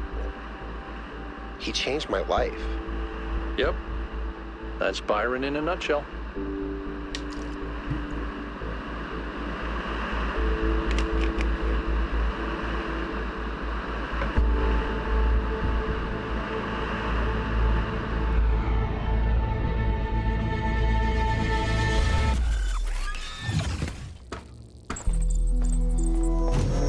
So, here it looks like there should be an anti-gravity elevator, but it's locked down. I'll need you to connect to the data stream again. I'm really sorry, 1K. I know it's a risk, but I think it'll be worth it. I mean, it hasn't fried me yet. All it's done is fried Byron. Have you seen Miranda's design for a transport system that would connect all the labs to the machine? It's amazing, isn't it? I think she's really excited about showing this place to people one day. She also kept asking me about what kind of monuments we could build, you know, to really transform the landscape, show the possibilities. But her capsules only fit one person. It's just the first iteration. Give her some time. She'll figure it out. Remember how many mistakes we made in the beginning, even with all the blueprints we had? But that's not my point. It just worries me that she lacks context. Her imagination is incredible, but it's still limited by what she hasn't experienced. Would it have been better if she'd been raised in New Jerusalem? If her mind was limited by self-hate and decay? If all she could imagine was sitting around ignoring the universe in favor of self-righteous solipsism? No, but I don't know. Sorry. You're not wrong. We can't stay hidden forever. And so if that's the case, then why is it still only capsules for one person? Did something break? Well, I, for one, have an answer for myself, and there are moral absolutes. Murder is wrong. Yeah, I probably would take the shot on the mustachioed murderer, but it would still be wrong of me to do so. I don't know.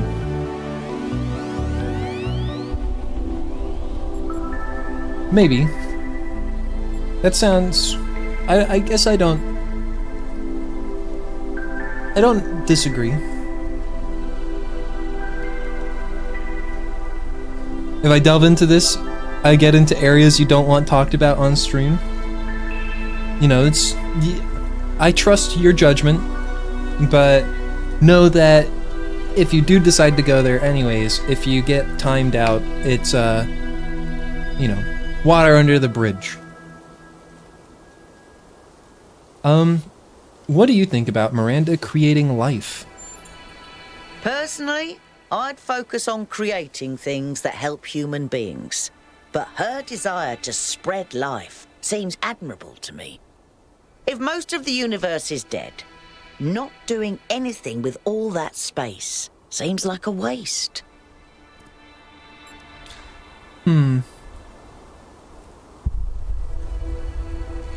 Maybe. I don't know. I guess I don't see it as like a waste.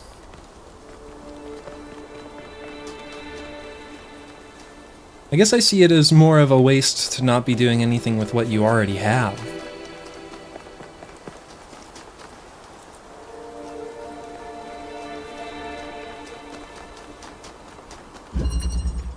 Centrifuge. Oh boy, is this gonna rotate? Oh dear.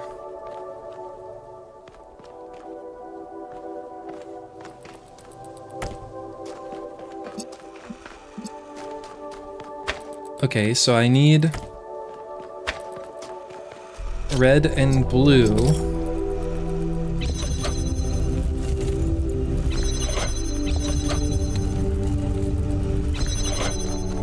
An inverter. I expected as much.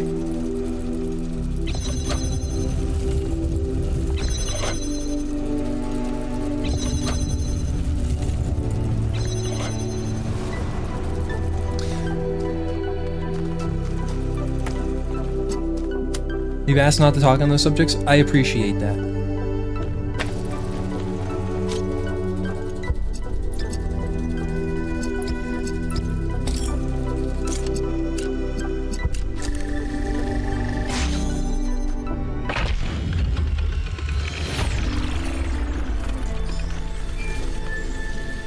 At any rate, you're right. Things do get a little weird whenever we stream this game, though, because I do like to approach, you know, the philosophical questions that the game poses. But, you know, I guess it, at least, you know, it does go for, like, I don't think that there are any moral absolutes. Everything is too subjective. You know, it's all, like, based on society and, like, societal development. Just, like, how things progress. Like, moral codes change. You know, there are some things that definitely seem like moral absolutes.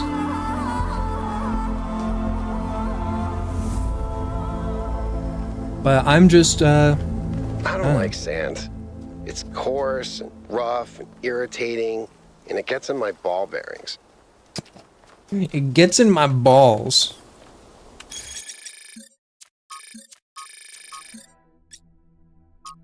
Battery issues. Sorry to be a grump, but what's going on with our battery tech? I've had my battery replaced just a couple years ago, and it's already constantly in need of recharging. I can't spend half my life in sleep mode. Is this really what we're coming to? This is exactly what we're coming to. Battery ingredients are rare. We can't scavenge further without building outposts. Herman shut down the mine project. What did everyone expect? You should learn to live with less. Sleep mode is a great time to meditate and think about our place in the universe. Do you really need to be active all the time? Let's not start a panic about a minor technical issue. Mistakes happen. Stolo, please talk to Pellegrino or Neath about getting a replacement, which I'm sure will work a lot better.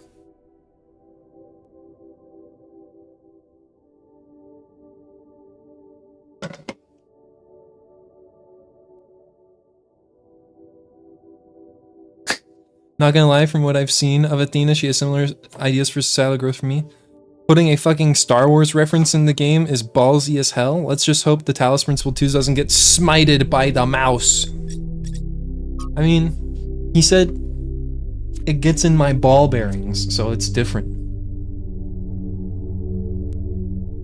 You know, it's like Disney can't stop anyone with, like, saying the word star just because Star Wars starts with star.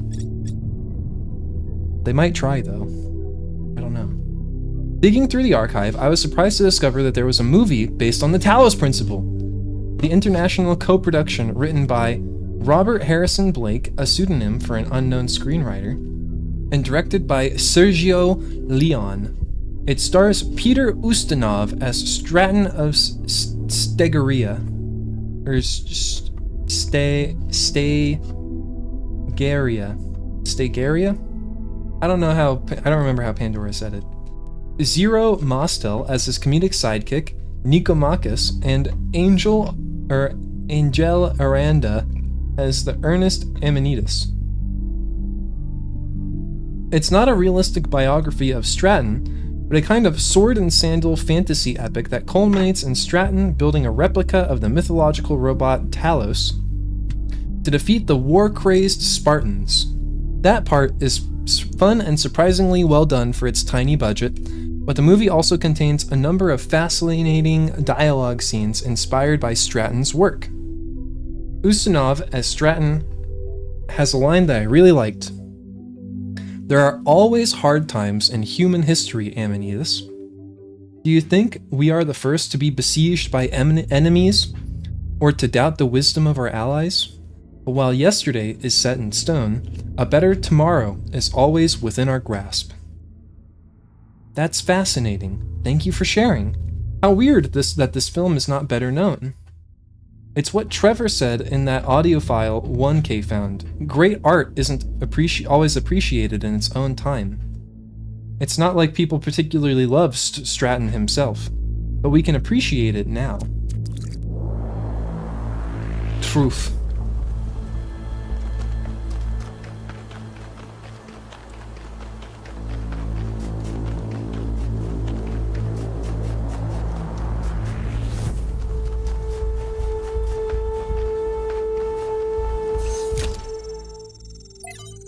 Oh. Just ignored a bunch of errors.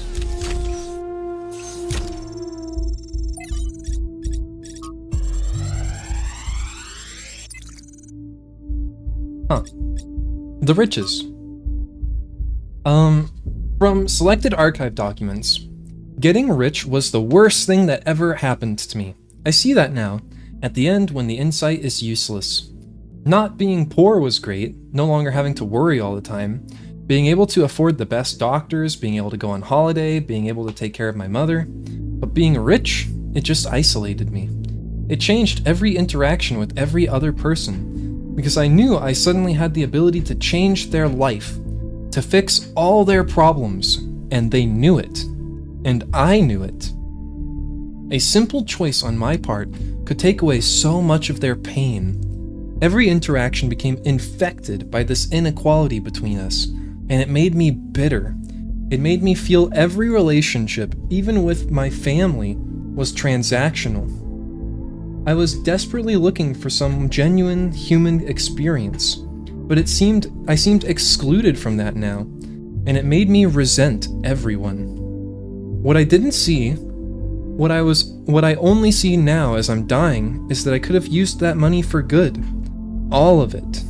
I don't mean giving it to some NGO run by another rich person. I mean really using it. I loved movies. How many indie movies could I have financed? How many books could I have gotten published? And how much could I have just built? Not another villa for myself, but those things that would benefit civilization in general. Hell, I could have just given it away, made all those lives better, taken away that pain. And if at the end of the day I was only left with enough money to be upper middle class, so what? At least I would have been the person I wanted to be. This resonates with me a lot. I feel like this isn't a perspective from the rich that I had ever seen. Not that I have any real interest in victimizing the rich. Because, I feel like the lower middle class is far more victimized than them. But it's an interesting perspective. However, where it says here, it made me feel every relationship, even with family, was transactional. I already believe that every relationship that you have with anyone is transactional. You don't have a relationship with someone that you get absolutely nothing out of.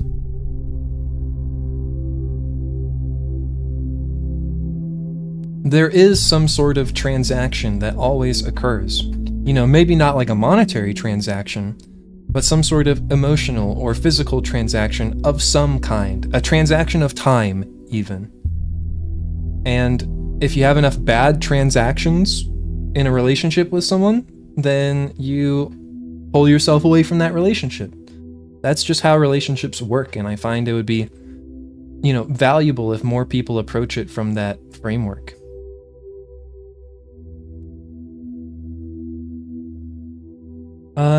Resource wealth as such has no value. It only matters in terms of the ability to act. But what made this ancient human so unable to act? It can't have been a personal failing, as most people of similar wealth acted that way. Perhaps the answer lies in scarcity, or a system built on it, naturally optimizing towards resource accumulation. Historical circumstances, not individual sin. But I have read about rich ancients who did act differently. They were rare, but they did exist. So it is possible for people to defy the will of history. True. You know, I don't want to get into it now, but I have talked before. I do feel like there should just be like a cap on like how much wealth you can actually have for yourself. And that like anything beyond that cap needs to be like invested into the economy in some way.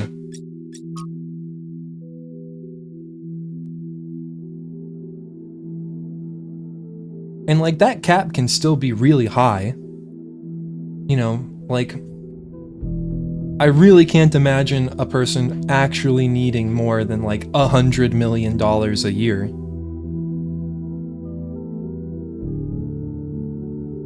Like, it can still be disgustingly large, you know, compared to the upper middle class.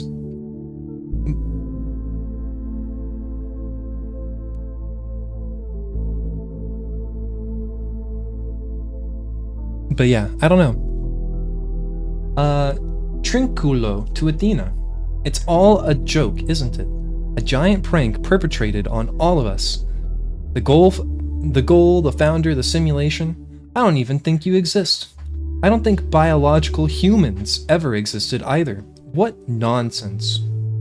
I bet these messages just go to the mayor's inbox, or straight into the recycling bin. You all suck, Lamau. Lamau. The founding of New Jerusalem, day 676. After the chaos of the last months, quiet has returned to the city. I suppose we're calling it a city now. Although this small collection of dwellings, inhabited by a mere 25 people, seems to barely deserve that designation. We'll have to come up with an actual name soon, I suspect. After the first 1 or 2 decades, calling it the city is going to get a little bit stale. Everyone has an opinion, of course. It's the talk of the town these days. I'm personally hoping that New Alexandria will win out in the vote next week, although I suspect Elohim's legacy carries the most weight. Byron came up with some silly suggestions, like Constantinople, Very New York, and Robot Paris. I like Very New York. That's great. This one seems to be corrupted. It's almost like something tried to delete it as you were downloading it. Pandora, maybe.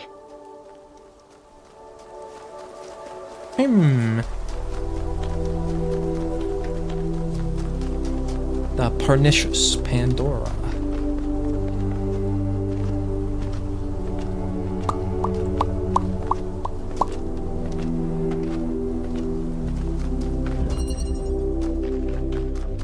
You know, I think we could have used... I don't know how I feel about this rotating mechanic.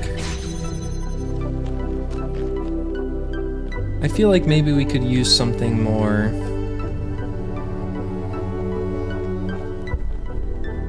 What's the word? Like, continuing to build upon, like, prior area's mechanics rather than adding in another new mechanic. Hey, Pickle Rickle. How goes it?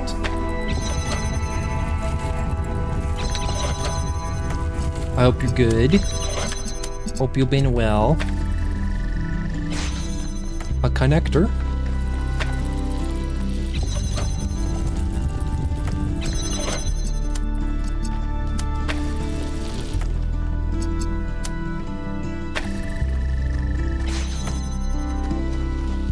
I decided I might get myself a little gift for Christmas. You probably should. And if you're planning for it now and deciding to wait all the way until Christmas, then you probably have the resolve to really want this thing that you're gonna get. If you really do get it after all that time. A tattoo you've been wanting. What's it gonna be?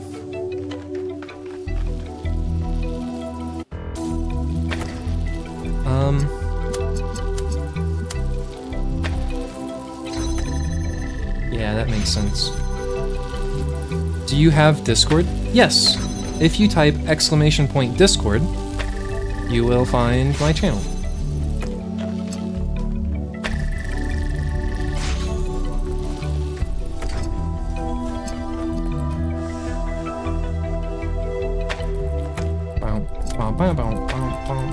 You can post it in the Artsy Fartsy channel. I think that would be the best spot for it. We actually just had another chat member get a tattoo literally yesterday. And so you'll be the second tattoo post in there. I spotted the lab with the drone, sending you the coordinates.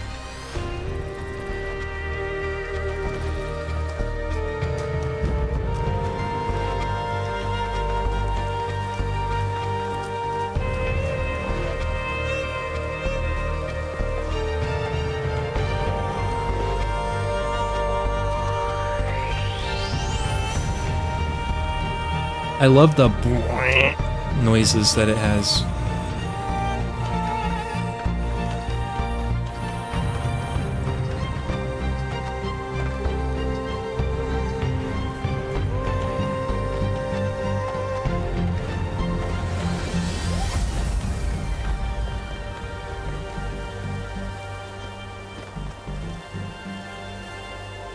There's a puzzle down there.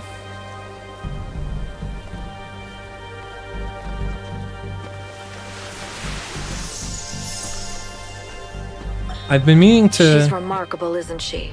She sees so much beauty in everything. She is, you're right. But I'm not sure she doesn't see too much beauty. Is it wrong to be delighted by the perfection of the universe? To look at what surrounds us and experience awe instead of just fear? No, but to call it perfection implies a kind of moral value that it doesn't have. The universe is cold, Athena. It doesn't care about us, or about life, or civilization. It fundamentally cannot care. But Miranda seems to think it's almost benevolent, purposeful. You're right. But have you considered that maybe she sees something we can't see? A step ahead? You know, Cornelius, if we succeed, the next generation will not be like us. They might see the world in ways we never could have imagined. Maybe she's the first sign of that. I hope so. I really do, Athena. You know that I love her, and I am perpetually amazed that this being we created that came solely from our minds is so profoundly different and unique. That does strike me as a kind of miracle. But it's also a huge responsibility, and I worry about our choices.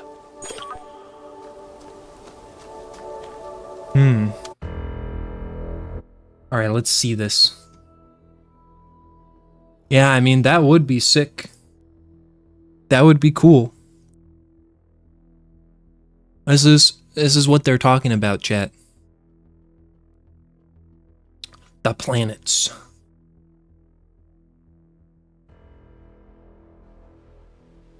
And it's even got Pluto on there.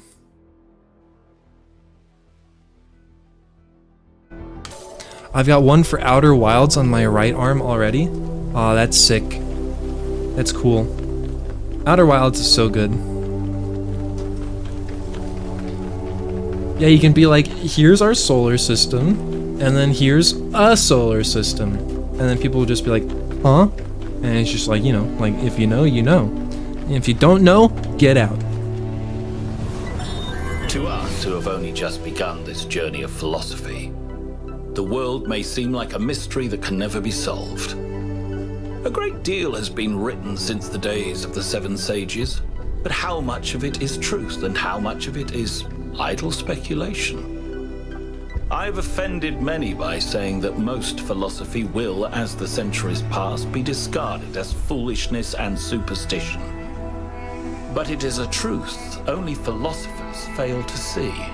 And yet we cannot abandon reason and conclude that we cannot know anything.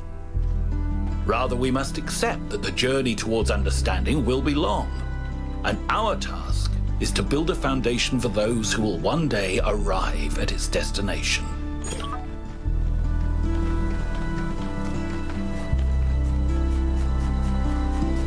I'm really liking the dialogue in this game already. This game's so good. It's a game full of philosophical and moral quandaries. Best enjoyed with a lot of kind of deep introspection, I feel.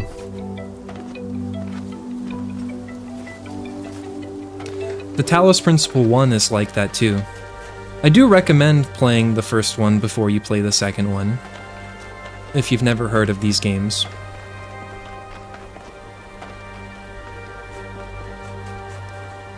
The stories do kind of build upon each other in ways that I feel like is meaningful. But if you decided just to play the second one, I don't think you'd really miss out.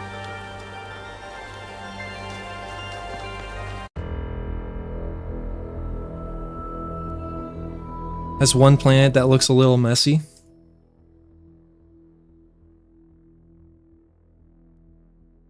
Well, we've got the Sun Station. We got the Twins. Timberhearth. Brittle Hollow. Giant Steep. Dark Bramble. And the Eye. I mean, they all look good to me.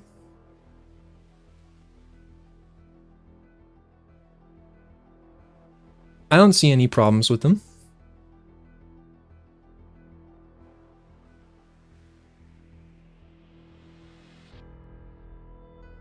It's just Giant Steep. I think it looks good.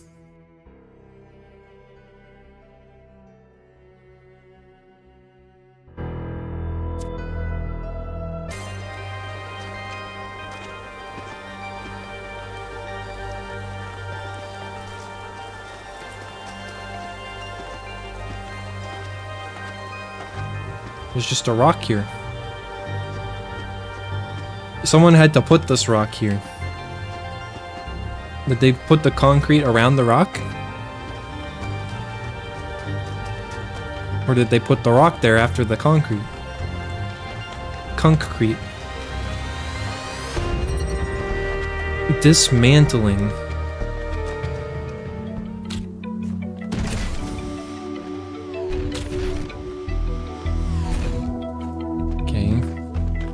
We're getting a lot of mechanized platforms now.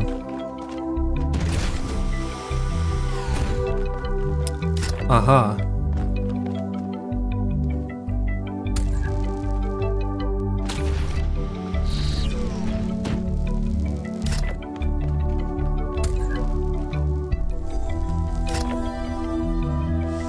I want to eventually do like a sacred geometry type of thing.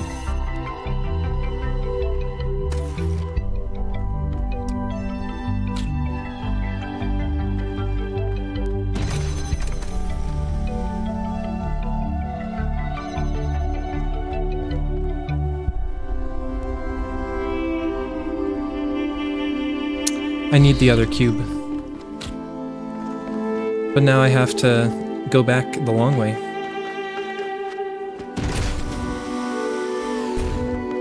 And then pull this off, put this here, grab this, put this here, grab this, go back up. Now I have 2 cube. put this and this here.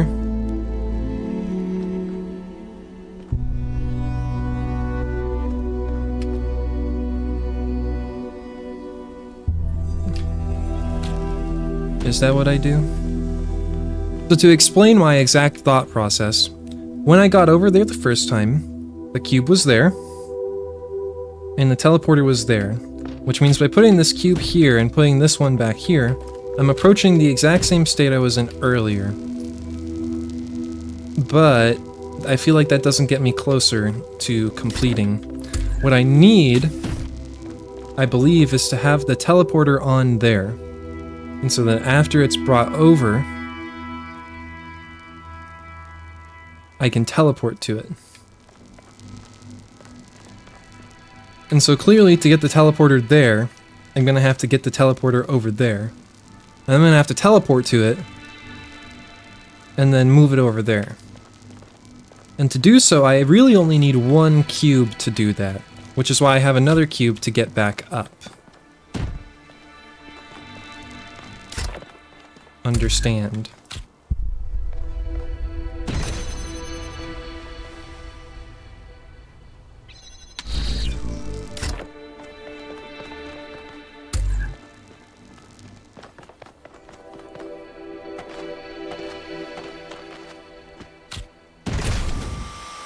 Understandable.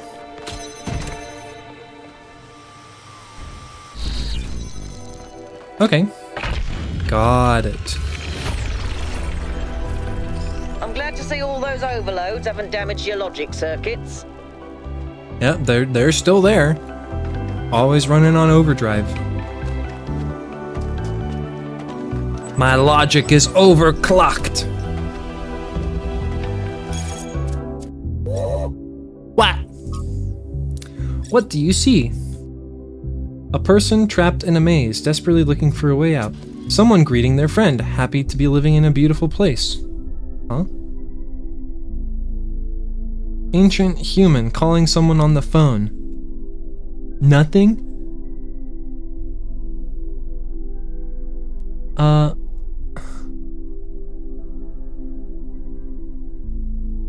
I mean, it definitely just looks like a maze to me.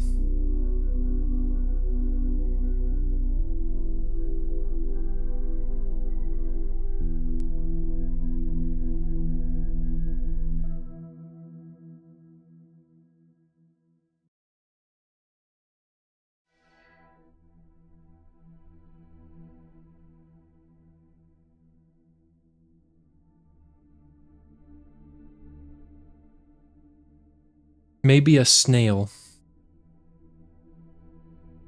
No, it's just a maze, man.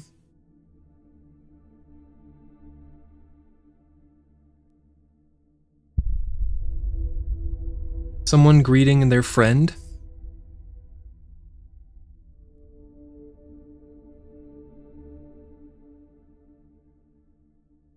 A guy shooting laser beams from his eyes. A Frenchman? Bruh.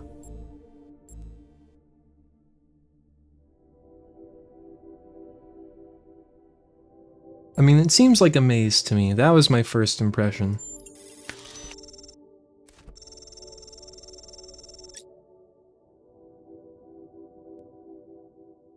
I appreciate your perspectives, thank you all. I'm not sure I'm going to continue in this abstract style, as I've been drawn back to more representational art, which feels just more substantial to me.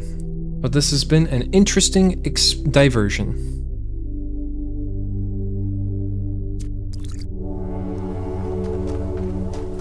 Okay, next puzzle. Give them to me. Bring on the puzzles.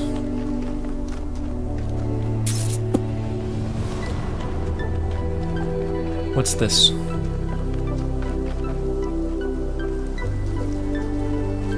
X marks the spot. Ah! Ow.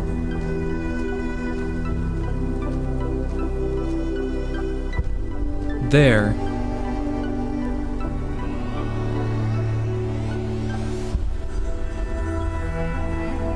So if the pod's there...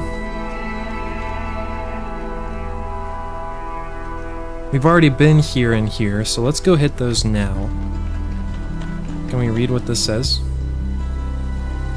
No, I wish we could. That'd be cool. Maybe it can be deciphered. Maybe some people have deciphered it.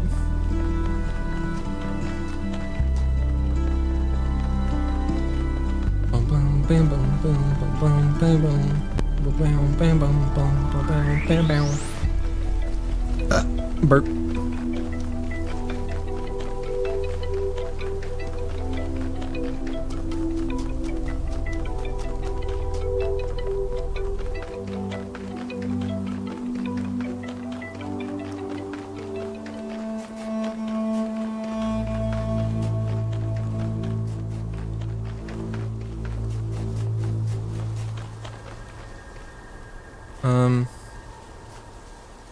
Where is it?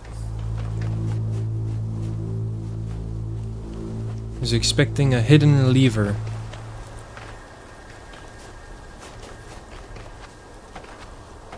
Or lever, if you rather.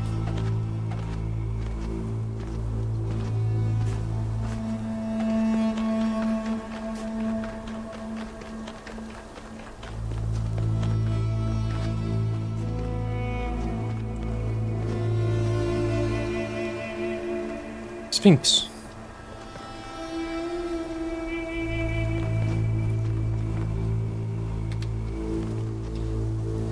What? Luigi.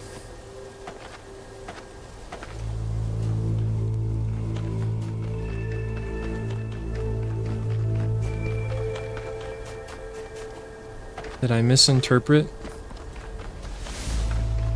Was it on the far end or the bottom end? Southern end? Ah, it just is hidden.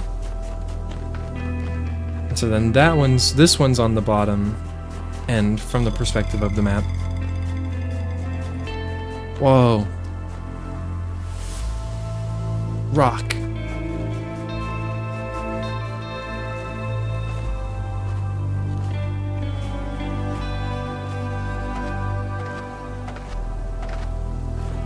What's that?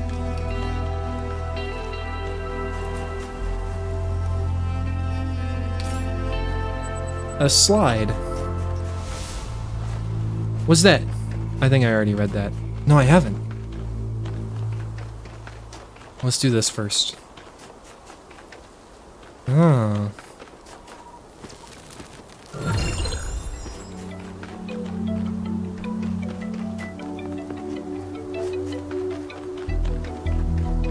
This game gives me vibes like artificial intelligence has been created, humans are extinct, and the AI is searching through the runes to find some kind of purpose.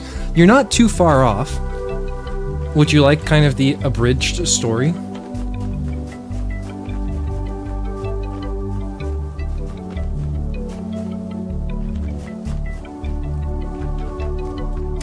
That would be nice. Okay. So basically, humanity has gone extinct. In the Talos Principle 1, you play as these sort of like robotic characters, but you're inside of a simulation. At this point, humanity has already gone extinct. They've built this simulation to essentially try and train the AI to be ready for the real world and to be human or whatever.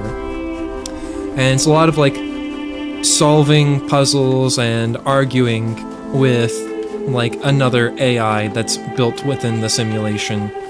And still like kind of asking yourself like a lot of these moral quandary type things. Like questions of morals and ethics and things like that. It's like arguing with a pessimist.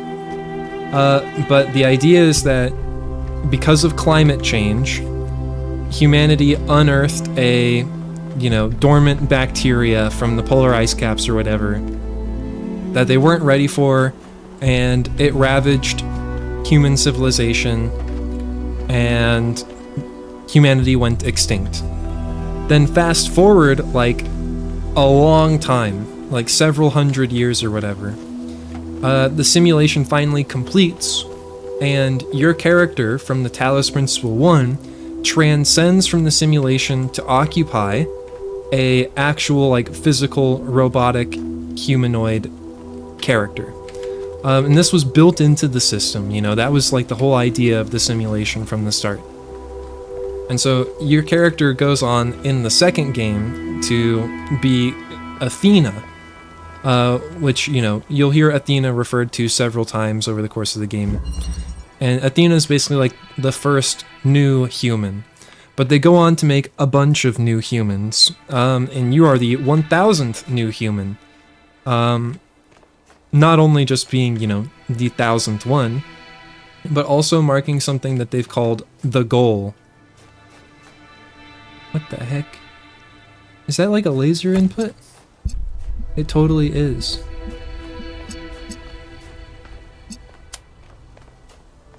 I want to hit it. Is Athena the goddess of wisdom and warfare, right? Yeah, but a lot of the robots just kind of like have their names sort of like superficially. Like the first 3 new humans were Athena, Cornelius, and Eustathius. And so they're all just kind of like cultural mishmashes. And like the city that they founded was like New Jerusalem. You know, it's kind of like the idea is like they have everything that was given to them, but they don't have all of like the context of like human history.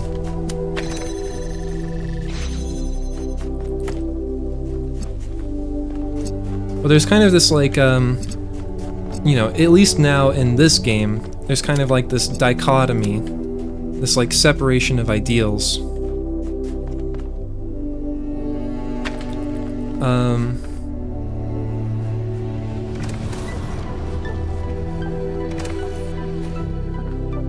Well, I guess I need another one. That would make sense.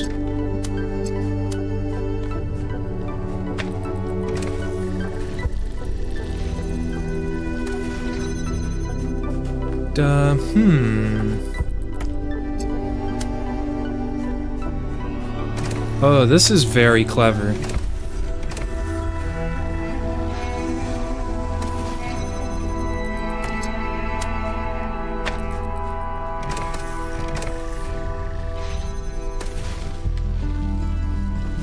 Interesting.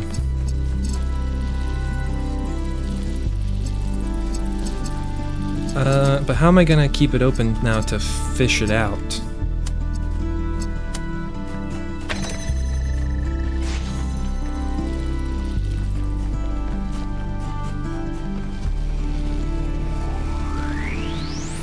So, our character that we're playing as isn't Athena, just by the way. We're 1K, we're the 1000th human. You technically play as like Athena in the first game.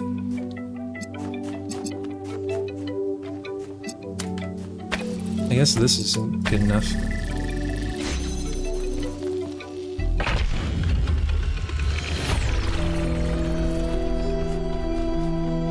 Of course, you don't actually like know that you play as Athena in the first game until the second game, because there just isn't context for that.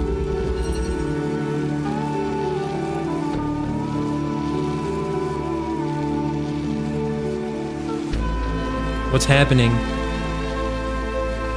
You gonna do something funny?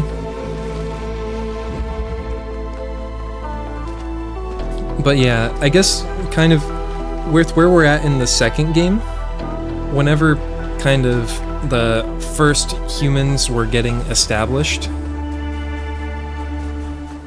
there was, like, they kind of saw everything that had happened to the previous civilization.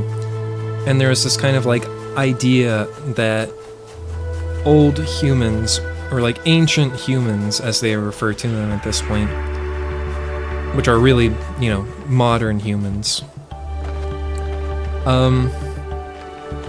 were like overcome by their hubris, and that they, you know, like populism was too pervasive and they consumed too much of the world's resources.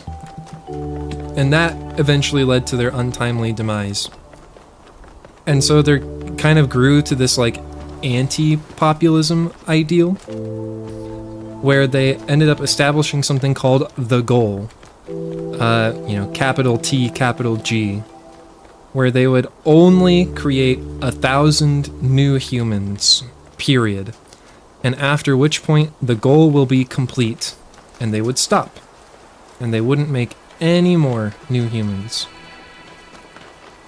And so then you're created, and you mark the completion of the goal. I should mention as well that Athena left, like, New Jerusalem, the civilization, like, a long time ago. And basically, like, I don't know, quote-unquote, abandoned everyone. And apparently, this is where they went. So you haven't seen New Jerusalem, but it's just kind of like a still work-in-progress city. And then apparently here, they've been, like, uncovering, like, the secrets of the universe and breaking physics. And, like, creating perfect energy sources in, like, the past few centuries. And it's kind of just like a wake-up call for everyone. It's like, alright, you've completed the goal, and now look how foolish you are for thinking you're done.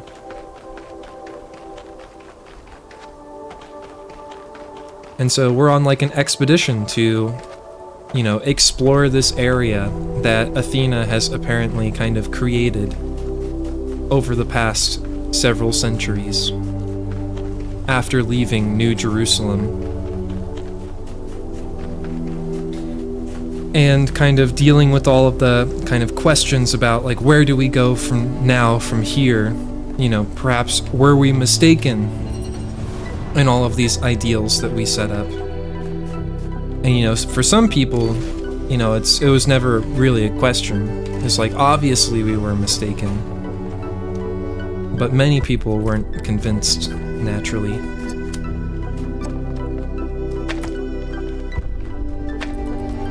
What do we got going on here? Another connector? And so I can route the red along this way.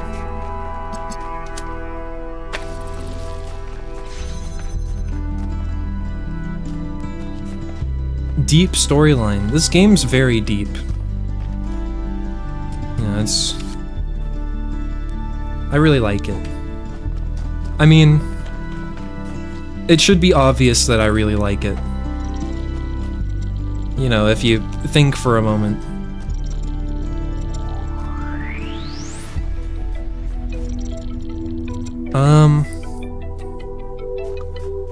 This is interesting.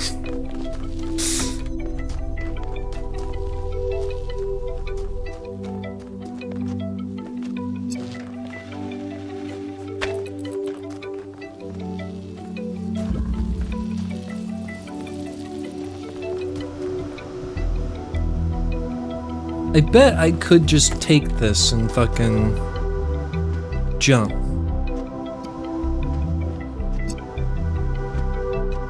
How do you think the universe would end? Like, how do I think the universe would end? Or, like, how do I think the world will end? Because, I mean, I imagine if just going by, like, our current understanding of entropy and physics, the world will just end, with the heat death. But will that technically really be like an end of the universe? It will be like the end of all perceptible like life and matter in the universe. Would that really, like, I mean, would the universe, I imagine the universe would still be here. I don't know that I know really like enough about astrophysics to say for sure what I think would do it.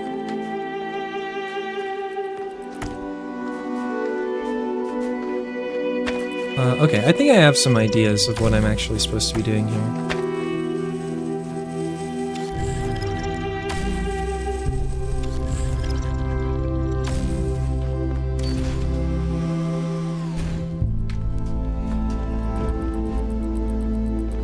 Aw, dang it.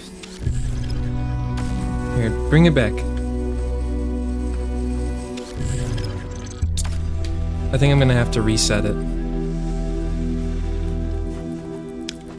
I grab it? Wait, I can get up there. Never mind, we're saved.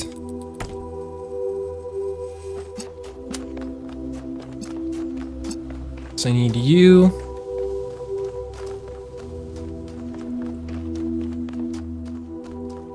I'm about to start reading a book called The End of Everything, astrophysically speaking.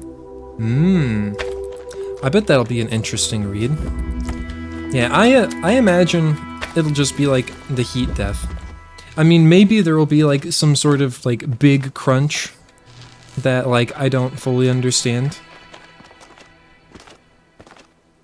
Yeet says, wait, I've read that. It's actually pretty good. Well, there you go. It's actually pretty good. Okay, do I need to go over there?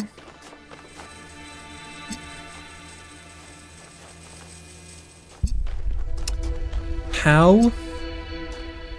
No, I don't.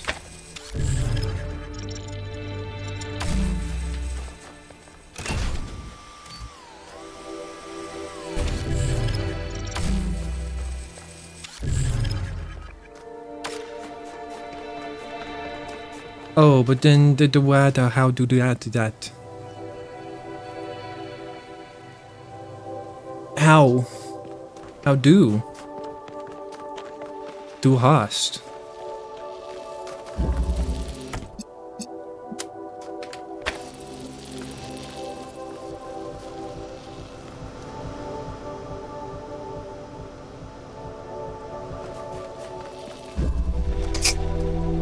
Good song, thanks. I think I know how to. But then... Well, would this work? No.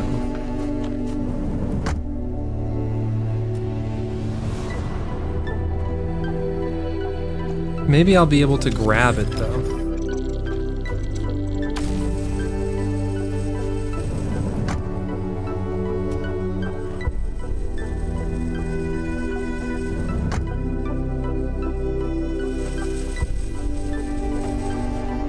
Okay, so not that.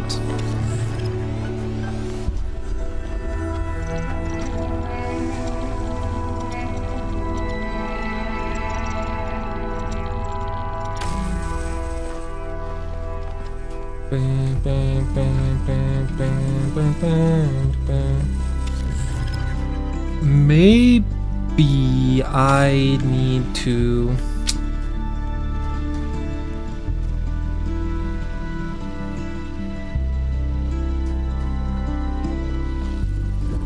I mean, is there no way for me to get this guy out of here? I feel like that's what I need to do. I don't really see it, though. Seems kind of barren. I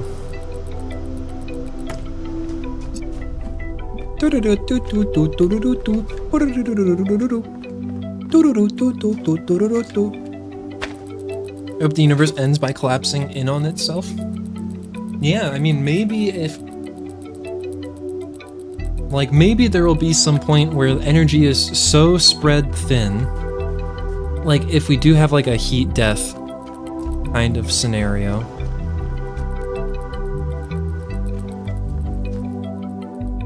That would imply that, you know, energy has been perfectly dissipated throughout the universe.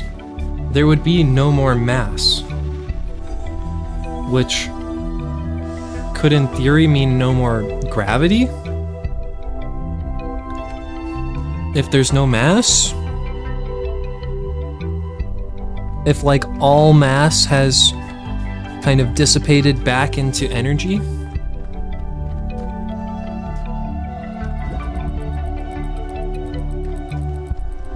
It's a bizarre thought. Perhaps not terribly bizarre.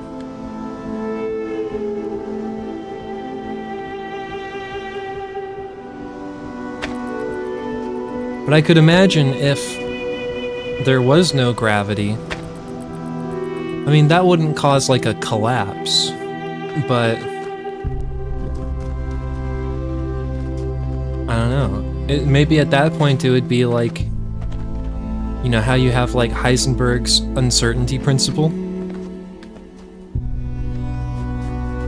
Where at that point all it would take is just like a tiny fluctuation. A slight disturbance or imbalance to kind of get everything moving.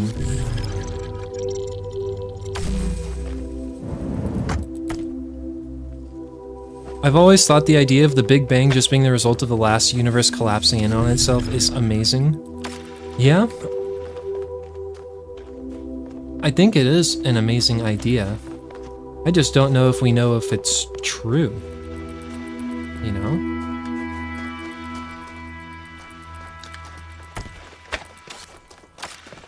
Okay, well, so the next thing I can try is bringing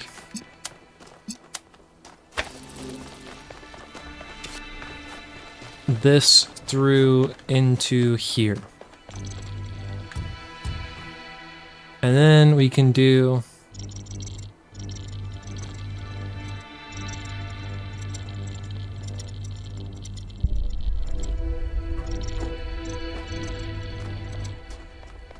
something.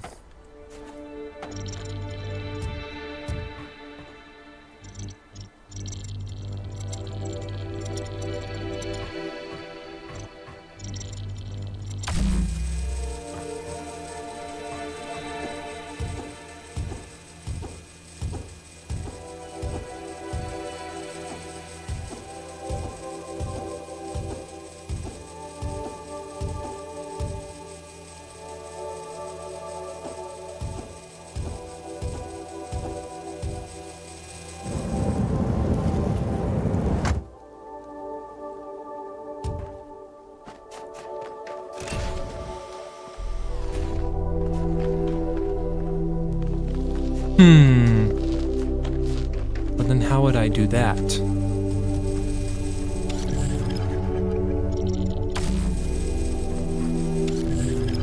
So I could definitely have us drug... Oh, is that good enough? This is definitely good enough. Okay, but wait, I need to think. Then from there, I have direct access. Okay. No, wait! The wrong way! Okay, no, this is good. This is what we needed, actually.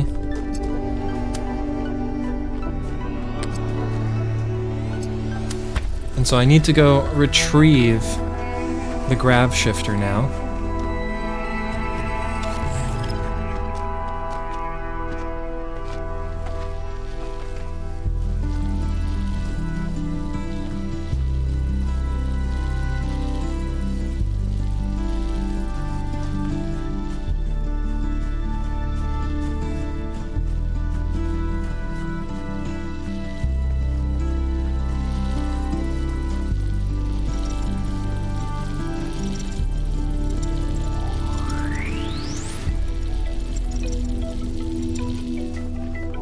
Wait, maybe I actually still need this over here. I don't know.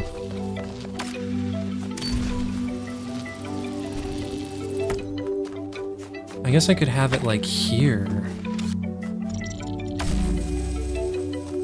This feels more useful to me. And then...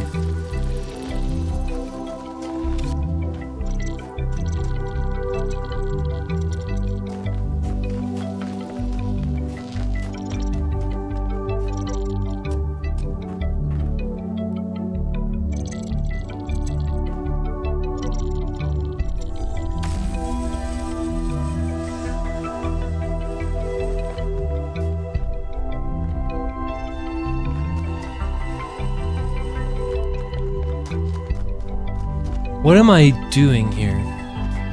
So I need to get a connector to here. But I need the connector here linked to there. But to be able to get to where I am right now,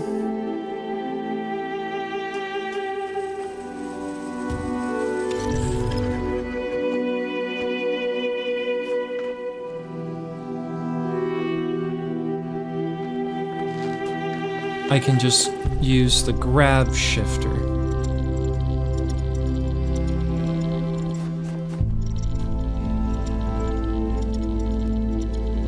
No, because I need to get up there to get pulled over there. And once I'm pulled over there... Okay, I can. Okay, it is possible. Okay, that's all I needed.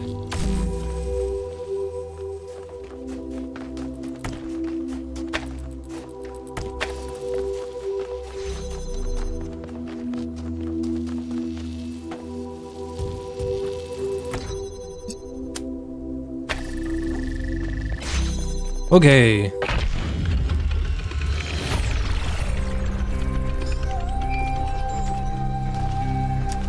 Maybe after everything is spread so thin, the dark energy fueling the expansion of the universe won't be concentrated enough to continue it? Yeah? Well, I haven't looked into it too much, but I've been seeing some, like, articles recently saying that there's maybe actually been a breakthrough in the connection of, like, quantum mechanics and relativistic gravity. I'll be interested to see if there are some, like, science communicators who put together some good info on that.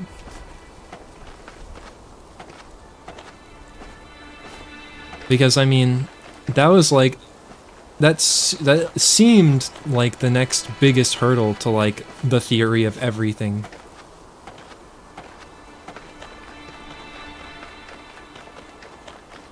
How far out here can we walk?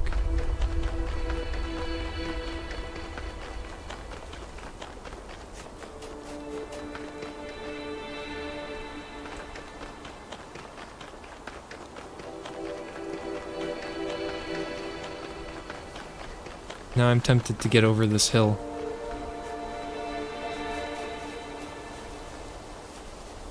It's not gonna let me do it. There's no way. Ah!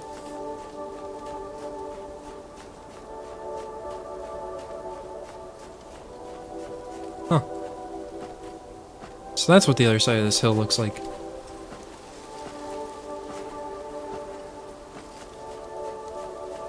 Hey, there's more rocks out here.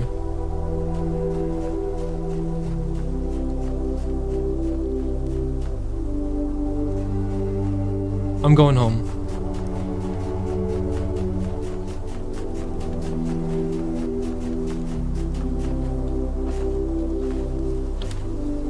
Every time I learn something new about physics, it makes the simulation theory feel more viable. No, it doesn't. That's just your weak, feeble mind trying to attribute science to magic. You're just trying to hand wave it away.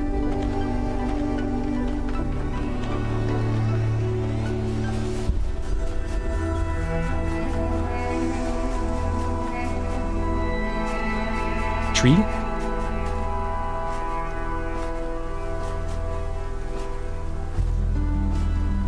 Sorry, that was probably harsh.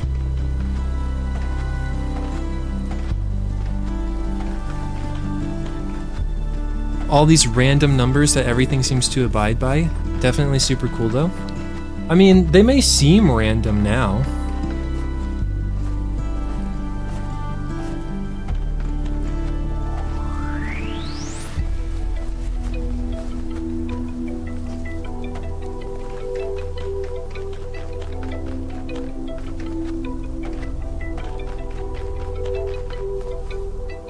Is this a Talos 1 reference?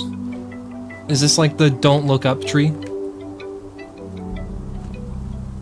I'm not gonna get hit on the head with a coconut.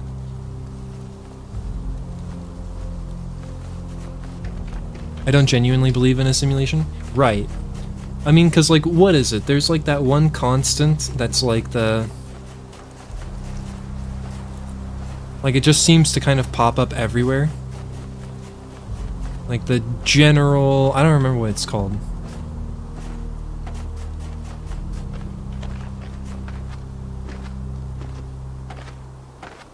It's like 0.112 or something. I don't remember. Crater.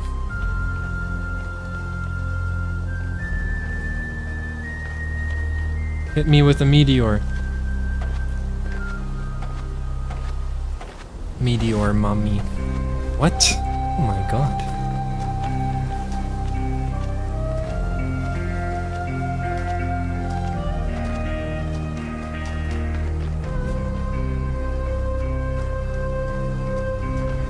Oh, there's a lab over here.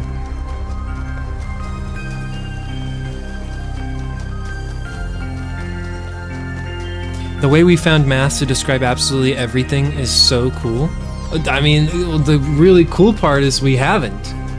There's still so much that we haven't been able to describe. There are entirely too many strange things going on around here.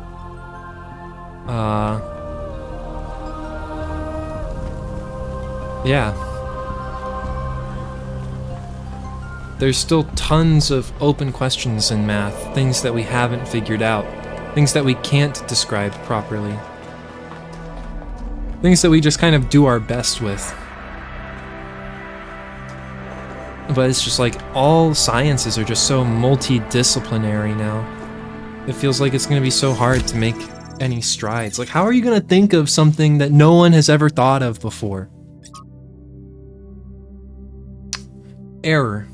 And it came to pass in the 11th year, in the 1st day of the month, that the word of the Lord came unto me, saying, Son of man, because that Tyrus hath said against Jerusalem, Aha, she is broken. That was the gates of the people. She is turned unto me. I shall be replenished. Now she is laid waste. What am I reading? Hold on. Therefore, thus saith the Lord God, Behold, I am against thee, O Tyrus, and I will cause many nations to come against thee, as the sea causeth his waves to come up. They shall destroy the walls of Tyrus, and break down her towers. I will also scrape her dust from her, and make her like the top of a rock. It shall be a place for the spreading of nets in the midst of the sea, for I have spoken it, saith the Lord God, and I shall become a spoil to the nations. And her daughters, which are in the field, shall be slain by the sword, and they shall know that I am the Lord. The Lord doesn't fuck around, I guess.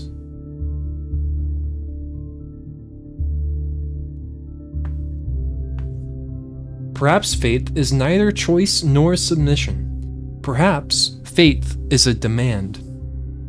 For our pain to have meaning, for the stories of the world to have rhyme. For a world designed by a loving hand. Perhaps I will believe with defiance in the forgiveness of all sins, in the kingdom of God on earth, and even the resurrection of the dead. I will believe with clenched fists and gritted teeth, and prayers that refuse to be gentle. Unauthorized trial at secondary site. Catastrophic failure. She's gone.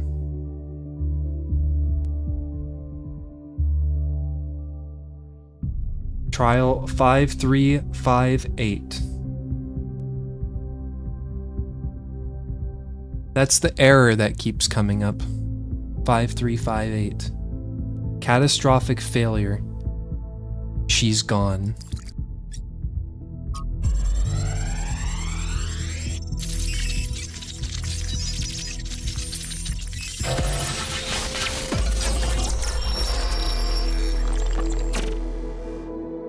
It's over.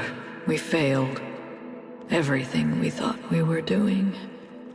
It's all ashes now. I don't think you really believe that. She's gone, Cornelius. She's gone because I failed her. She's gone because the machine that I built killed her. She was perfect. And now, she's nothing. I know you don't want to hear this. I know you want her to be perfect, to be blameless. But you didn't kill her, Athena. She killed herself. She killed herself because she was reckless, because she was naive, and frankly, because she was a little arrogant too. She was reckless because I filled her head with dreams. Dreams of the future, of a better world. A world that nobody wants. No, it's not the dreams that killed her. It's that we brought her here. It's that we tried to build all this outside the city.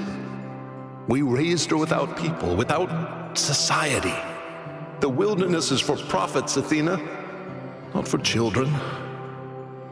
We should have stayed, fought for our ideas. It's too late now. It's too late.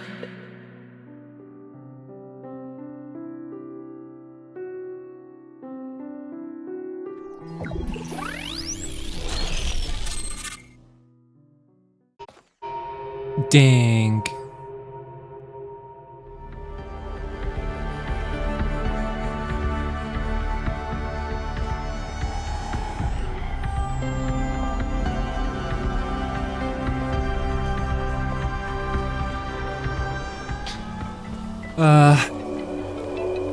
Hey, Yakut.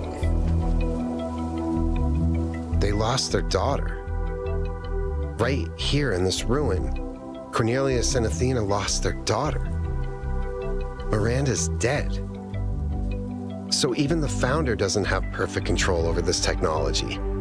Even the founder makes mistakes. Byron was right in a way. We turned the founder into something she never was. She was never perfect.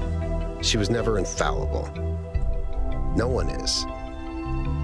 Listen, I understand why you and Byron see so much hope in this technology. You want us to be better, to grow.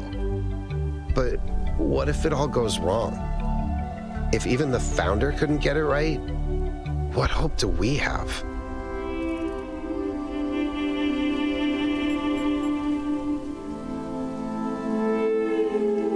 I mean, it's, you know, something bad happens, and we learn from it.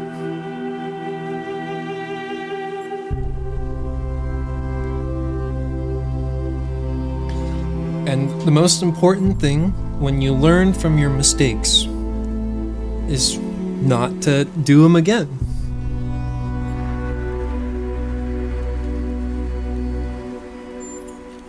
Okay, but what about new mistakes? What about the problems we failed to predict? I can't even imagine the complexities behind this technology. It's a process. Issues always come up, but that doesn't mean we give up. I mean, that's probably what I want to hit, right?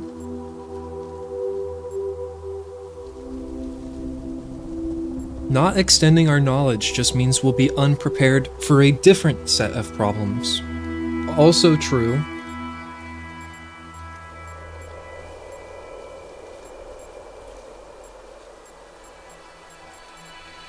I mean, this sounds more like rational to me. So there's no safe way to live, just different risks. Huh. I guess that makes sense. Sooner or later, even if we do nothing, the universe will throw another extinction event at us. And if we're not prepared, maybe life survives, but sentience doesn't. And there's no one left to treasure the beauty and symmetry that Miranda saw. Anyway, thanks for talking to me. The truth is, lately, I sometimes feel kind of lost. The universe is vast and threatening. History is depressing, and I need something to hold on to. Something other than fear. I have to figure out what that is. You're welcome, Yakut.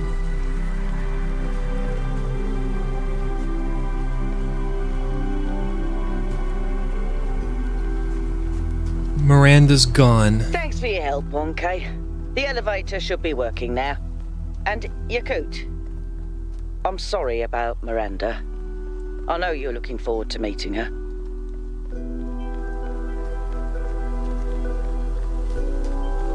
Miranda's gone.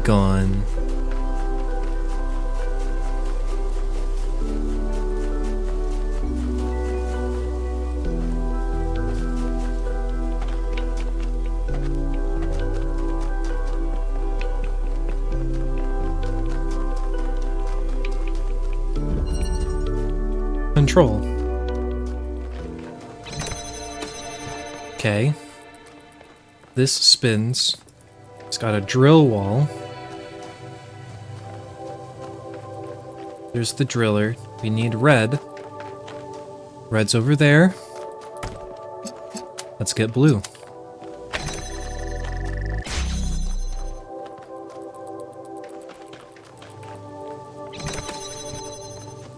We need something to hold the button and a blue source.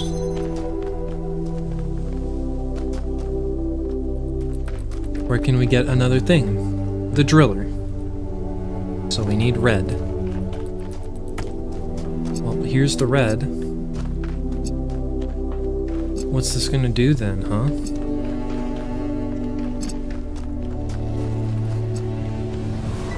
What opens this? Probably this.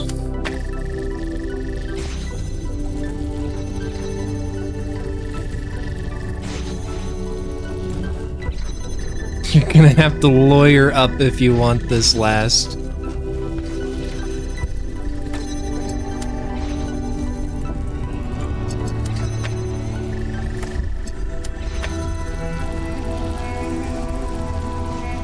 There we go.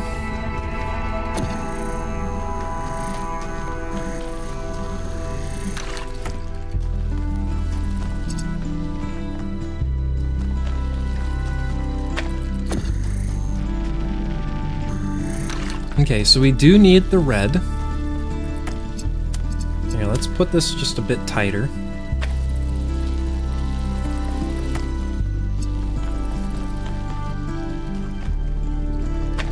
And then button, drill. Oh, this doesn't need to be tighter. It needs to be on the button. And then blue right through here.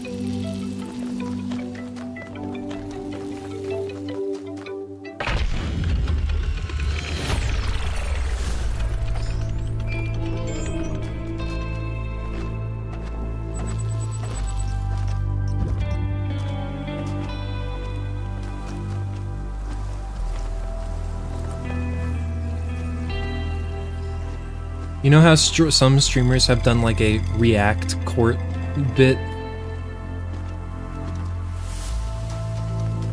Maybe I could do a bit. Just like, you know, at a moment's notice, put a user on trial.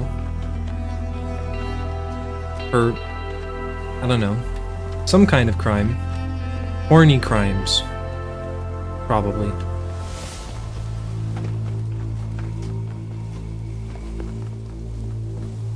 That's just me. I'm the only one that's really guilty of that. For the most part. Who am I kidding?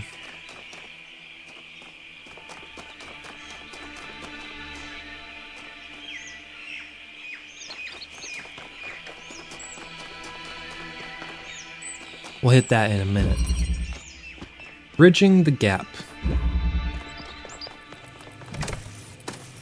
We need two things. It's so easy. It's right there. Yep. Didn't work.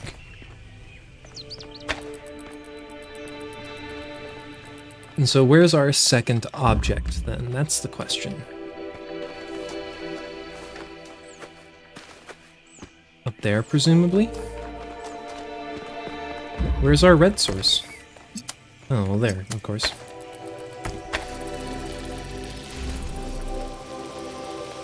Then you come over here, I'll grab you.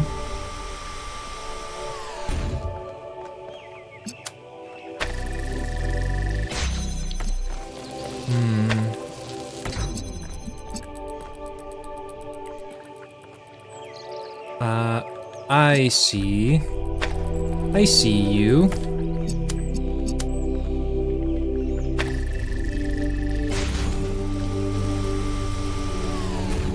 Got it.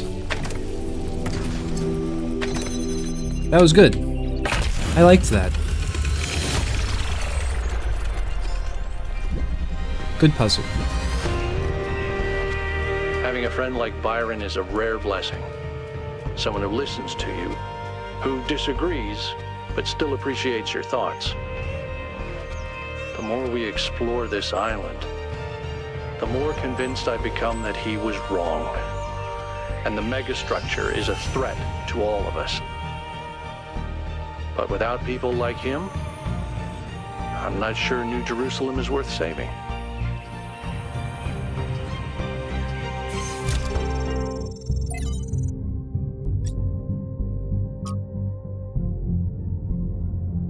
From selected archive documents, extinction. The dodo, extinct because of Homo sapiens. Stellar's sea cow, extinct because of Homo sapiens.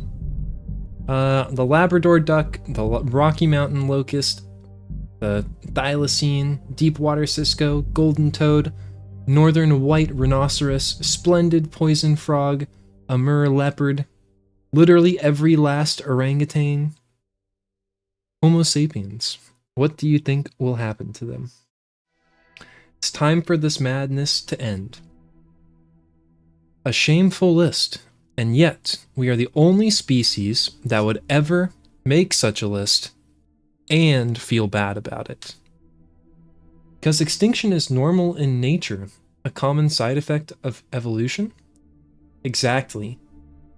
What I want you to think about is this. Is natural extinction less tragic? Should we be less opposed to it? Where is the difference, if there is one at all?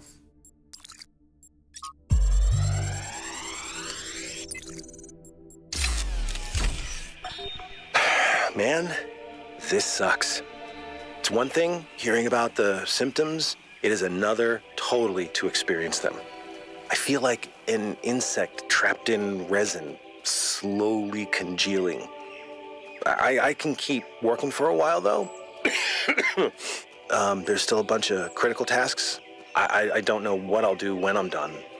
A lot of people have gone home, but Alexandra's still here. I don't think she's left even once, not even when her best friend died. We chatted a bit yesterday. She likes peanut ice cream. Not pistachio. Peanut. Well, at least we can agree that strawberry is an abomination.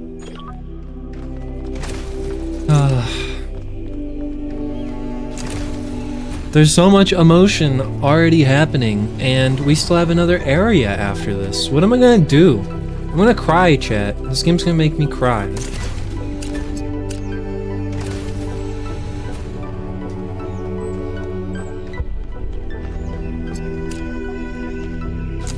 And like, how dare they?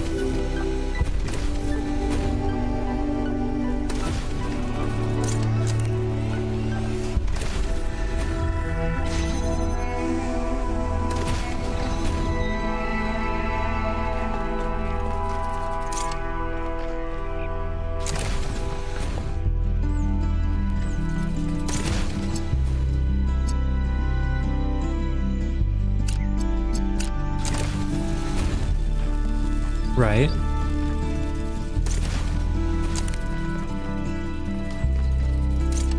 I can't hold this and climb ladder. No.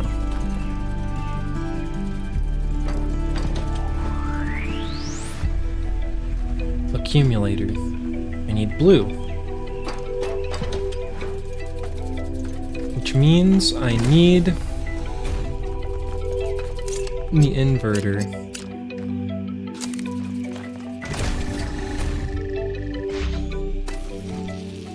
I guess that would make sense that that's what that does.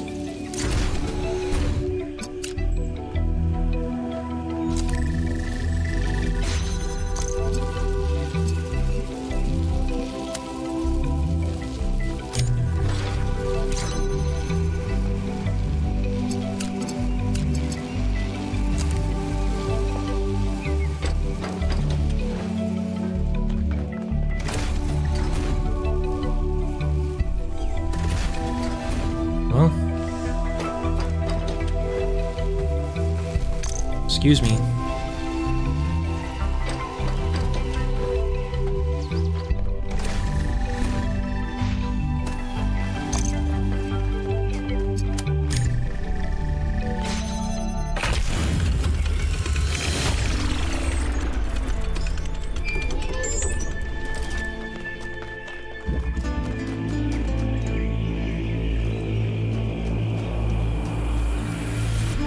There's the last lever.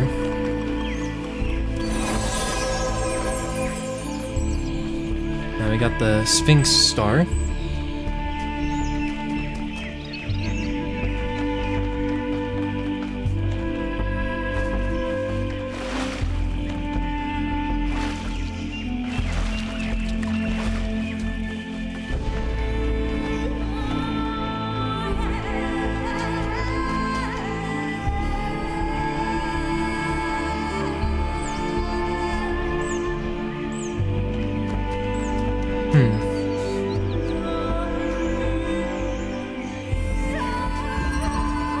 Above. I see.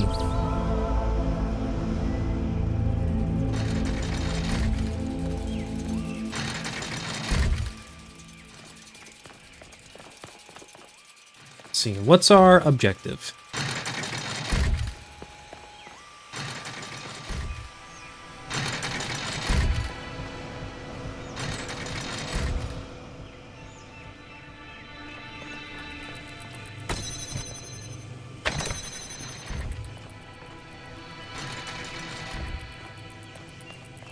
We need something on this button and blue.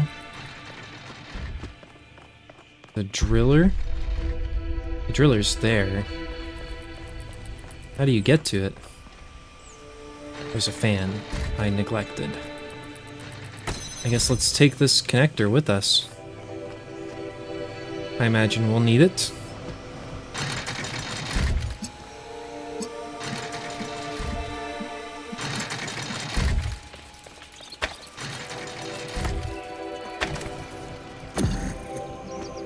Because ultimately, we need blue.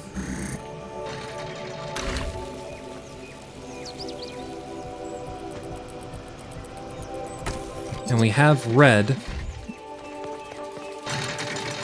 And so we either need connector inverter or inverter connector. I suppose it doesn't really matter which.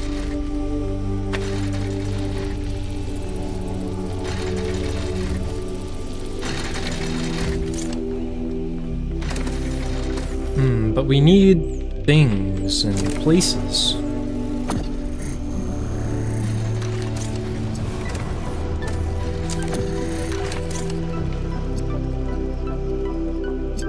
Like this needs to... can you reach from down here? Okay, you can.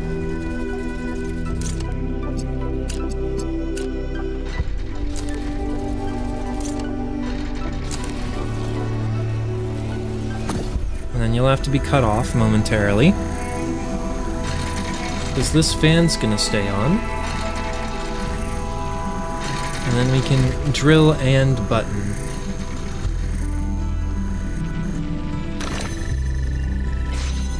Ta-da! That wasn't that bad. I'm impressed. Yep, one more.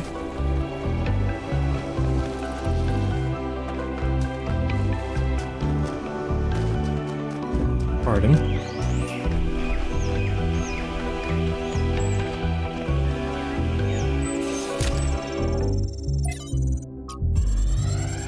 This felt like a Lifthrasir one to me. There is a kind of peace here in the desert. A perfect silence. This is a dead place. More dead than almost anywhere else on Earth.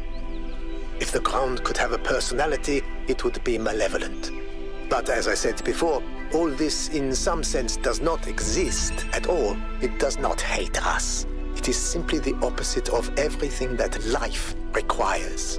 When you sit in the dunes and you hear only the wind and nothing else at all, and all the complexities of civilization fade away, you truly understand that spiritual peace is a great evil, a kind of shallow banality that we must always strive against. It is spiritual excitement and enthusiasm which sustain our humanity. Spiritual peace is a vile and cowardly surrender to oblivion.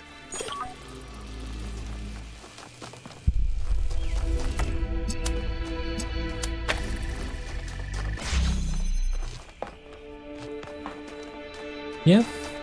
I mean, I guess in a weird sense, I don't disagree.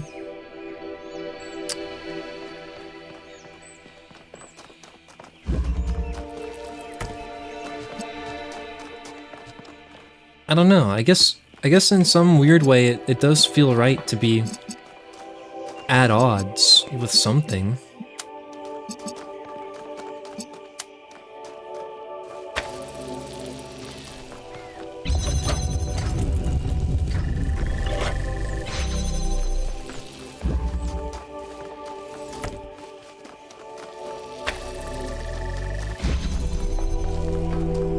Well, that was also not too difficult.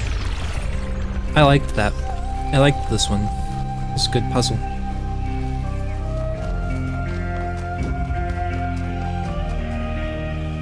Let's see. We got green somewhere, right? I don't remember.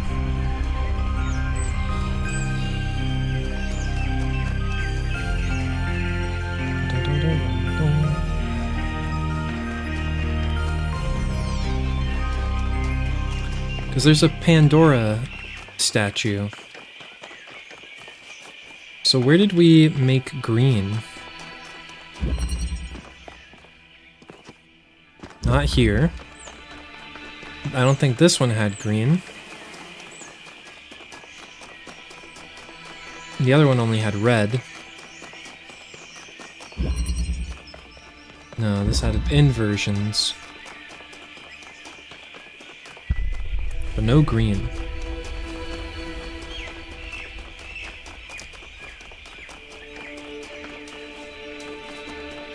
And then that and heading up the tower will be the last thing that we probably end up doing tonight.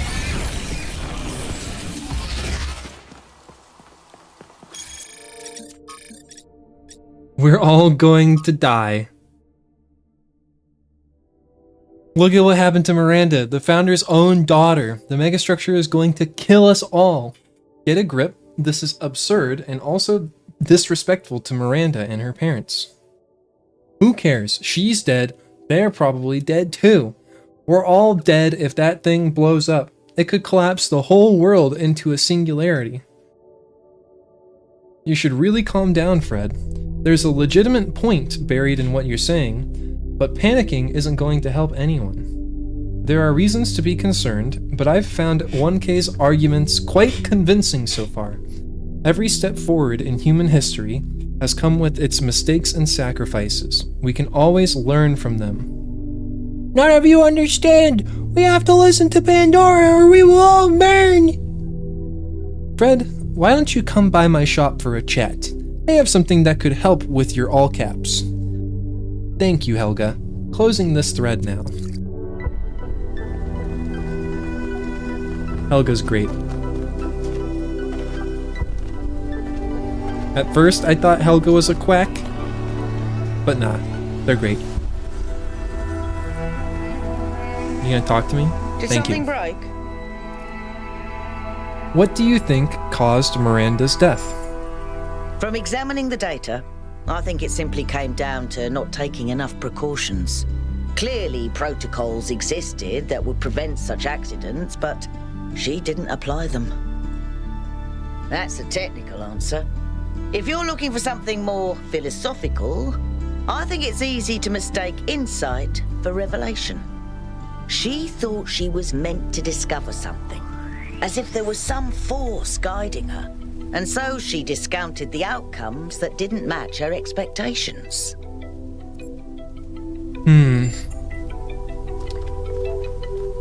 Death by confirmation bias.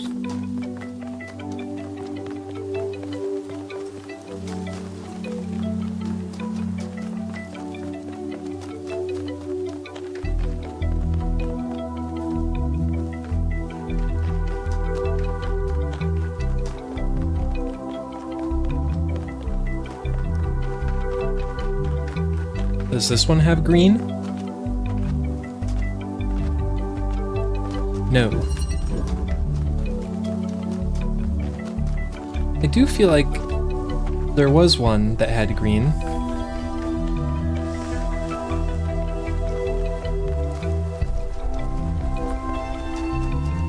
I just don't remember which one.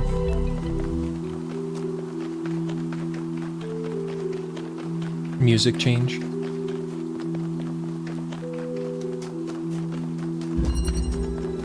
This one, I guess.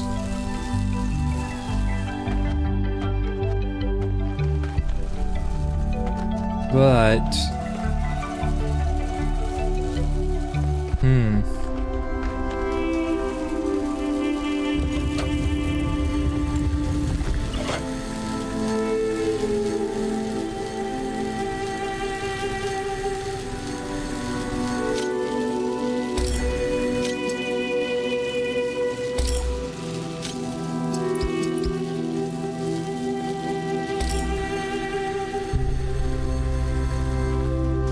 And so then where are we going to be able to get the green from here? It's going to have to be straight out this way. Or we need to be able to break a connector out.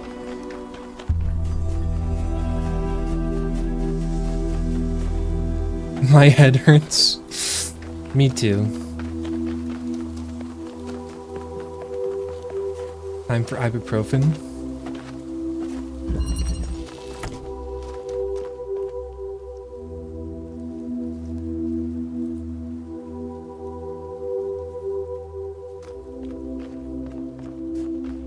I don't need it. I don't need it. I need it. I'm getting into Warhammer 40k recently. Uh-oh. Uh-oh.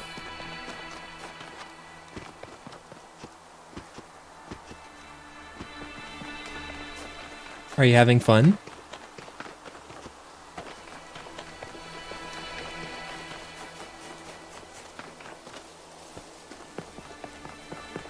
Oh, so you're not just like getting into the lore, you're getting into like the game. Or both. I guess both.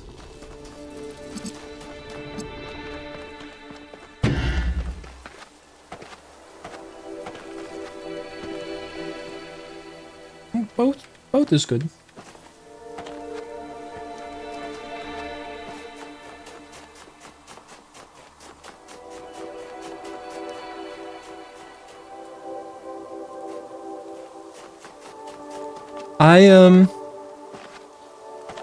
I was at one point a long time ago briefly interested in like Warhammer 40k world building and doing like a D100 tabletop campaign, but not like you know, not like, what am I trying to say?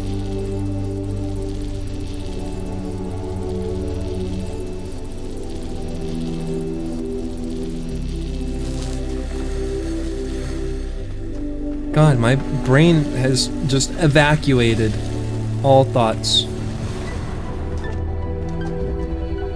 Not the, not with the figurines, just like dice. But that, I never ended up doing anything with that.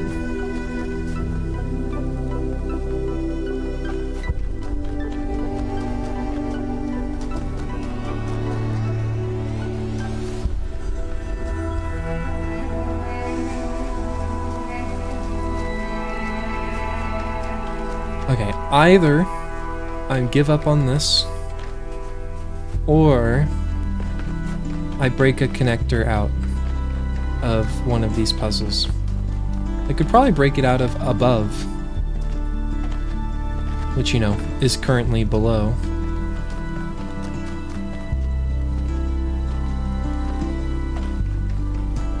I'm storing Warhammer 40k bolt gun right now.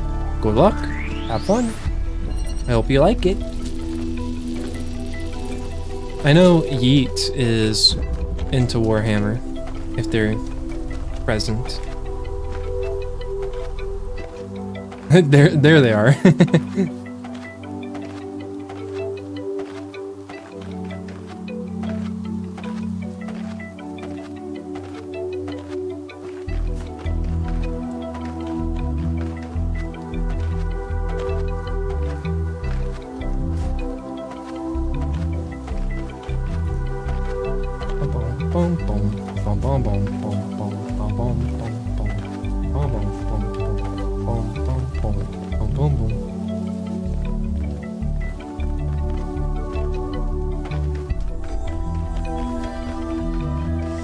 Let's see if this already has a connection somewhere. I don't know if I ever checked. Who's walking up there? Is this Al? We haven't talked to Al yet. Al's being sad.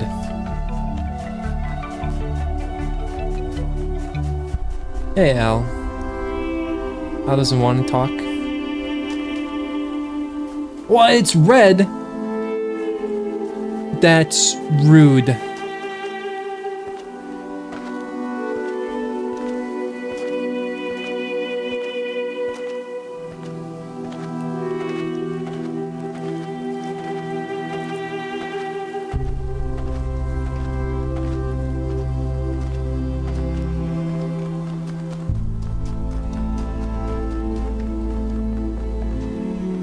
I mean, I do agree with Yeet's sentiment that like a fast-paced like movement shooter is going to feel better with mouse and keyboard. But I mean, if you're playing on console, then just play it with controller. And if you feel like the game leaves something to be desired, then that might be why.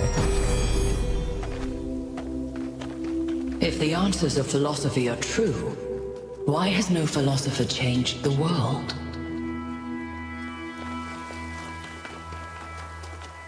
But if you play the game and have fun with controller, then that's all there is to it.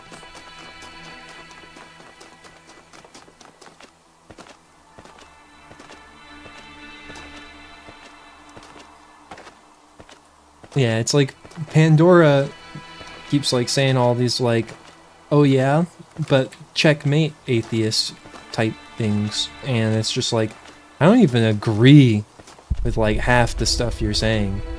And I'll just kind of like, a lot of it just seems blatantly wrong to me.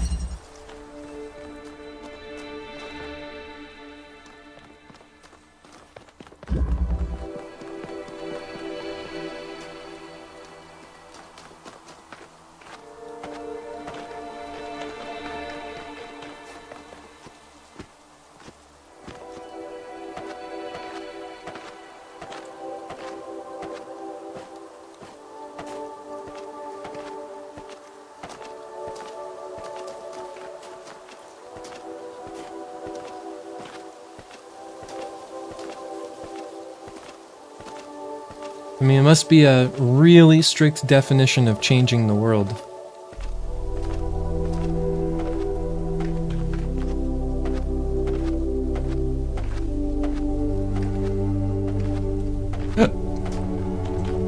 Hiccup. Hiccup.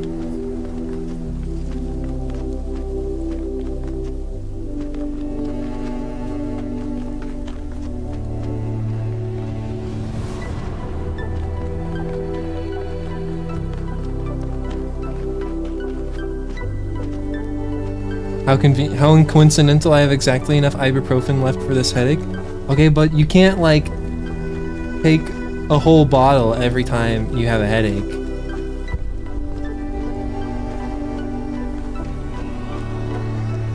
I mean, if you just like always take however much ibuprofen is left in the bottle, then you always have just enough left for the headache.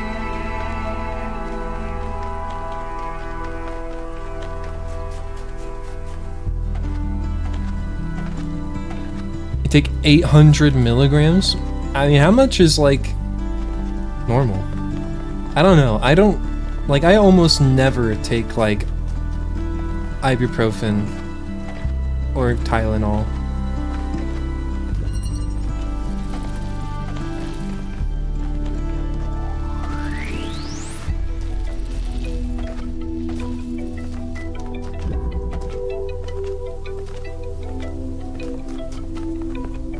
A 200 milligram tablet would be hard to swallow? I don't think so.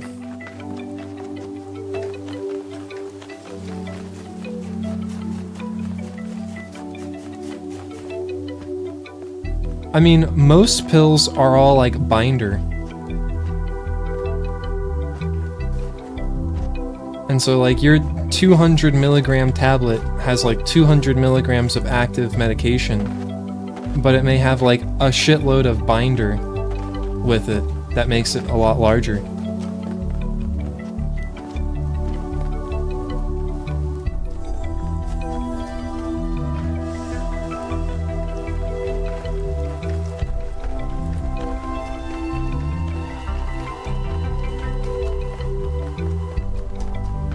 Where the feck?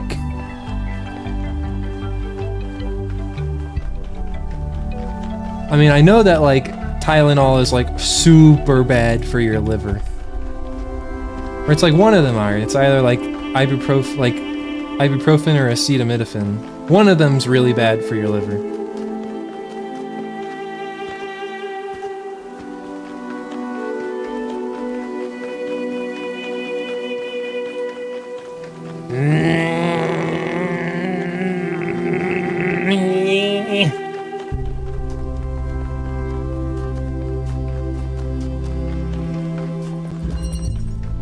Running around and trying to figure out how I'm gonna connect this thing is starting to give me the angry.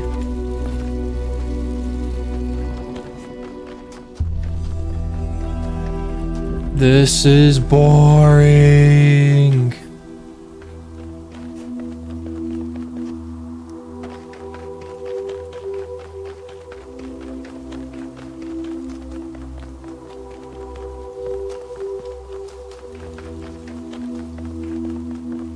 The fact that this is the only time they've ever made it a different color, and it's red instead of green.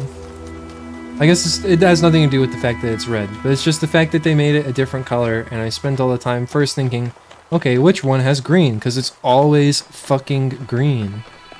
And then it's not green. It annoys me a little bit. I'm a little annoyed.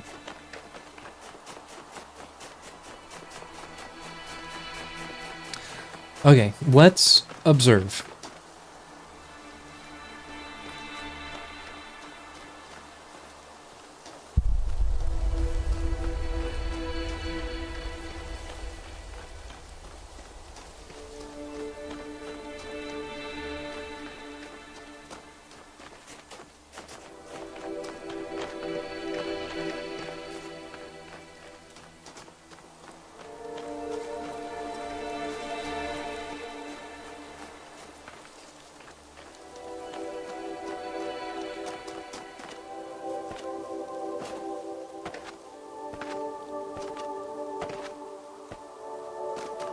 It could be.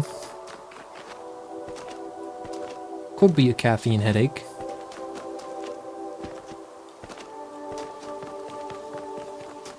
I'm just gonna go up the tower. I feel like there might be something up there anyways, with the fact that I connected that blue laser up there. And how much do you want to bet I'm gonna get up there and there's gonna be a connector up there for me to use. And I spent all my time down here searching when there's not actually anything to find. Hey again, Yakut. Hey 1K, how can I help you? Are you okay? I don't know. Still feeling a bit shaken by Miranda's death.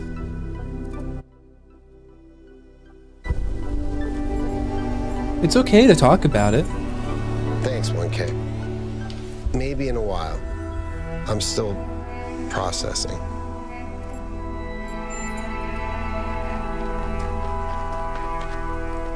Yakut, you can talk to me about anything.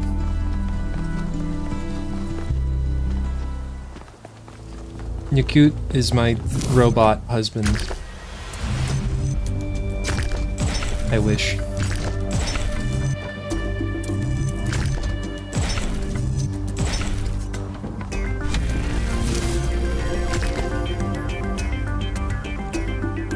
Weird.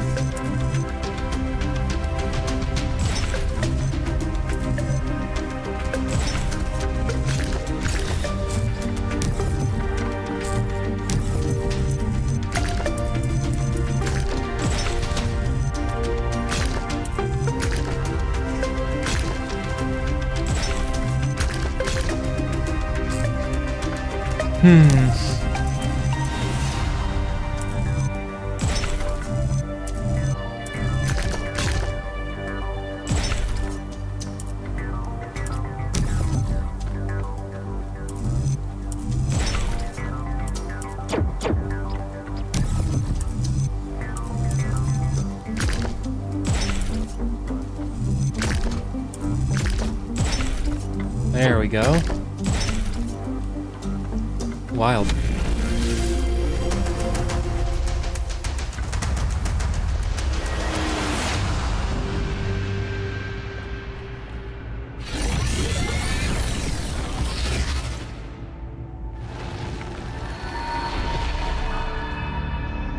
Prometheus was bound for many years, his torment seemingly eternal, until one day, Zeus commanded his son, the great hero Heracles, to free the Titan from the rock. Why did Zeus relent?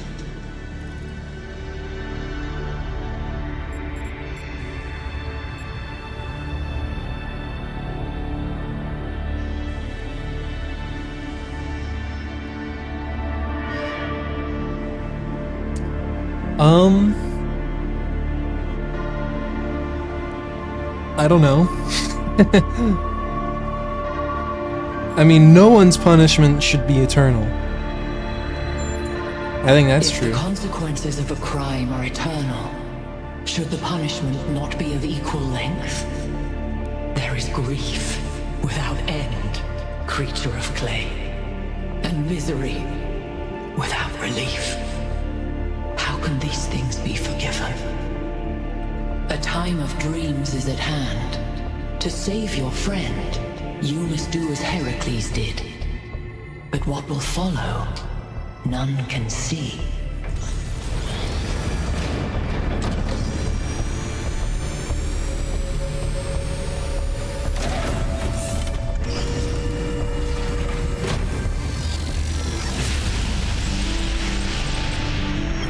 Well, at least this part is consistent. The megastructure is opening again. All right, everyone. Assemble at the VTOL as soon as possible. Melville, keep an eye on the energy readings, please. How do I go up?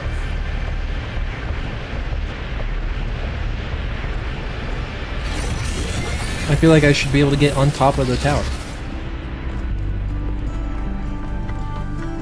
Like, what's up there?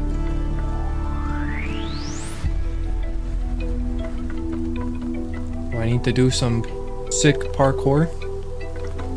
Oh, don't fall. That would be embarrassing and painful.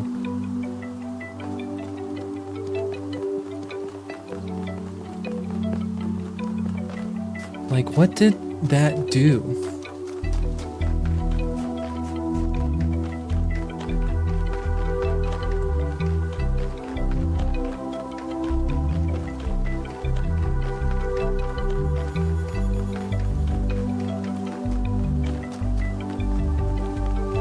Like, I did see something raise up.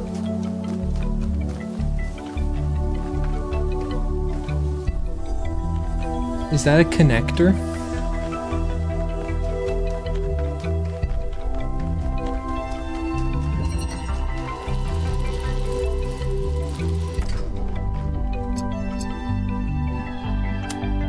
Yep.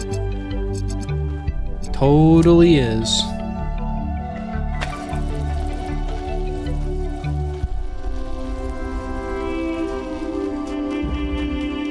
So now we have red literally anywhere. But I still need a connector that can see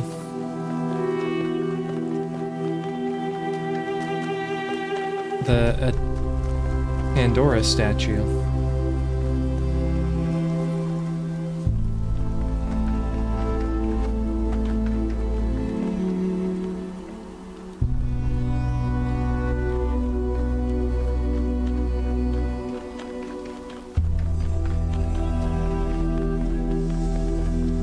Ah, Melville.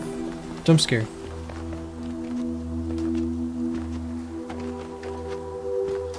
But it won't be this one. Perhaps I will see if I can just break one out of one of these puzzles. I don't know, that seems difficult. I don't think it'll come out of that one.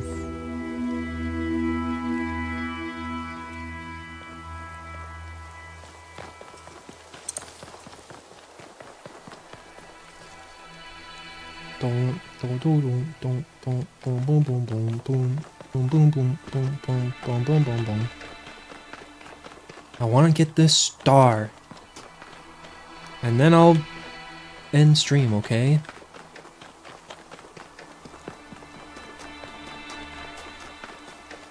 There's not a connector in here. Be a lot easier if there was.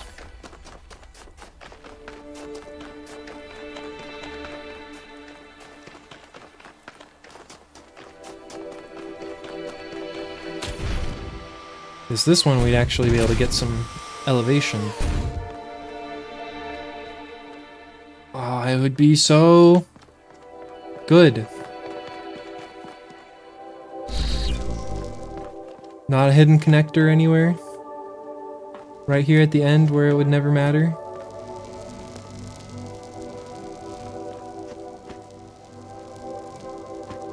Come on.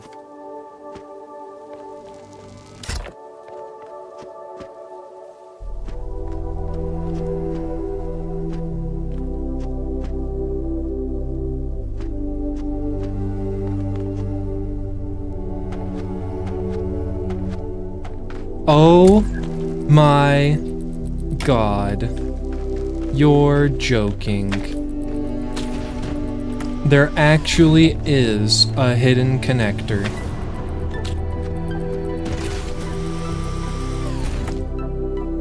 I fucking spoke the horrors into existence. My disappointment is immeasurable.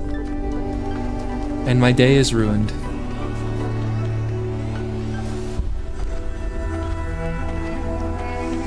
Why?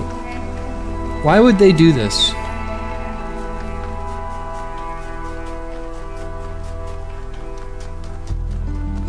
It's not even the right color.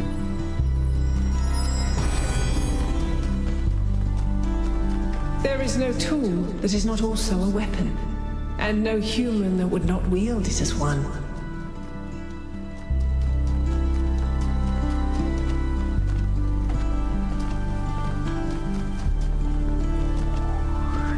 Well, anyways, I did it, and that's what matters.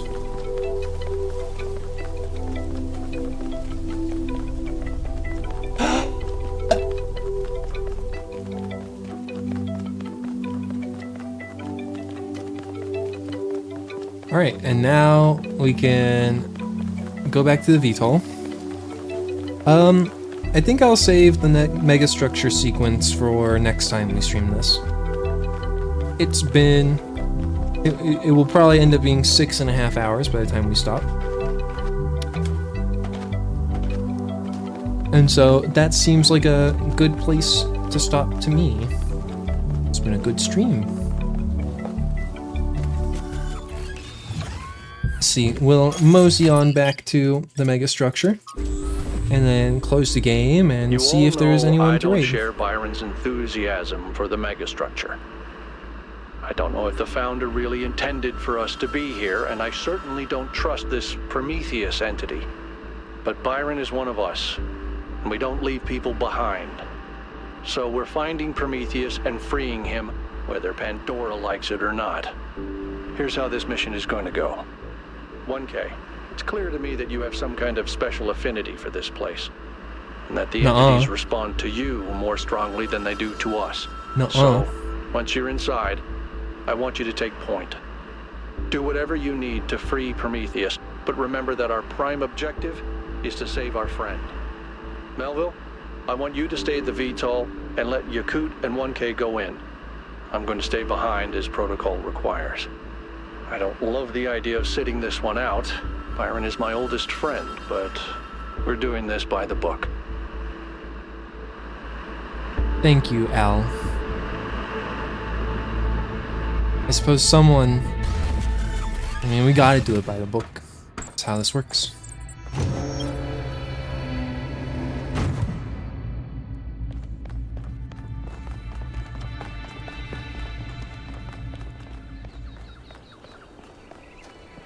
Ooh, it's getting stormy.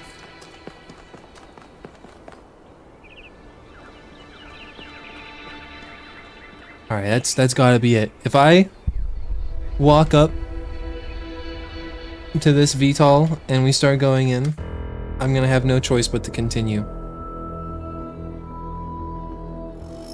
And so we'll just let it go there. I will end stream now. That's right, the stream is ending. Thank you so much for everyone who's joined me this evening. Is there anyone streaming that I just like, you know, really want to raid?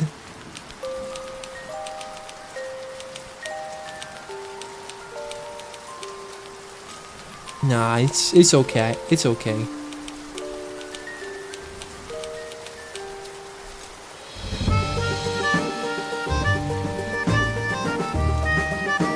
We don't gotta raid.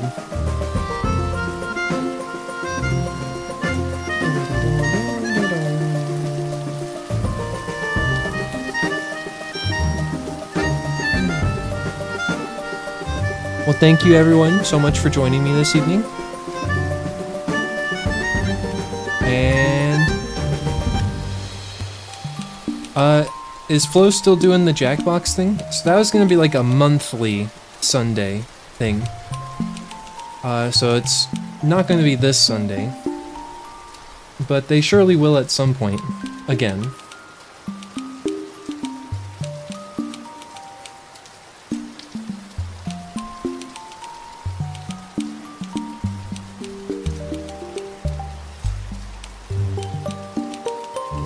But yeah, you all have a good night, and we'll see you all later. See you all next time. I'll probably be streaming again tomorrow. Don't know what yet, but I might, or I might not. I might take the night off. Who knows? But I'll see you all then, either way. Bye.